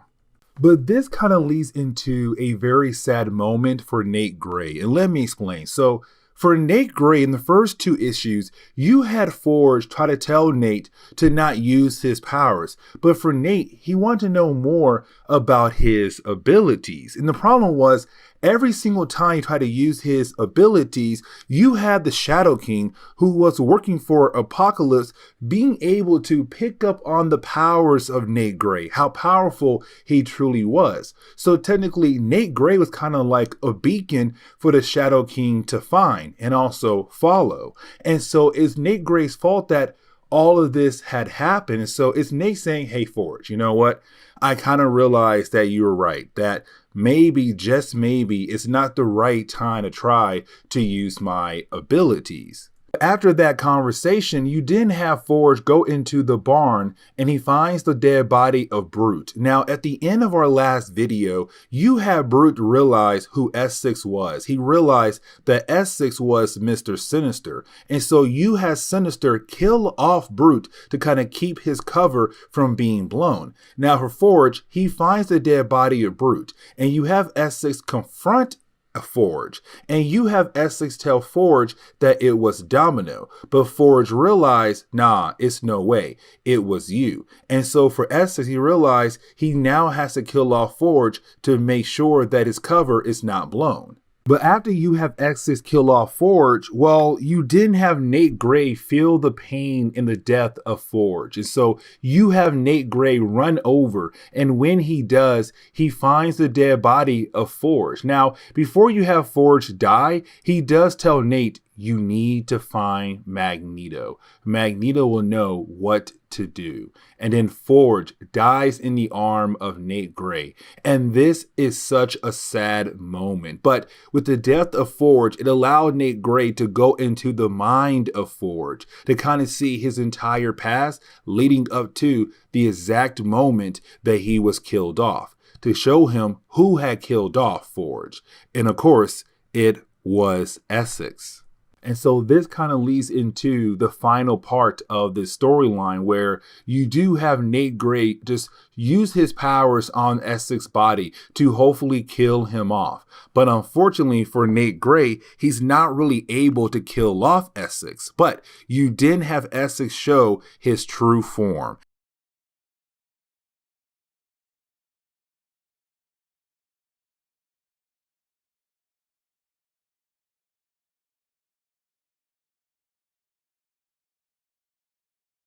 Okay, so getting back into our coverage over the X-Men, we do pick up with Excalibur issue number 4 as we continue our coverage over the Age of Apocalypse universe. Now, here's the thing, because we have now reached a point where we're almost done with our coverage over this event, where all the different X books that were being used at the time to tell the storyline for Age of Apocalypse, they all stopped at issue number 4, except for X Universe, that ended at issue number 2. But when it came to all the different X books, they all led into X-Men Omega, which was a proper ending for the original storyline of Age of Apocalypse. And the reason why I say the original storyline, because in the mid-2000s, you had Marvel go out of their way to revisit this world, to give us another storyline that took place in this reality, which we're going to cover down the road in later parts of our coverage over the X-Men. But for the time being, we're only focusing on the original storyline for Age of Apocalypse. But getting back into our coverage over Excalibur with issue number 4, we do pick up with Nightcrawler, Mystique, and Switchback. Now, at the end of our last video, our heroes were attacked by Wade Wilson of this reality, and also Dan Mask as well, but she kind of had switched sides. And the reason why, because once she had arrived at Avalon, she kind of realized that in this world, there are still beautiful places where humans and mutants can live together. And matter of fact, when it comes to Avalon, it was this beautiful place in the Savage Land where humans and mutants had the ability to live together and be away from Apocalypse forces. But either way, when it came to Dan Mask and Wade Wilson, they came here to burn down Avalon. Well, they failed. Dan Mask is on the side of good now, and Wade was killed off by Nightcrawler. Now, with all that being said, it's now time for our heroes to get Destiny back over to America, because for Magneto, he needs Destiny's help to kind of figure out if what Bishop says is true, that this reality should not exist at all. Now, with all that being said, you do have Switchback get a headache. Now, for the longest time, we had no idea what her ability was, but it does seem like she has the ability to kind of rewind herself in time. Not like go back in time completely, but like 10 seconds or possibly 20 seconds. And the only reason why we know that, because she gets a headache and she goes back in time to the point where she does not have a headache anymore. Now, that headache is really important for the rest of this video.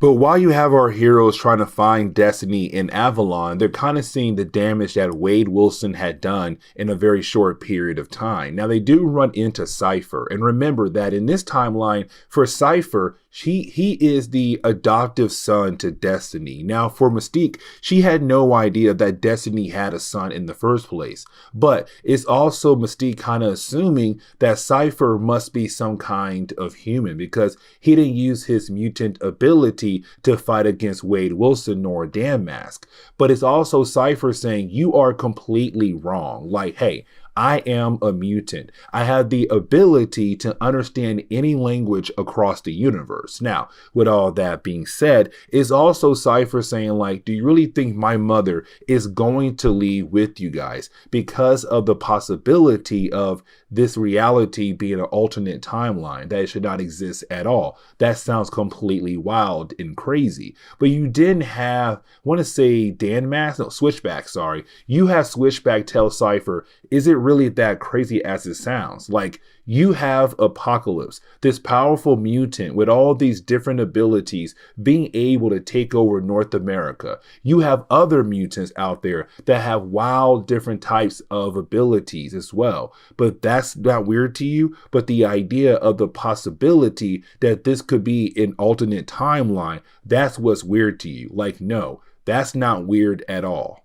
But while you have everyone talking to one another, well, you didn't have the Shadow King arrive. Now remember, the Shadow King lives on the astral plane. And so with the Shadow King living on the astral plane, he has the ability to take over people's minds so easily. And so we see the Shadow King take over the mind of a young woman and begin to use her abilities as a way to kill off other people at Avalon. Now for Mystique, she's kind of wondering how in the world can they stop the Shadow King, but for her, the only solution is to kill off his current host. And so you have Mystique do that. But the problem is that you have Dan Mask tell Mystique, the only thing you did right now is just slow Shadow King down for a brief second because he lives on the astral plane. Yes, you killed off his current host, but he can find other hosts to take over. And just like that, you have the Shadow King begin to take over different people's minds across Avalon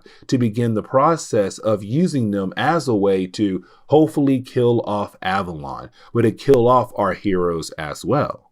And so for Destiny, she can't believe what she is seeing at the moment. The whole idea of all of Avalon being burned down and being killed off by different people that she took in. But that's the Shadow King for you. The Shadow King has the ability to take over people's minds, to push their minds in one particular direction, to make these people act a certain type of way. And so right now at this moment, what we're seeing is the Shadow King winning. The Shadow King being able to just burn down Avalon like he wanted to. And so for Destiny, she's kind of down with the idea of just dying for the cause because there's no point in staying here. But at the same time, she knows that sooner or later, everything is going to burn down.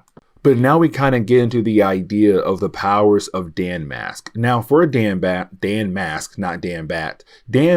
is a psychic, but she has the ability to kind of use these psychic blades as a way to dig into people's minds and use those blades as a way to kill off people who are there in the astral form in someone's body or some other being trying to control the mind of other people. And so when she does use her psychic blades, she does go into the main host of the Shadow King at the moment. Now, unfortunately for her, the Shadow King was able to escape her blades just barely. But the point is that Shadow King sooner or later will come back here and try again to finish the job. And so for our heroes, their best option at the moment is to use Dan Mask to hopefully kill off the Shadow King. But before you have the Shadow King arrive, you have Cypher express his anger with our heroes because he blames our heroes for bringing this chaos to Avalon. But it's Nightcrawler saying, have you lost your mind? Like, I know that you have not really been outside of Avalon to kind of get a better idea of how the rest of the world is like. But let me tell you right now, for you to believe that this right here would always stay perfect for the entire time is wild and crazy because Apocalypse is out there. Apocalypse sooner or later would have found this place without our help and do the same thing he's doing right now, burning it all down. Like, you need to realize this is the real world. The real world is dying all around you. So it's time for you to stop acting like a child and believe in some fake dream and realize it's time for you to stand up for a cause, which is fighting against Apocalypse. But while you have our heroes having that conversation, you then have Mystique begin to be taken over by the Shadow King. Now, the Shadow King is trying to force her to use her powers. So, for example, you have Mystique change into Sabretooth. But while you have that going on, Nightcrawler realized that when he does teleport to a different dimension. And so we kind of get the idea that he has the ability to possibly teleport over into the dimension where the Shadow King is at. But he wants to bring Switchback and also Dan Mask with him as well. And here's the reason why, because for Dan Mask, with those psychic blades, she should be able to defeat the Shadow King once and for all, but also take down his main host. But for Switchback, she can go back in time to allow Dan Mask a little bit more time to be able to achieve that goal. Because for Nightcrawler, when he does teleport, it's just him for a brief moment entering a different dimension before he teleports back into the main reality. But with Switchback, they can go back in time to give Dan Mask 10 to 20 more seconds to be able to use her psychic blades on the Shadow King.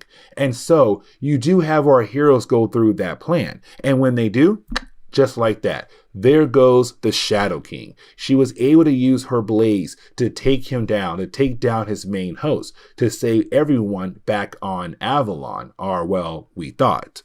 Because as we get into the ending of the storyline, we do see the Shadow King just try his best for one last attempt to finish the job that he was sent there to do. He tries to use another mutant ability to kill off Destiny. But you do have Cypher jump right in front of the blast to protect his adoptive mother. And for me, it's kind of like, man, a callback to Fall of the Mutants, where you had Cypher die trying his best to protect his friends, but this time his mother. And so with the death of Cypher, it's Destiny saying, you know what? Fine, let me go ahead and go back with you guys back to America to talk to Magneto. But now we have to jump over to Generation Next, issue number 4. Now, guys, for me, I didn't read the entire Age of Apocalypse event before I began to record every single video y'all have seen so far. So there are some issues I never read when I was growing up as a kid, and Generation Next was one of them. And so I had somebody tell me like, man, the ending of this series is pretty sad. I'm kind of like, wait, what's gonna happen? And guys, let me tell you, it was a pretty sad ending. But getting into the opening pages for this issue alone, we pick up with Mondo. Now remember, for Colossus, he is a teacher for the next generation of mutants to be used by Magneto to fight against Apocalypse. And so for Mondo, he's one of those few mutants, but the entire team has snuck their way inside the core. Now remember, the core is the main power source for Apocalypse Empire. But on top of that, Illyana was being kept there as a slave to help keep the place running. And so you had the team sneak in there in different types of ways to find Illyana. Mondo had found her, and so his main goal right now is trying to just get her out of there before he gets caught. But you do have some other people who work at the core kind of realize that there's something off about Mondo, so they want to have a one-on-one conversation with him. But before we're able to see that conversation, we jump back over to the rest of Generation Next. Now remember, they got caught at the end of our last video by Sugar Man, the man in charge of the core. But let's also not forget that for Husk and also Vicente, and I really hope I pronounced that name correctly, they had combined their powers to pretend to be another person known as Quietus. Now Quietus was second in charge of the core, but with them pretending to be Quietus, it allowed them to walk around facility without anybody thinking that they might be somebody else, to allow them to hopefully find Illyana. The problem was the Sugar Man realized there's something off about Quietus, and so you had a Sugar Man give our heroes a test, which they had technically failed. And so now it's the Sugar Man and his forces attacking our heroes, trying to capture them. Now, on the outside of the facility, you had Colossus and Shadowcat just waiting for the right moment. And of course, they come in on the right exact moment to help out their students. Now, while doing that, you have Colossus basically order them to go and find Illyana, to find Mondo, because he got word that Mondo had found Illyana. And so while you do have our young heroes trying to go find Mondo, the Sugar Man overheard, and the Sugar Man now knows to also look for Mondo, but to also know that, hey, they came here looking for a young girl named Illyana. So now she is his next target. But this also begins the whole idea of the sad moment in this storyline, because you do have Mondo being able to get rid of the people who believe that he was some random intruder, which he was, but you do have Mondo get rid of him. Now, there is this young girl named Ash, and Ash is just a regular human, but she was very close to Illyana, but she also wants to escape with Illyana to get out of the facility. The thing is, for Mondo, he was told to only get Illyana, but it's Mondo kind of saying like, you know what, let's try our best to get you out of there as well. Now, you have Skin and Chamber find Mondo, and they agree with the idea. The problem is that, man, you have the Sugar Man kill off Mondo just like that. And with the death of Mondo, you didn't have the Sugar Man being able to grab Illyana. So it's kind of like, there goes one of the young students that was under Colossus' watch, just died just like that. But you do have Colossus appear. Now, when he does appear, he kills off the Sugar Man, right? Or we're led to believe he had killed off the Sugar Man. But with him now being reunited with Illyana, it's kind of like, okay, this is a great thing, but the problem is the entire team is now surrounded by different people who worked for the Sugar Man, and it does look like they're not going to be able to make it. Now, for Colossus, the mission was to get Illyana out of there and back over to Magneto, and so you have Colossus order Kitty Pryde to get him, her, and Illyana out of there and leave the rest of the kids behind for a short period of time. Now, once you have Kitty Pryde do that, Kitty Pryde wants to go back inside to save their students. But you have Colossus say, no, I'll go back inside while you get Illyana away from this facility. And so he goes back inside, or he tries to, but the problem is that he has to hurry and get inside before the door closes. And so this leads into the sad moment, because as you have Colossus just run back over to the core, try to get inside before the door closes right in front of him. And all he can do now is just watch the different students that he took under his wing die one by one by one. Just like that, left and right. And so Colossus has to go back to Kitty Pryde and Illyana to say that he failed, that the next generation of mutants that Magneto had recruited had all died on this suicide run.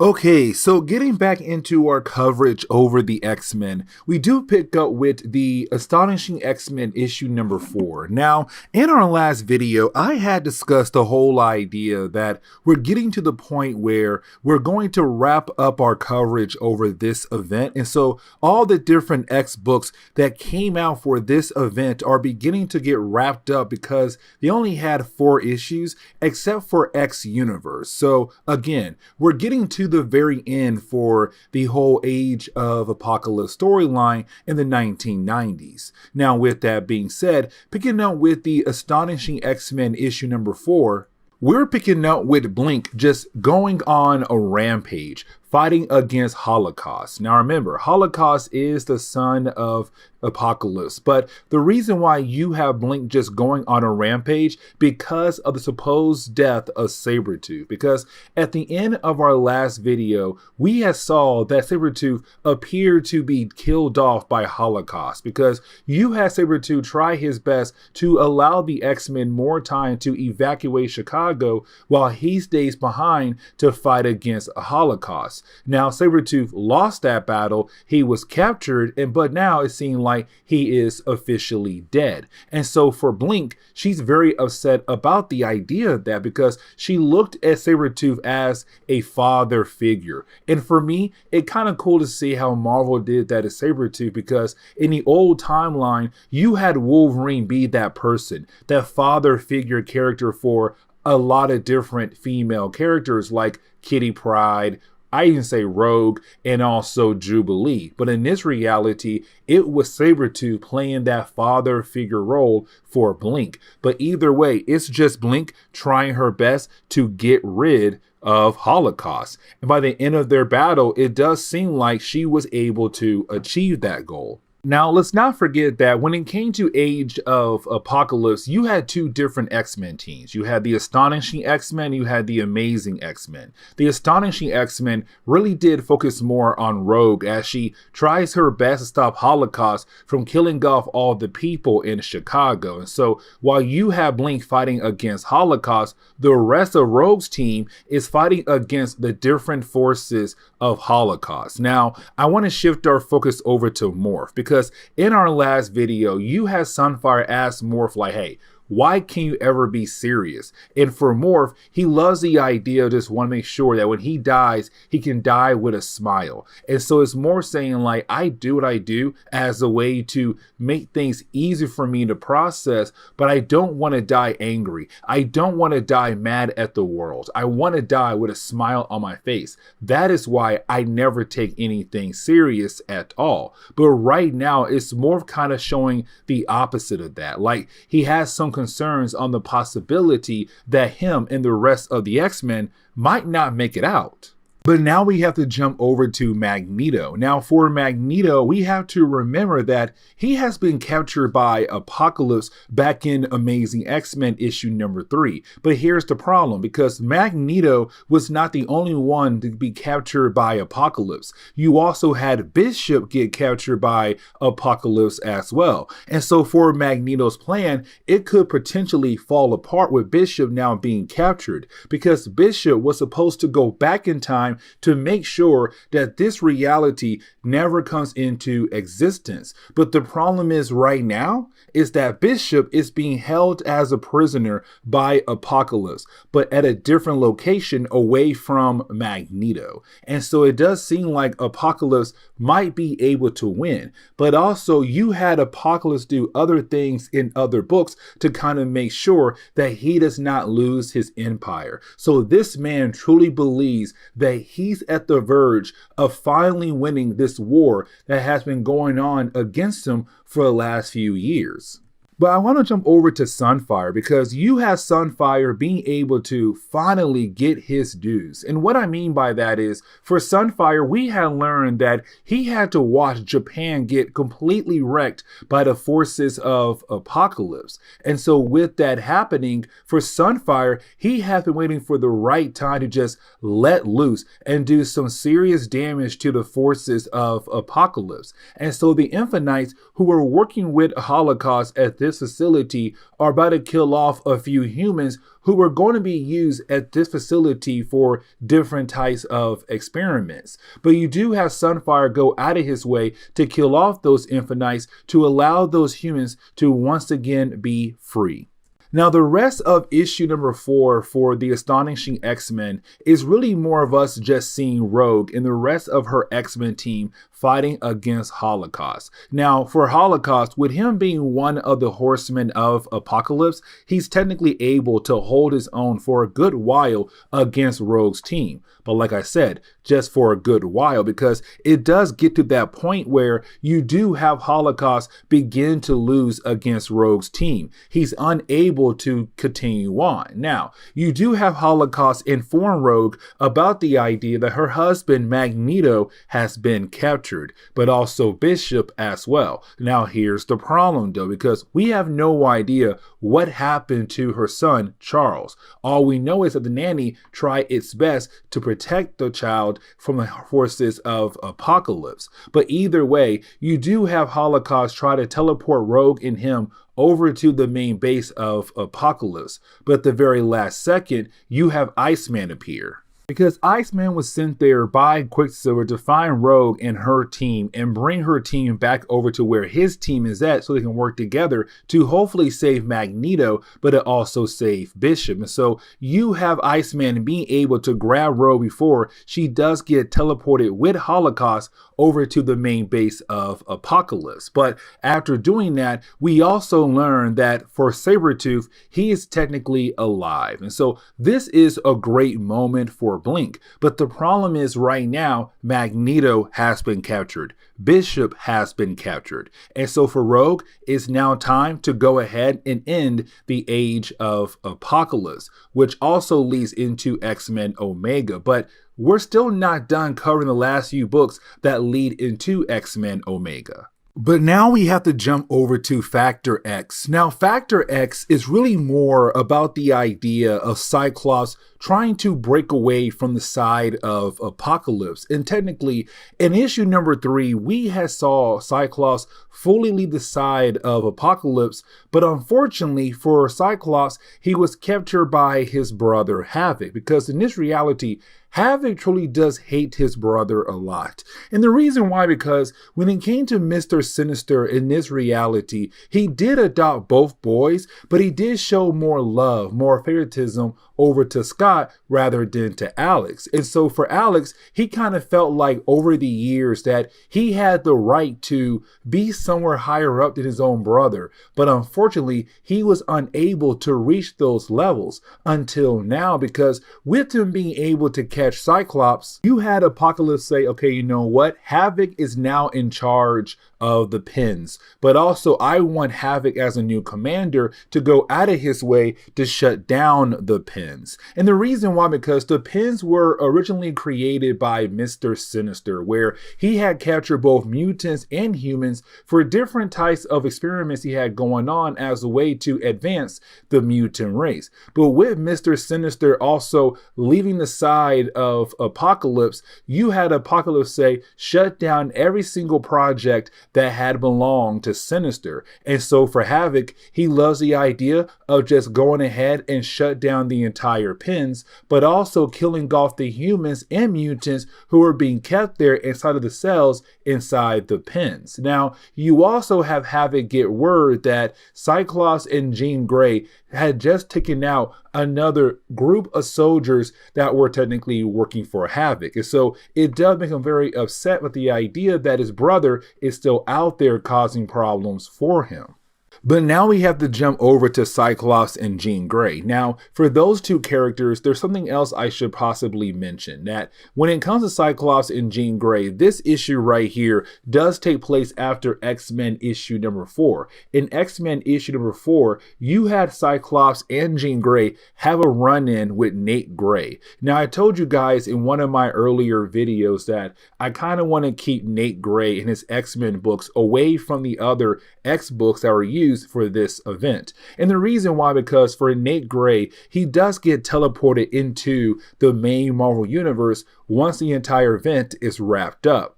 But in X-Men issue number 4, you had Nate Gray, Cyclops, and Jean Grey meet up. And when they did, they felt some kind of connection, but it also gave Jean Grey powers a supercharge, which honestly is a great thing, because when it came to pins, you have Mr. Sinister leave 6 brains behind of 6 different mutants who were psychics. And these brains were being used as a way to kind of calm the minds down of all the prisoners to make them believe that there's no way to escape from the pens. If they try, then most likely their brains will be shut down. And so for Cyclops and Jean Grey, their main goal is to go ahead and take those brains down to allow the prisoners the chance to escape. Now, while you have our two heroes heading over there, they're then confronted by the Bedlam brothers. Now, technically, the Bedlam brothers now work for Havoc, but originally they worked for Cyclops. But after you had Havoc say, hey, listen, we need to go ahead and kill off every single prisoner here at the pens, for the Bedlam brothers, they were not really down with the idea of killing off innocent people who were just being used for different types of experiments. So now the Bedlam brothers are going to help Cyclops and Jean Grey bring down Havoc and also the pens as well, to allow the prisoners the chance to escape. But now we have to jump over to Club Heaven. Now, Club Heaven was technically being controlled by Angel, and this was neutral grounds, meaning that humans and mutants were not allowed to fight against each other inside the club. But here's the problem though. There were two spies in the club who worked at the club for the Human High Council, one being Karma and the other one being Scarlet. Now, for Scarlet, there is a bigger issue, because for Scarlet, she had fallen in love with Havoc. And for Havoc, working for Apocalypse, that is a huge no-no. Mutants are not allowed to mix their genetics with human genetics, meaning that you're not allowed to have a child with a human. And so for Havoc, he has no idea that technically Scarlet is a spy, but also the possibility that she could be pregnant. Now, for Angel, the reason why they're going to have a way to shut down his club, because again, two spies who worked for him at his club were technically working for the Human High Council. So they came here to shut down the club, but also to arrest Angel. But you have Angel being able to get away at the very last second. Now, we do get a page where we do see the Bedlam brothers take on the Guthrie siblings, because the Guthrie siblings work for Havoc, who of course work for Apocalypse. Now, for Sam Guthrie, you know him as Cannonball, but in this reality, he does work for Apocalypse. Now, for his younger sister, not Paige, another sibling known as Elizabeth, she also works for Apocalypse as well, and she has the ability to change her size. Either way, you do have the two Bedlam brothers being able to easily take out the Guthrie siblings in a matter of seconds. But getting back over to Cyclops and Jean Grey, you have the two characters find the brain trust. And when they do, you have Jean Grey show off what she meant earlier, that thanks to Nate Grey, her powers were supercharged, where she was able to take on 6 different brains who are technically psychics and being able to kill them off. Now, it was one intense battle, but again, it kind of shows that her abilities have evolved. But it also shows that in this reality, Jean Grey has the potential to be a very powerful mutant if she has somebody in her corner who could have possibly trained her. Like in the old timeline, she had Charles Xavier. Unfortunately, in this timeline, she had nobody. She had Magneto, but Magneto cannot really train someone who is a psychic. But either way, with the brain trust now being gone, this begins the process of helping the prisoners break free and get away from this prison.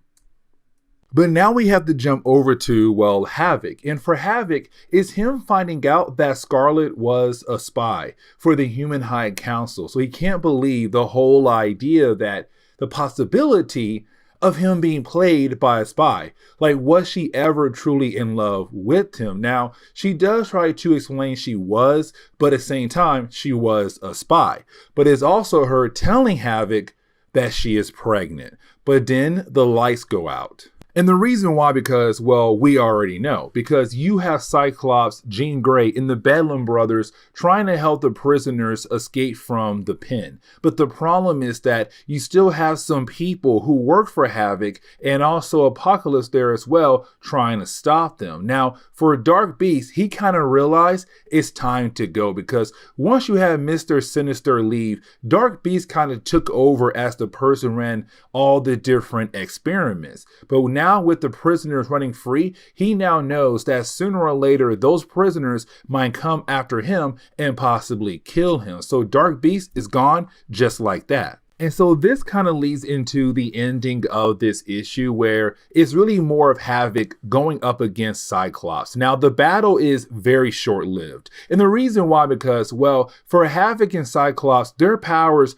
don't work on one another. They cancel each other out. And so it does turn into a fist fight where you do have Cyclops being able to just knock out his younger brother. Now, after doing that, we're kind of getting the hint here that for Cyclops and Jean Grey, in that short period of time they have spent together in the past and also right now, there is a possibility of Jean Grey now falling in love with Cyclops. Now, for Scott and Jean Grey, they both realize that they really can't sit down and explain how they feel for one another at the moment. And the reason why, because, well, they got some prisoners to help out. And so it's Cyclops and Jean Grey trying their best to lead the prisoners into a better place, somewhere away from Apocalypse. But let's not forget, they have to hurry up because the Human High Council, they're planning on dropping nukes across North America.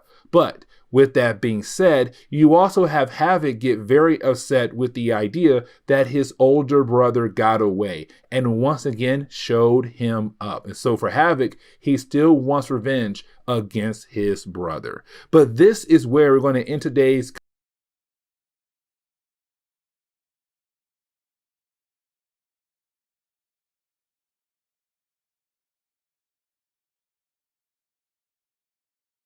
Okay, so getting back into our coverage over Age of Apocalypse, we do pick up with X-Men issue number 4. Now, this is the last issue for X-Men as we get into the whole idea of him being transported over to the main Marvel universe. Because, like I said in the last few videos, when it comes to X-Men Omega, it's going to be used as a way to wrap up our coverage over this event. But once it is wrapped up, you do have a few characters being able to make it over into the main Marvel universe. So for example, you'll have Nate Gray, the Sugar Man, Dark Beast, and I think there are a few more characters who do make it over to the main Marvel universe. And so for X-Men, his series continues on. Issue 4 is just the last issue of his series that takes place in this timeline. By issue 5, we go into the main Marvel universe and seeing Nate Gray trying his best to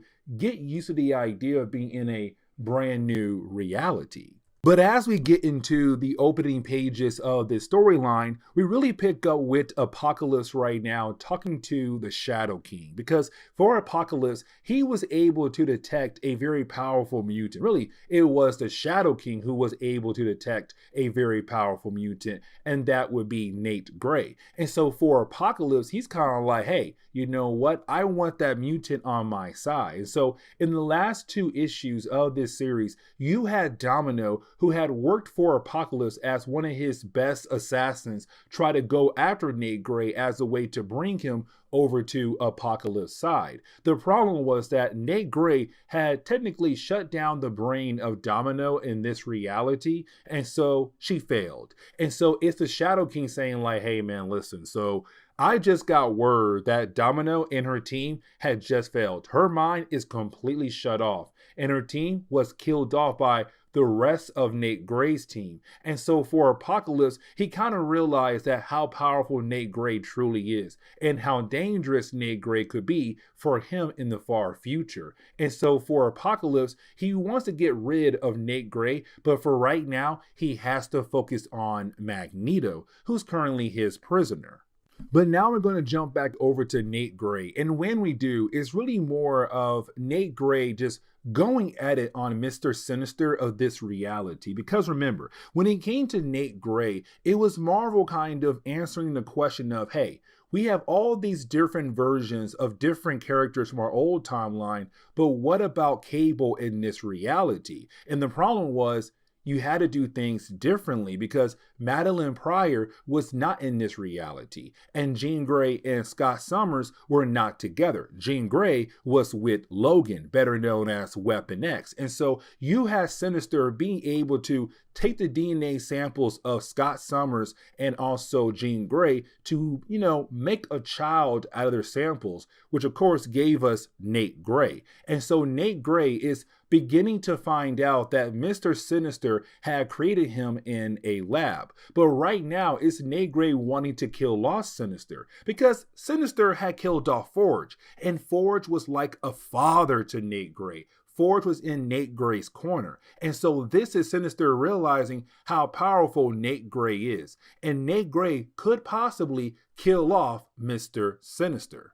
And so you do have Mr. Sinister tell Nate Grey, like, hey, listen, I created you. I made you. Here, look into my mind. And so when you have Nate Grey look into the mind of Mr. Sinister, he realized, like, yeah, he was created in a lab, that Nate Grey was not born in your usual way where you have two parents coming together to produce a child. And so for Nate Grey, he begins to freak out. And the thing is, he also begins to see in Sinister's mind the day he had escaped. Now, we had talked about this before because it was Scott Summers helping Nate Grey being able to escape. And so for Nate, he's wondering how in the world does Sinister know about this moment? And it's Sinister saying, because I was there too, but I hid in the shadows. Watch as your father basically helped you escape all those months ago. And so is Nate Grey realizing that Sinister is not lying,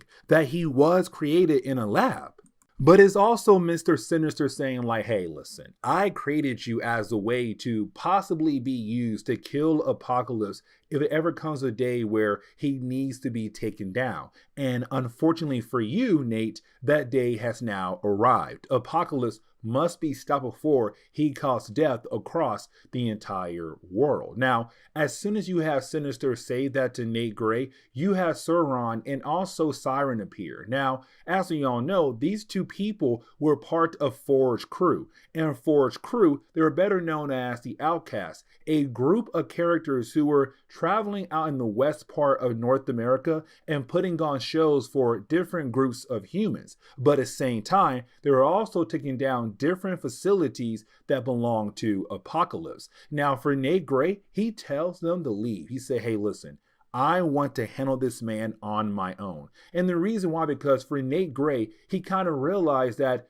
to Sinister, he's just his puppet to use. And so for Nate, he hates the idea of being a puppet. And so you have Nate Grey just beat down on Sinister over and over and over again, to the point where you have Sinister begin to bleed. And so as you have Nate Grey leave, you have Sinister realize that he might possibly die here. And so he lays on the ground, and we're kind of left to believe in the possibility that Mr. Sinister is now dead.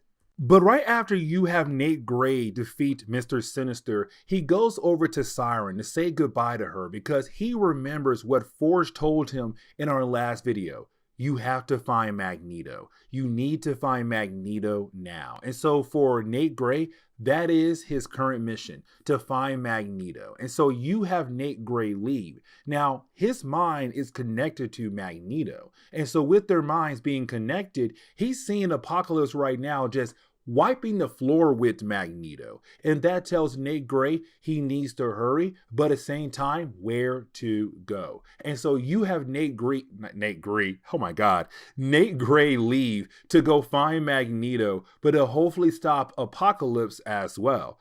Can't believe I just said Nate Grey. Now, the ending of the storyline really does lead into one of our earlier videos where I had mentioned the fact that when it came to Factor X, it took place after this moment right here, but I wanted the X-Men series to not be tied into the other X books in each of our videos when it came to Age of Apocalypse. But either way, when it comes to X-Men, when he does arrive at the base of Apocalypse, he does sense something, and so he heads over to that location.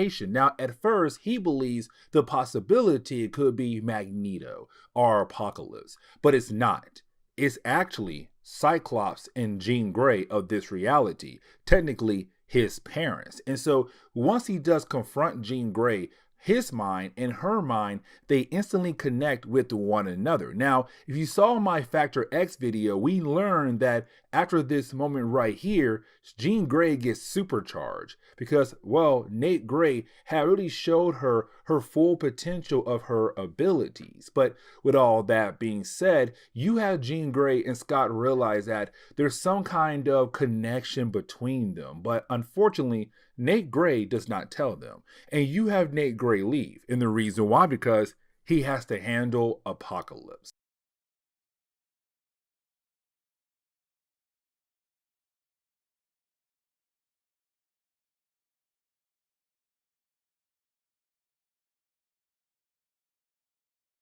Okay, so it's time for us to go ahead and get back into our coverage over the X-Men for Age of Apocalypse. And so with that being said, we're going to pick up with Weapon X issue number 4. And this is the final issue for Weapon X. And so with that being said, we're going to pick up with Logan. Now remember, for Logan, he's working with the Human High Council as they make their way over to North America to drop a bunch of nuclear bombs as a way to hopefully kill off Apocalypse once and for all.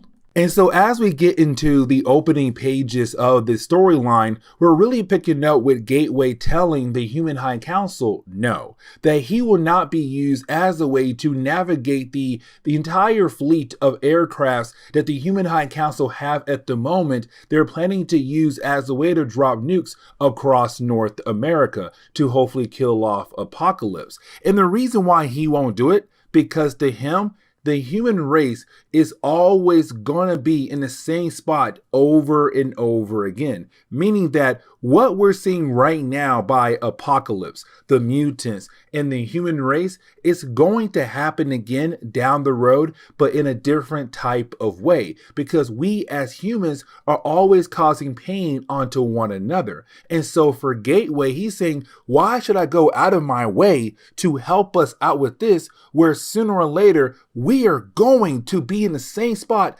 all over again. But for Logan, he shows Gateway this hologram. And this hologram is really more of Gateway watching a young girl be killed off by one of the many soldiers of Apocalypse. It's Wolverine saying, look at her. This was an innocent girl who was begging for her life. But unfortunately, they didn't care. They still killed her off, even though she was defenseless. And so it's Wolverine saying, or really, sorry, Logan, not Wolverine, but it's Logan saying, look, I found her diary and I want you, Gateway, to read her diary. And the reason why, because when Logan found Gateway in our last video, the dude was hooked up to all these different computers as a way to study the world, the entire world. And so right now is Logan saying, read her diary because you love to collect information. And I'm hoping that after you read her diary, you realize that she did not deserve that at all. And so for Gateway, he does have a change of heart. He does agree to help lead the Human High Council over to North America.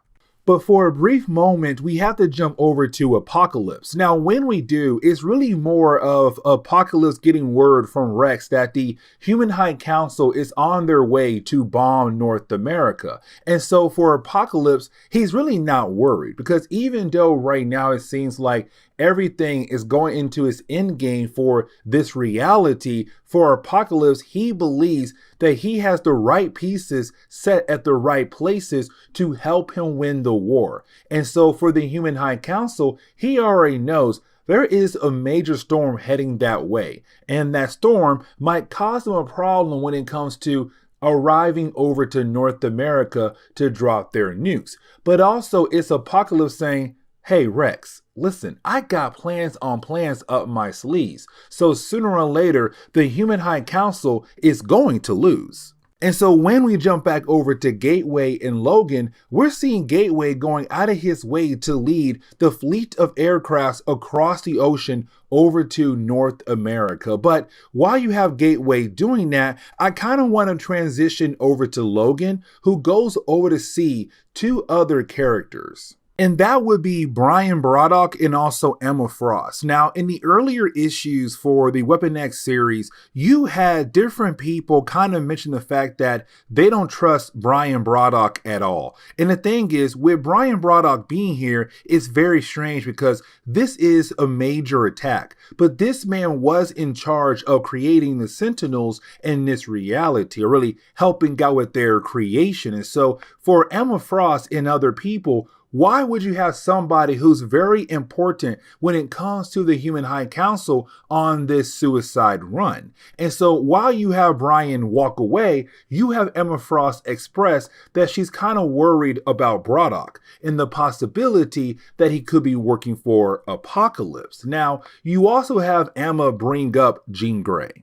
And here's the reason why, because in the earlier issues of this series, Jean Grey and Logan was both working for the Human High Council. But once Jean Grey realized that what the Human High Council was planning on doing to North America, which again is dropping a bunch of nukes, Jean Grey left to help get people out of North America before they get killed off by all the different nukes. And so for Emma Frost, she's kind of like, you say that Brian being here is a suicide run, but what your girlfriend is doing is also a suicide run, because most likely she'll be killed off by all the different nukes. But as Logan's saying, no, you don't understand Jean Grey. Like, what we're doing right now, we had technically put a shell over our hearts to kind of get over the idea of what we are doing, dropping nukes across North America. But for Jean Grey, she can't do that because it shows how great of a person she truly is. She's better than all of us. And so it really shows that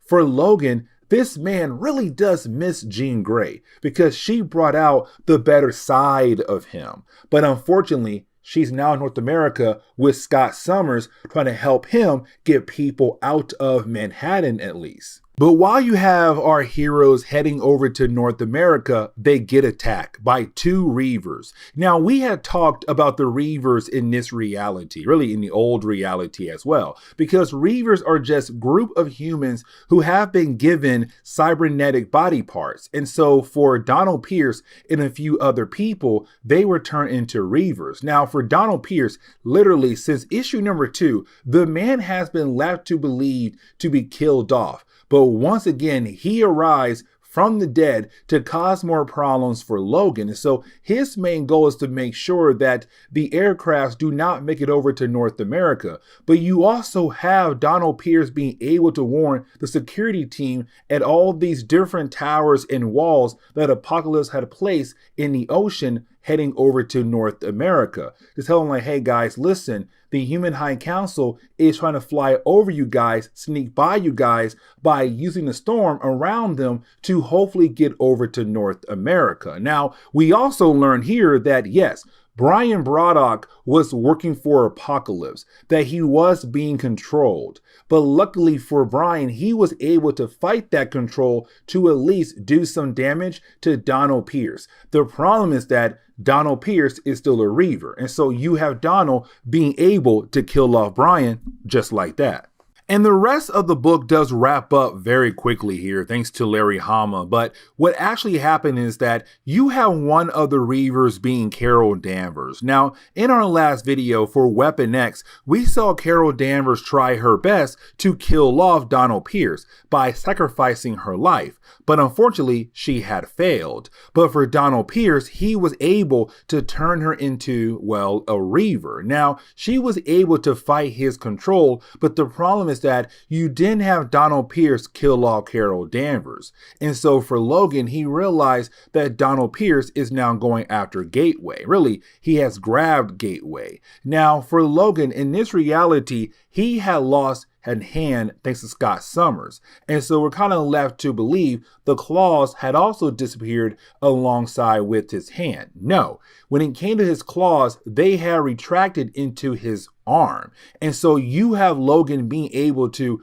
bring those claws out at the very last second to stab Donald Pierce, to hopefully once and for all kill him off. And for Gateway, he does open a portal just big enough to allow all the different aircraft, go into his portal to lead over to North America, to begin the process of dropping nukes across North America to hopefully kill off Apocalypse, but to also kill off his empire as well. But now it's time for us to go ahead and jump over to X Universe issue number 2. And when we do, we're really picking up with the idea where we left off last time when it came to the X Universe storyline. Because remember, X Universe really does focus on other characters who were not really part of the X books in the old timeline. So like Gwen Stacy, Tony Stark, and Donald Blake. But there is one character who is technically part of the old X-Men line of comics,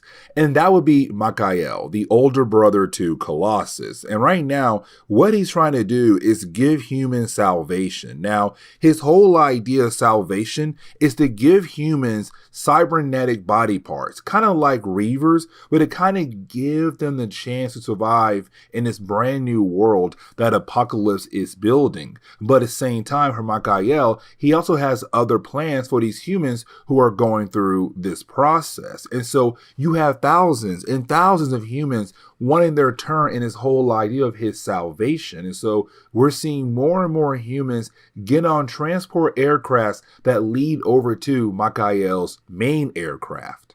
But in our last video, we had saw all the different characters we met in the last video for X Universe go inside Michael's ship to kind of be volunteers for this process. So you had like Tony Stark, Donald Blake, Gwen Stacy, I want to say Victor Von Doom as well. They all went inside. Oh yeah, Ben Grimm, Susan Storm, and also Clint Barton. But as we go inside, we technically see that they're all being held in some kind of stasis, waiting for their turn to be worked on, to be turned into cyborgs technically. And right now, Tony Stark is the first of them to actually go through the process. We also have to remember that in this reality, in the X Universe book, Matt Murdock works for Michael. As a matter of fact, Matt Murdock was one of the first few projects to be successful for Michael. So for Matt's second sight, it came from Michael's cybernetic upgrades.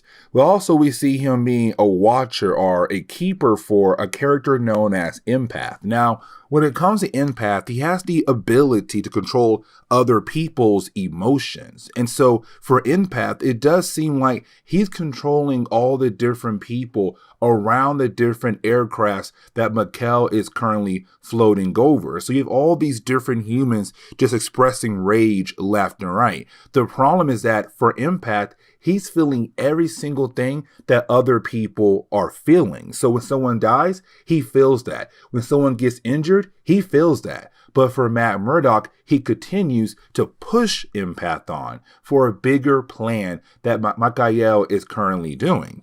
But now we have to jump over to 3 members of the Human High Council who had technically stayed behind while the rest of the Human High Council had went over to North America to drop their nukes to hopefully kill off Apocalypse in his empire. But the 3 who did stay behind is Thunderbolt Ross, you have Bolivar Trask, and Mora Trask. Now, you had the 3 right now talking about what's happening in the streets where the humans are technically divided. You have all these different riots happening left and right. But while they're talking, you have Michael appear. And when he appears, he says, hey, listen, I'm telling you right now, the future for the humans is about to end right now because you humans are so divided. But unlike mutants, we are committed to work together. Now, for me personally, that's not true because you have the X-Men, you have Forge team out there, the Outcasts. Like, you have a few mutants out there who are technically not committed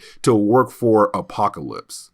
But now we have to jump back over to those characters who were technically being used as for experiments, but being kept in stasis. But here's the catch, because for Tony Stark, we last saw him being worked on by different machines that were running the experiment by Michael. Here's the catch. You see, Tony Stark is technically a Trojan horse. And let me explain. Because for Tony Stark, the tech that keeps his heart pumping was also being used as a way to send out a virus to shut down the entire system in this one particular room, to allow our heroes to be free, because they knew that there was something going on when it comes to Michael. And so their main goal now is to hopefully stop him. And so once you have all our different characters be free and being able to regroup, you then have Tony tell Ben Grimm that his weapon is being kept right now in one different room. And just like that, Ben and Sue, they find their weapons and they are ready to go.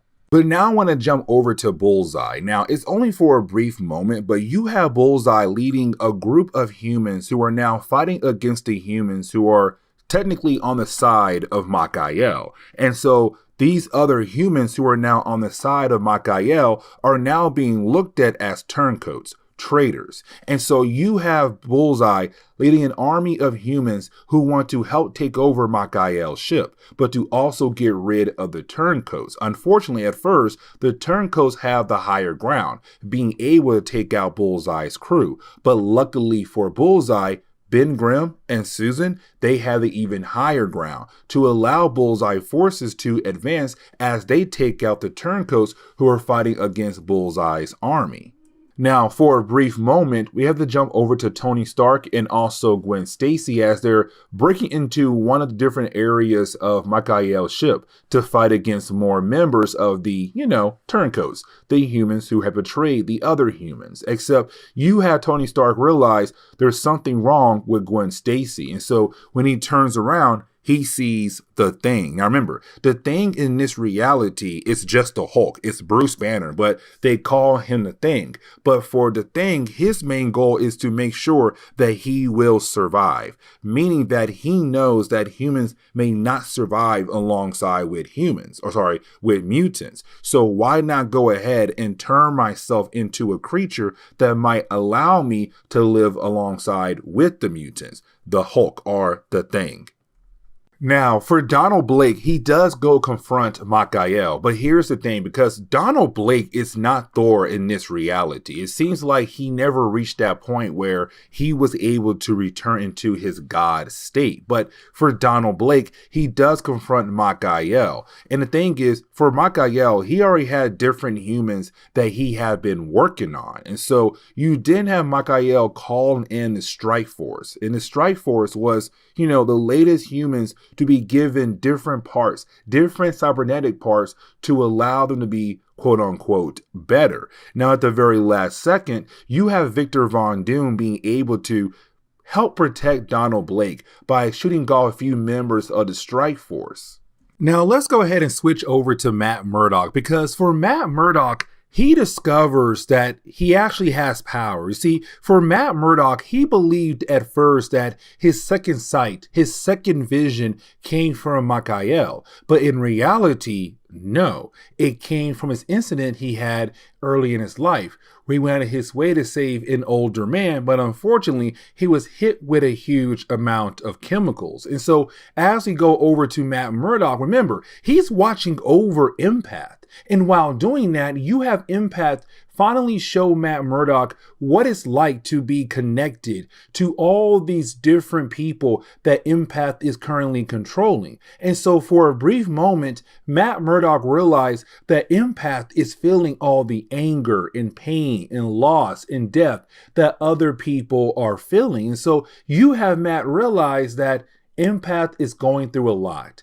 And so you have Matt just go ahead and kill off Empath. But right after doing that, you have Matt realize that his second sight did not come from Michael. It came from his incident. And so now it's Matt Murdock kind of realizing that he's truly the man without fear. Now, for a brief moment, we see Ben Grimm going out of his way to save a young child's life. And the reason why, because with everything popping off around the aircrafts of Michael, you have some people dying in the chaos. Like, for example, there was this father who was just trying his best to protect his child. He gets shot down, and unfortunately, it does seem like at first the child might be alone. But luckily, Ben Grimm was there to pick up the child and save it. Now, let's go ahead and switch back over to the Thing, which is Bruce Banner, but the Hulk. Anyways, you had the Thing still fighting against Gwen, and you have Gwen really being able to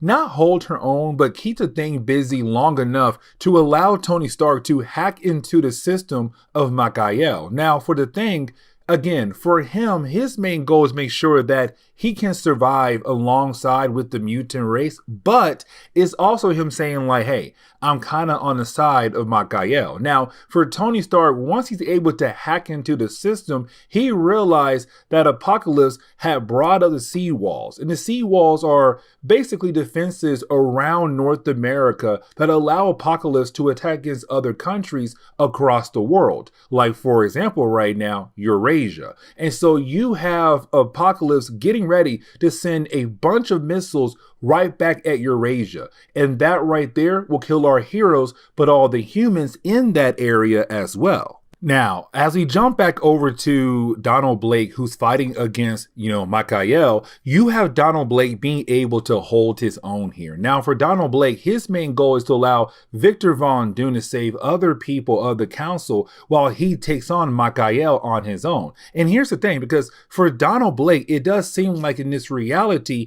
he never did become Thor after arriving on Earth as Donald Blake. And so because of that, you have Donald Blake out of nowhere being able to pull out of this huge amount of strength that was locked away in his body, and he used that strength against Michael to stab him with his own cane. And you didn't have the two characters fall out of the Big Ben and fall what seems to be to their death.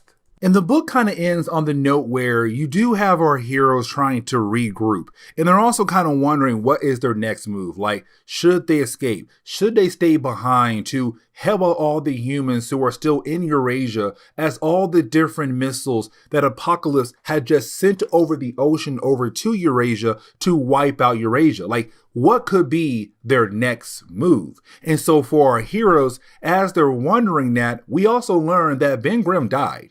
They're trying to save that child, he got shot. And so that bullet wound has slowly killed him off, but he was able to make it to the others to at least get the child over to Susan. And so the book kind of ends on the note where all you see is bright light, and we're kind of left to wonder, is this bright light the whole idea of all the bombs dropping, or possibly this reality being wiped out because it should not even exist in the first place? Again, so many different questions. Now, matter of fact, these questions do get answered in a Hulk book that comes out years later, like years later.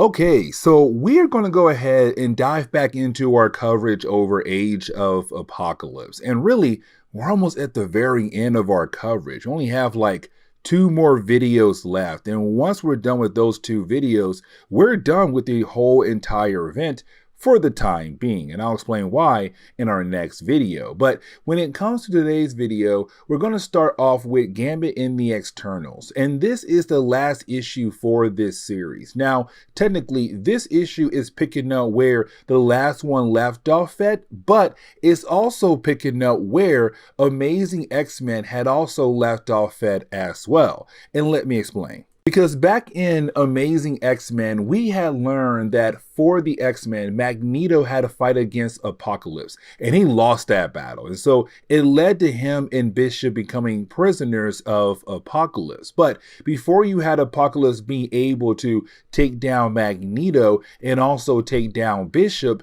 you had the nanny, this robot, being able to grab Charles, the son of Magneto and Rogue of this reality, and take the child over into the Morlock tunnels as a way to get away. away. Now, after you have Magneto get captured by Apocalypse alongside with Bishop, the question was now, hey, where is Charles? Where is the nanny? And so you had the X-Men arrive back and realize that one, their leader is captured, but two, the nanny is missing with the young child. And so as we dive into the opening pages of Gambit and the Externals, issue number 4, we're picking up with Dazzler and also Exodus, who were sent by Quicksilver to hopefully find the nanny, but to also find Charles. And they found the nanny, and the nanny has been completely destroyed. The entire robot's life has just been wiped out, what seems to be in a matter of seconds. But with the robot now being destroyed, the question is now, where in the world is Charles? And we kind of get our answer to that question in like a matter of seconds, because we do see that you have Apocalypse interrogating Richter to kind of figure out what happened earlier when it came to Richter trying to capture Gambit in the Externals, but also when it came to Richter getting his hands on the shard of the Imcron crystal, but also on the baby, Charles, because apparently Richter had a chance to get both items, but he had apparently failed. And so this kind of leads us into, the leading moments that lead up to the idea where you now have Apocalypse holding on to the child of Charles, but also possibly getting his hands on the Imcron crystal. And so as we dive into one of the many flashbacks we're going to get in this one issue alone, we do pick up with Gambit and also Lila just trying their best to get away from Richter, really to make sure that Richter followed them, to keep Richter away from Jubilee and Strong Guy, so that those two characters will then have the ability to deliver the Imcron crystal over to the X-Men, over to Magneto. And for Gambit, he has no idea that currently Magneto is a prisoner of Apocalypse, but either way, their main mission is to use the Imcron crystal shard to hopefully bring in a better reality than this one. But as we switch back over to the present day, we pick up with Apocalypse really expressing the fact that he's mad at Richter because Richter got tricked. Because for Richter, he went after Gambit and also Lila, not go after Jubilee and Strong Guy. Because for Richter, he believed that Gambit would have his hands on the shard. But in reality, Gambit gave the shard over to Jubilee. And so is Richter saying, hey, I thought he would have it because he is their leader, but I was completely wrong. But as we get another flashback, we're really picking up with Jubilee on the run. And we see Jubilee holding on to two items, the baby, Charles, and also the Imcron crystal shard. And so the thing is, she's trying her best to get away from Richter. And this leads into a big moment where we learn that for Strong Guy, he's a traitor. The entire time that Strong Guy has been working with the Externals, he was secretly working for Apocalypse. You see, he was captured 2 months ago and they put some kind of bomb inside his body. And they said like, hey, if you disobey any orders, that bomb will go off, killing you and possibly other people around you as well. And so for Strong Guy, he's unfortunately being forced to grab the Imcron crystal shard, but to also grab Charles and deliver both items over to Apocalypse. And for Jubilee, she can't do anything at all when it comes to Strong Guy because she's still learning how to use her powers like she was in the old timeline as well. And right after you had Jubilee find out about the idea of Strong Guy being a traitor, you also have Gambit and Lila find out as well, because while they're trying their best to get away from, Richter, it's also them hoping to find the X-Men to figure out how in the world Richter was able to keep tabs on them. And so while they're trying to access a different tunnel that could lead them over to the X-Men, they run in a Strong Guy. And of course, this is where you have Gambit realize that he has been played. Now, for Strong Guy, he was madly in love with Lila. But in this reality, Lila ended up with Gambit. And so for Strong Guy, he hates the idea that Gambit was able to get the woman that he loved. But on top of that, he was caught 2 months ago by the forces of Apocalypse. And so you have Richter confirm to Gambit like, hey, Strong Guy has been working for him this entire time. Now, you do have Richter try to bring down the tunnels on top of everybody, but at the very last second, you do have Strong Guy trying to hold up one of the support beams to allow Gambit to be able to grab Lila and get the heck out of there. Now, technically, Gambit had a choice, right? It was to save Lila or to go ahead and let her die, get his hands on the crystal, but also baby Charles as well. But he chose Lila, and the reason why? Because of love. Now for Lila, she's freaking out because she's wondering how in the world are they going to be able to get their hands on the crystal and also Charles. But for Gambit, it does not matter right now because he just saved her life, the woman he loves so much. And so as we transition back over to the present day, we're picking up with Apocalypse giving praise to Strong Guy because it was Richter who was bringing down the tunnels on top of everyone. But it was Strong Guy who had delivered the M'Kraan crystal and also the shard of the M'Kraan crystal, but also baby Charles over to Apocalypse. And so you have Strong Guy get all the praise. And for Richter, unfortunately, is killed off by Apocalypse. And so as the book closes, we're picking up with Gambit and also Lila running into Dazzler and Exodus. And you have Gambit inform the two like, hey, we did have the M'Kraan crystal, but we lost it. But on top of that, we lost the baby as well, baby Charles. And so now it's Gambit and Lila just trying their best to spend some time together. But let's not forget, the externals know what's coming to the universe right now. The M'Kraan crystal is releasing energy across the entire universe because this reality should not exist at all. But on top of that, this reality right now is slowly being blinked away by the M'Kraan crystal, different parts of the universe one by one. But either way, they have to now figure out how can they stop Apocalypse to get the M'Kraan crystal shard back, but to also save the life of baby Charles. But now we have to dive into Amazing X-Men issue number 4, the final issue for our coverage leading into X-Men Omega. So getting into this issue, really picking up with Bishop. Now remember, he got captured in the earlier parts of our coverage of this event by Apocalypse. But you had Apocalypse make sure that him and Magneto are being kept apart in 2 different locations. And so for Bishop, he took a group of characters known as the Madri. And really, we're going to learn more about this particular group in this chapter alone. But while you have the Madri trying to torture him and interrogate him, you did have Storm appear. Now, this is kind of cool for me. And the reason why, because in the old timeline, Storm and Bishop were like very close to one another.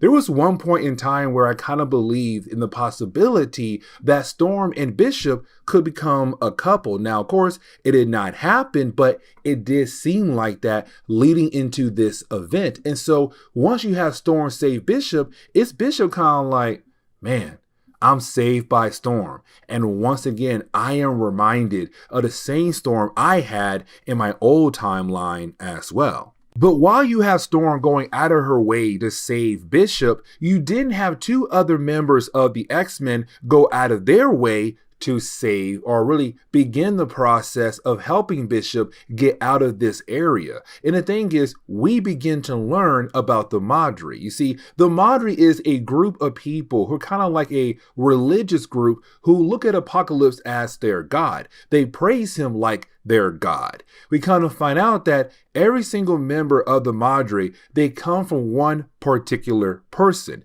and that would be Jamie Madrox. Now remember, he has the ability to make clones of himself. And so when it came to Dark Beast and Sinister, they were able to run some experiments on him and kind of force him into being used as a way to build up an army of people who, 1, would work for Apocalypse, but 2, praise Apocalypse like he's some kind of god.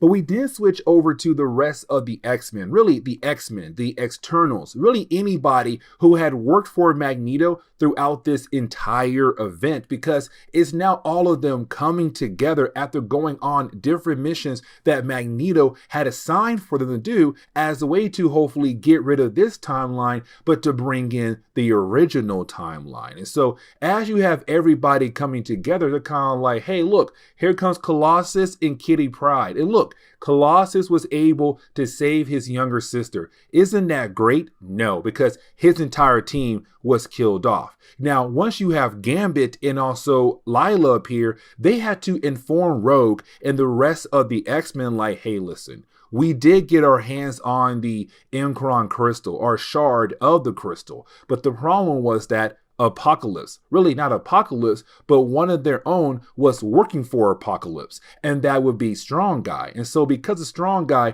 they one, lost the shard, but also two, they lost Charles. And remember, Charles is the son of Rogue and Magneto, but you had the nanny, this robot, take Charles away while you have Magneto fight against Apocalypse and lose that battle big time. But after that, you then had Strong Guy destroy the nanny, grab Charles, and gave Charles over to Apocalypse. Now, there was a moment where Gambit had a choice to say Charles or the shard, or really Charles and the shard, or save the woman he loved, better known as Lila. And of course, he saved Lila over the child in the shard. And so because of that, it's Rogue saying, you gave up my child in the shard that could save our whole entire reality for your loved one? Like, have you lost your mind? And so now it's Rogue wanting to beat down on Gambit.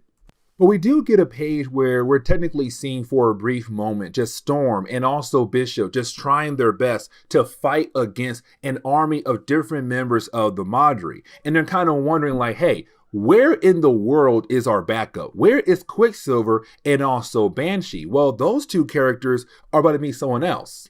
That would be Abyss. Now, we have talked a lot about this character before. When it comes to Abyss, he is one of the last horsemen of Apocalypse. Really, he is the last horseman of Apocalypse. But for Abyss, his whole entire body is just made up of coils. But the thing is, right in the middle of his body, it leads into this dark dimension. Now, the last time we saw him, Quicksilver was able to kind of put Abyss' body into his own dark dimension. And so we were kind of left to believe in the possibility that Abyss is dead. Come to find out, no, that is not the case at all. But for Banshee, he knows what he has to do as a way to get rid of Abyss once and for all. And so you have Banshee tell Quicksilver, get Maddox out of here. I'll stay behind and deal with him. And he does. You have Banshee go inside the body of Abyss and just release all of his power all at once, kind of leaving us with the possibility of the idea that Abyss died from the inside out, with his dark dimension being destroyed inside his body. So we're kind of like, oh, cool. Abyss is dead once and for all. That is not the case. You see, there were many different storylines that came out many years later that had revisited this reality. One of those storylines brings back Abyss once again. So yes, he's dead, quote unquote, now, but down the road, we're going to learn, no, homeboy is alive. You would think with the possibility of with Jamie now on the side of the X-Men, like, okay, cool. If he's able to shut down all the different clones that the Apocalypse, Mr. Sinister, and Dark Beast had forced him to create, it's one, going to do a huge blow to Apocalypse army, but two, maybe he'll then make clones of himself to help out the X-Men to take down Apocalypse.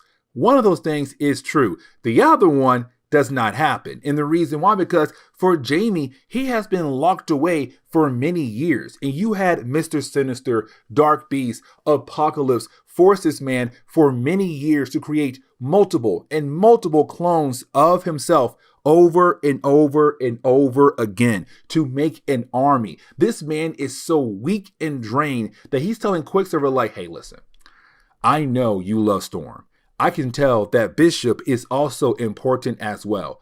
Let me tell you right now, I'm going to help you guys out. I'm going to use the last bit of my strength to go ahead and get rid of all the clones who are currently here or possibly across North America as a way to give Apocalypse a major blow in his army. And so just like that, he does it. But the problem again is that he had to use the last bit of his energy, the last bit of his strength to pull this off. And when he does, there you go.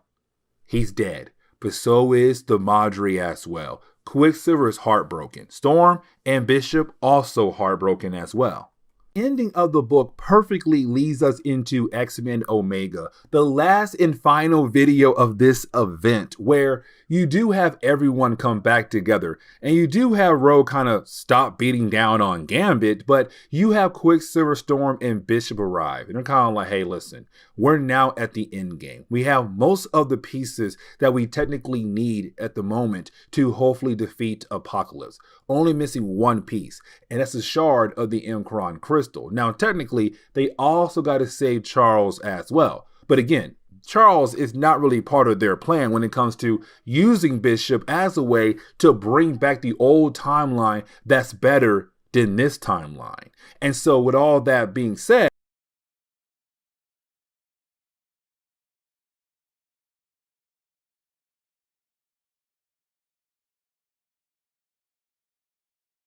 okay, so we are here, guys. We are finally at the end of Age of Apocalypse, and we're now getting into X-Men Omega. Now, X-Men Omega wraps up the entire event. Now, technically, when it comes to this reality, it does kind of end on a cliffhanger where we're kind of left to believe that this world was completely wiped out. But when it comes to Marvel, and the thing is, they love the idea of revisiting old events in different types of ways. And so when it comes to Age of Apocalypse, yes, it does end on this note right here. But there's like two more storylines that come out in the mid 2000s that kind of revisit this reality. So don't believe that this reality is completely gone as we get into the end of this video. And so as we get into the opening pages of this storyline, can I just say that there's a reason why Apocalypse is one of my top 10 favorite villains of all time. I feel like for a lot of people out there, it's the same thing as well, because Apocalypse just comes out strong. It's like, man, dude, you're just evil, pure evil. It's so crazy because in the opening pages of the storyline, we pick up with Apocalypse just talking down to Magneto. Now, remember, when it came to Magneto and for Apocalypse, they battled in the early parts of our coverage over this event, and Magneto lost that battle, and it led into Magneto and Bishop both being held as prisoners in two different locations. Now, for Magneto, he was being held as a prisoner by Apocalypse, and you had Apocalypse just beat down on Magneto over and over again. But this is Apocalypse telling Magneto like, hey, listen, I want to tell you that you are going to lose because I know that sooner or later the X-Men are going to arrive. Now for Magneto, he believes that Apocalypse believes that the reason why the X-Men are coming is to save him. He's all like, listen, you don't know my X-Men. They're not going to come after me to make sure our plan works. They'll go ahead and try their best to finish my plan to get rid of this reality. But it's Apocalypse saying, no. You see, here's the thing, Magneto. I do know your plan because when you had my people, the Madre, go into the mind of Bishop, they had discovered your plan. The whole idea of trying to bring back the old reality that's better than this reality. But on top of that, I also discovered the M'Kraan crystal, the major part of your whole entire plan. And so the thing is, I know the X-Men are not coming for you.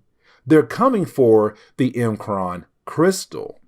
But now we had to switch over to Angel. And this is where Angel kind of begins to play a major part in the storyline. Not like a super major part, but it's a small major part that kind of helps other characters go after Apocalypse. Let me explain. So for Angel, in the earlier parts of our coverage of this event, when it came to Angel, we learned that he was kind of in the middle, right? He was not really helping out the mutants nor the humans, but also he had a club known as Heaven. And when it came to Club Heaven, it was neutral grounds, meaning that mutants and humans were not allowed to fight against one another inside his club. Now, his club got shut down, and the reason why, because they found 2 spies for the Human High Council, Karma and another woman known as Scarlet. And so for Apocalypse, the club had to get shut down. Now for Angel, we're seeing him going out of his way to save one of the 2 people who was working in his club, and that would be Karma.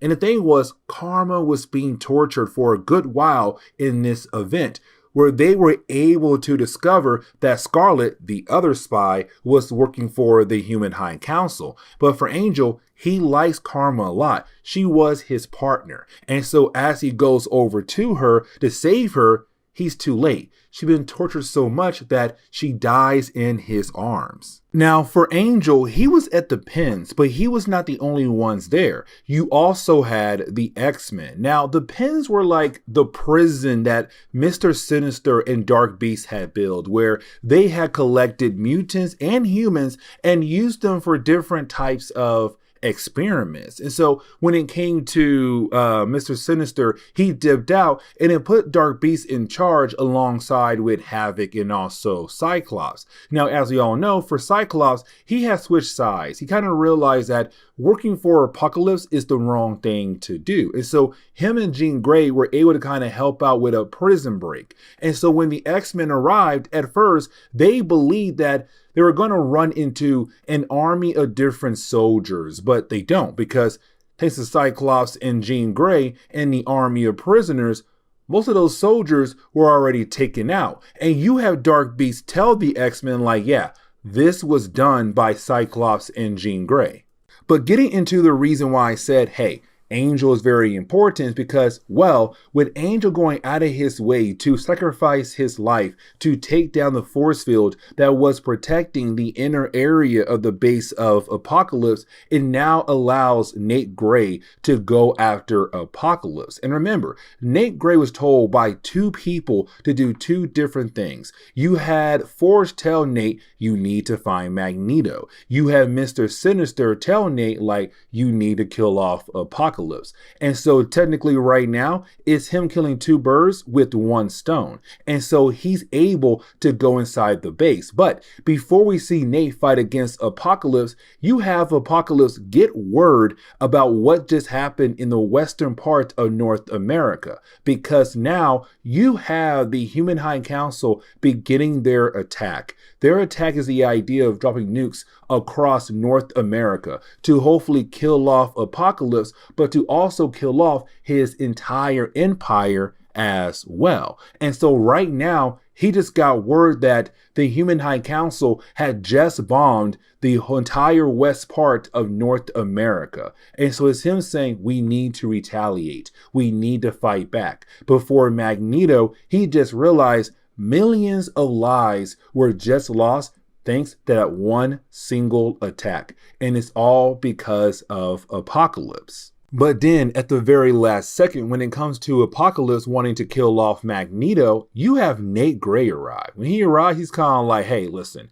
I'm here to protect that man right there, but to also kill off Apocalypse. So now we're getting into the whole idea of us seeing Magneto and Nate Gray fighting against Apocalypse, but also his son Holocaust as well. Now, for the X-Men, they're able to get inside the main base of Apocalypse, and they do find the shard of the M'Kraan crystal that has technically grown in size. Now, here's the thing, because with the shard, they're able to see the old reality, really more of Destiny, because with her ability, she's kind of able to see different possibilities of different timelines or different futures. And so for her, she realized that everything Bishop has been saying is technically true. The whole idea that this reality should not be around at all. And so now it's time for her and Illyana and Bishop to go inside the M'Kraan crystal, go back in time to prevent Legion from killing off Magneto, which of course, sorry, not kill off Magneto, kill off Charles Xavier, which of course led into this timeline. And the reason why only those three characters can go inside the M'Kraan crystal is because they don't have a counterpart in the old timeline. Destiny and Illyana, they're both dead in the old timeline. And for Bishop, he's from the old timeline. And so that is why only those three characters can go inside the M'Kraan crystal to pull off this mission. While you have Nate Gray fight against Holocaust, you have Magneto talk to Illyana to kind of get her motivated to help out, to give her that courage. But she has a question. She's all like, hey, if I do help out, can you tell me this right here? If I do help to bring back this old reality, will little girls like me have a better life? Will little girls like me not be so scared like we are in this reality? And the thing is, for Magneto, he can't promise that because he's not from that old reality. But Bishop can, but he doesn't. What he says is that, listen, what I can promise that there is hope.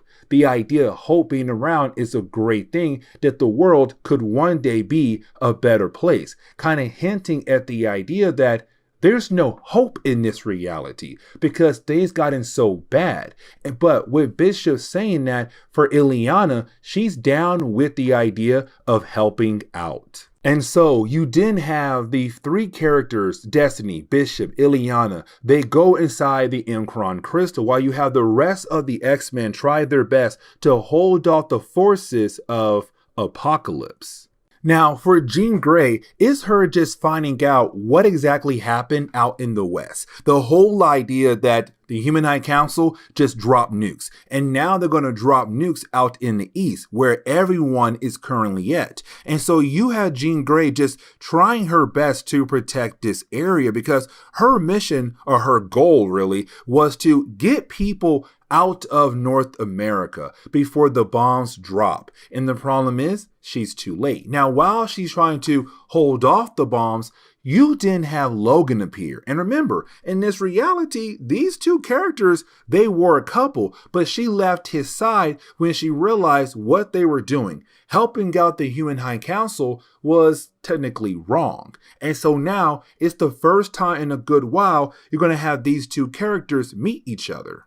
And the next few pages are really more of us just seeing, Nate Gray fighting against Holocaust, which honestly is pretty cool. But at the same time, I kind of feel like if Nate Gray was created to kill off Apocalypse, Holocaust should be easy to take out because we have seen other characters being able to, do some serious damage to Holocaust. So for me, Nate Gray should win very easily. Now, while you have him fighting against Holocaust, the rest of the X-Men, they're fighting against the forces of Apocalypse. But you didn't have Colossus kind of go on this rampage because he hates the idea of his younger sister being used for this mission because for a good while, he thought she was dead. It was Magneto saying, one, she's not dead, and two, there is a possibility that she might have a power that could possibly help us pull off our mission. But for Colossus, he's kind of like, listen, she's the only thing I have left now. And I hate the idea of using my sister for a possibility of pulling off some kind of mission. And so now it's him trying to go inside the crystal to go get his sister out of there. And you have other members of the X-Men like Iceman trying to stop him. But inside the M'Kraan crystal, we're seeing Destiny and also Bishop and Illyana seeing all these different images of the old reality. Chambers, Banshee, Storm, Jean Grey, Havoc, Angel, Legion, Thunderbird, or Warpath, who knows? But it's them kind of realizing like, okay, this reality has to come back into the picture. And so for Illyana, she does use her powers to open up a portal to kind of help Bishop go back in time to hopefully stop Legion from killing off Charles Xavier that will lead into this reality. Now, I kind of want to switch over to Magneto because this is such a cool moment for my boy. Okay, so for Magneto, he's like, you know what, Apocalypse, it's you and I, let's go to war. Now, for Apocalypse, he's really big on survival of the fittest. It's the whole thing about Apocalypse, that the weak must die, the strong may live, the strong may lead the weak, and the weak must follow. But for Magneto, he's kind of like, listen, I was technically part of World War II. There was a man who tried to kill off my people, of course, talking about Hitler. And the thing was, it was the weak who was able to overcome Hitler, is what Magneto is trying to say. That right now for Apocalypse, he may look at Magneto and the rest of the X-Men as weak, but the weak is going to win today. And so you have Magneto just beat down on Apocalypse. But now we have to get into the whole idea, the whole idea of Jean Grey dying, because, okay, while you had Jean Grey trying to use her powers to protect this area, Havoc sneaks up on her and Cyclops and really blasts her right in the back. So we're getting into the death of Jean Grey. Now for Scott Summers, he's ticked off. And the reason why, because, okay, for Scott Summers, him and Havoc, they hate each other in this reality, but really it's more Havoc hating Scott Summers. Because for Scott, he was given everything by Mr. Sinister and Apocalypse. And for Havoc, he feels like he's more deserving of everything that Cyclops had received over the years. And you also have Mr. Sinister kind of put Cyclops on this pedestal. And so it's Havoc saying, no, I am finally going to get rid of you once and for all. But it's Cyclops saying, you fool, what you have done is going to kill us all off. Because Jean Grey was trying to use her powers to protect this area, but unfortunately, she is now dead. Now, at the very last second, you have Logan kill off Havoc because he loved Jean Grey. That was his woman. And so after killing off Havoc, Jean Grey dies in the arms of Logan. And I had just realized that I forgot to mention the fact that when it came to Sugar Man, he was able to go inside the M'Kraan crystal. Now I'm kind of left to believe that because he does not have a counterpart in the old timeline, the 616 reality, it should allow him to go into the main Marvel universe. But we also see Dark Beast trying to teleport into the center of the M'Kraan crystal. Now, technically for Dark Beast, he does have a counterpart, and that would be regular Beast. But either way, you do have Quicksilver trying his best to change the idea where Dark Beast could go. And the thing is, we're kind of left to wonder, did Dark Beast, succeed when it comes to being teleported inside the M'Kraan crystal? Now we get into, another death in this storyline, and that would be Kitty Pryde. Now in this reality, Kitty Pryde and Colossus were married. But the problem is that for Colossus, this dude is just going on a rampage to get to the M'Kraan crystal, to go inside to save Illyana. And you have Kitty Pryde try to stop him, and he just steps right over her, killing her off just like that. So Kitty Pryde is dead. And you then have Gambit shoot Colossus in the back to, of course, kill him off for what he did to Kitty Pryde. And so for Illyana, she comes out of the M'Kraan crystal excited about the fact that she was able to help out the X-Men. But the problem is that her brother had just been killed off by Gambit. And so he's now dying in front of her, and you have Quicksilver take her away so she would not have to see the death of her brother. Now, for Magneto and Rogue, they were kind of working together to fight against Apocalypse, but also Strong Guy. Now, Strong Guy was part of Gambit's Externals team. We did learn that he was technically a traitor who was working for Apocalypse. But either way, Strong Guy was holding on to Charles. And so you had Rogue being able to save Charles and get rid of Strong Guy. But you also now have Magneto fighting against Apocalypse in one big final battle. And you also have Nate Gray being able to jump in the battle to kind of help Magneto fight against Apocalypse, especially with the idea that Apocalypse is responsible for the death of Forge, who is kind of like a father to Nate Gray.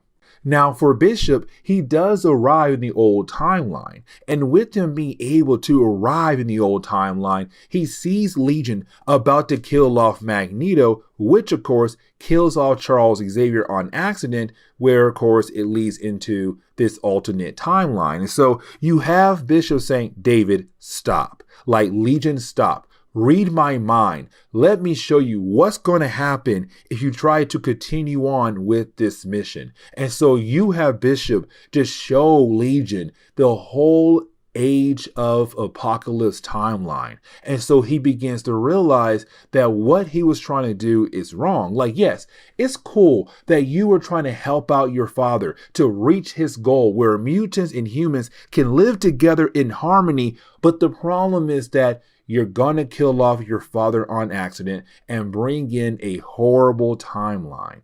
And so once you have Legion realize that, he disappears. But he was the anchor for the 4 other members of the X-Men who were also pulled back in time thanks to Legion. And so with him going away, they also go away, but it also begins the possibility of the end of the Age of Apocalypse timeline. And so for Bishop, he also goes back into the old timeline as well. And so now we are able to get into the ending of this event, the ending of this storyline, because you have Nate Gray and Magneto working together to fight against Apocalypse, to fight against Holocaust. And you have Nate being able to handle Holocaust, but you also have Magneto being able to handle Apocalypse. And you have Magneto just rip Apocalypse in half. And I'm kind of like, dang, man. Just rip this man in half and said, hey, I was right. The weak will win. We have survived and the strongest have fallen. And the world might be a better place. Well, technically, it won't be a better place. And the reason why, because with Jean Grey dying, those nuclear bombs are going to drop in this area. So it's Magneto, Rogue, being able to spend time together with their son for one last final moment. And as the bombs drop, all we see is this bright light. And we're kind of left to believe that this reality is officially dead. And this is where we're going to end today's comic book video. So please leave me a like down below and subscribe. But guys, see y'all next time. Later.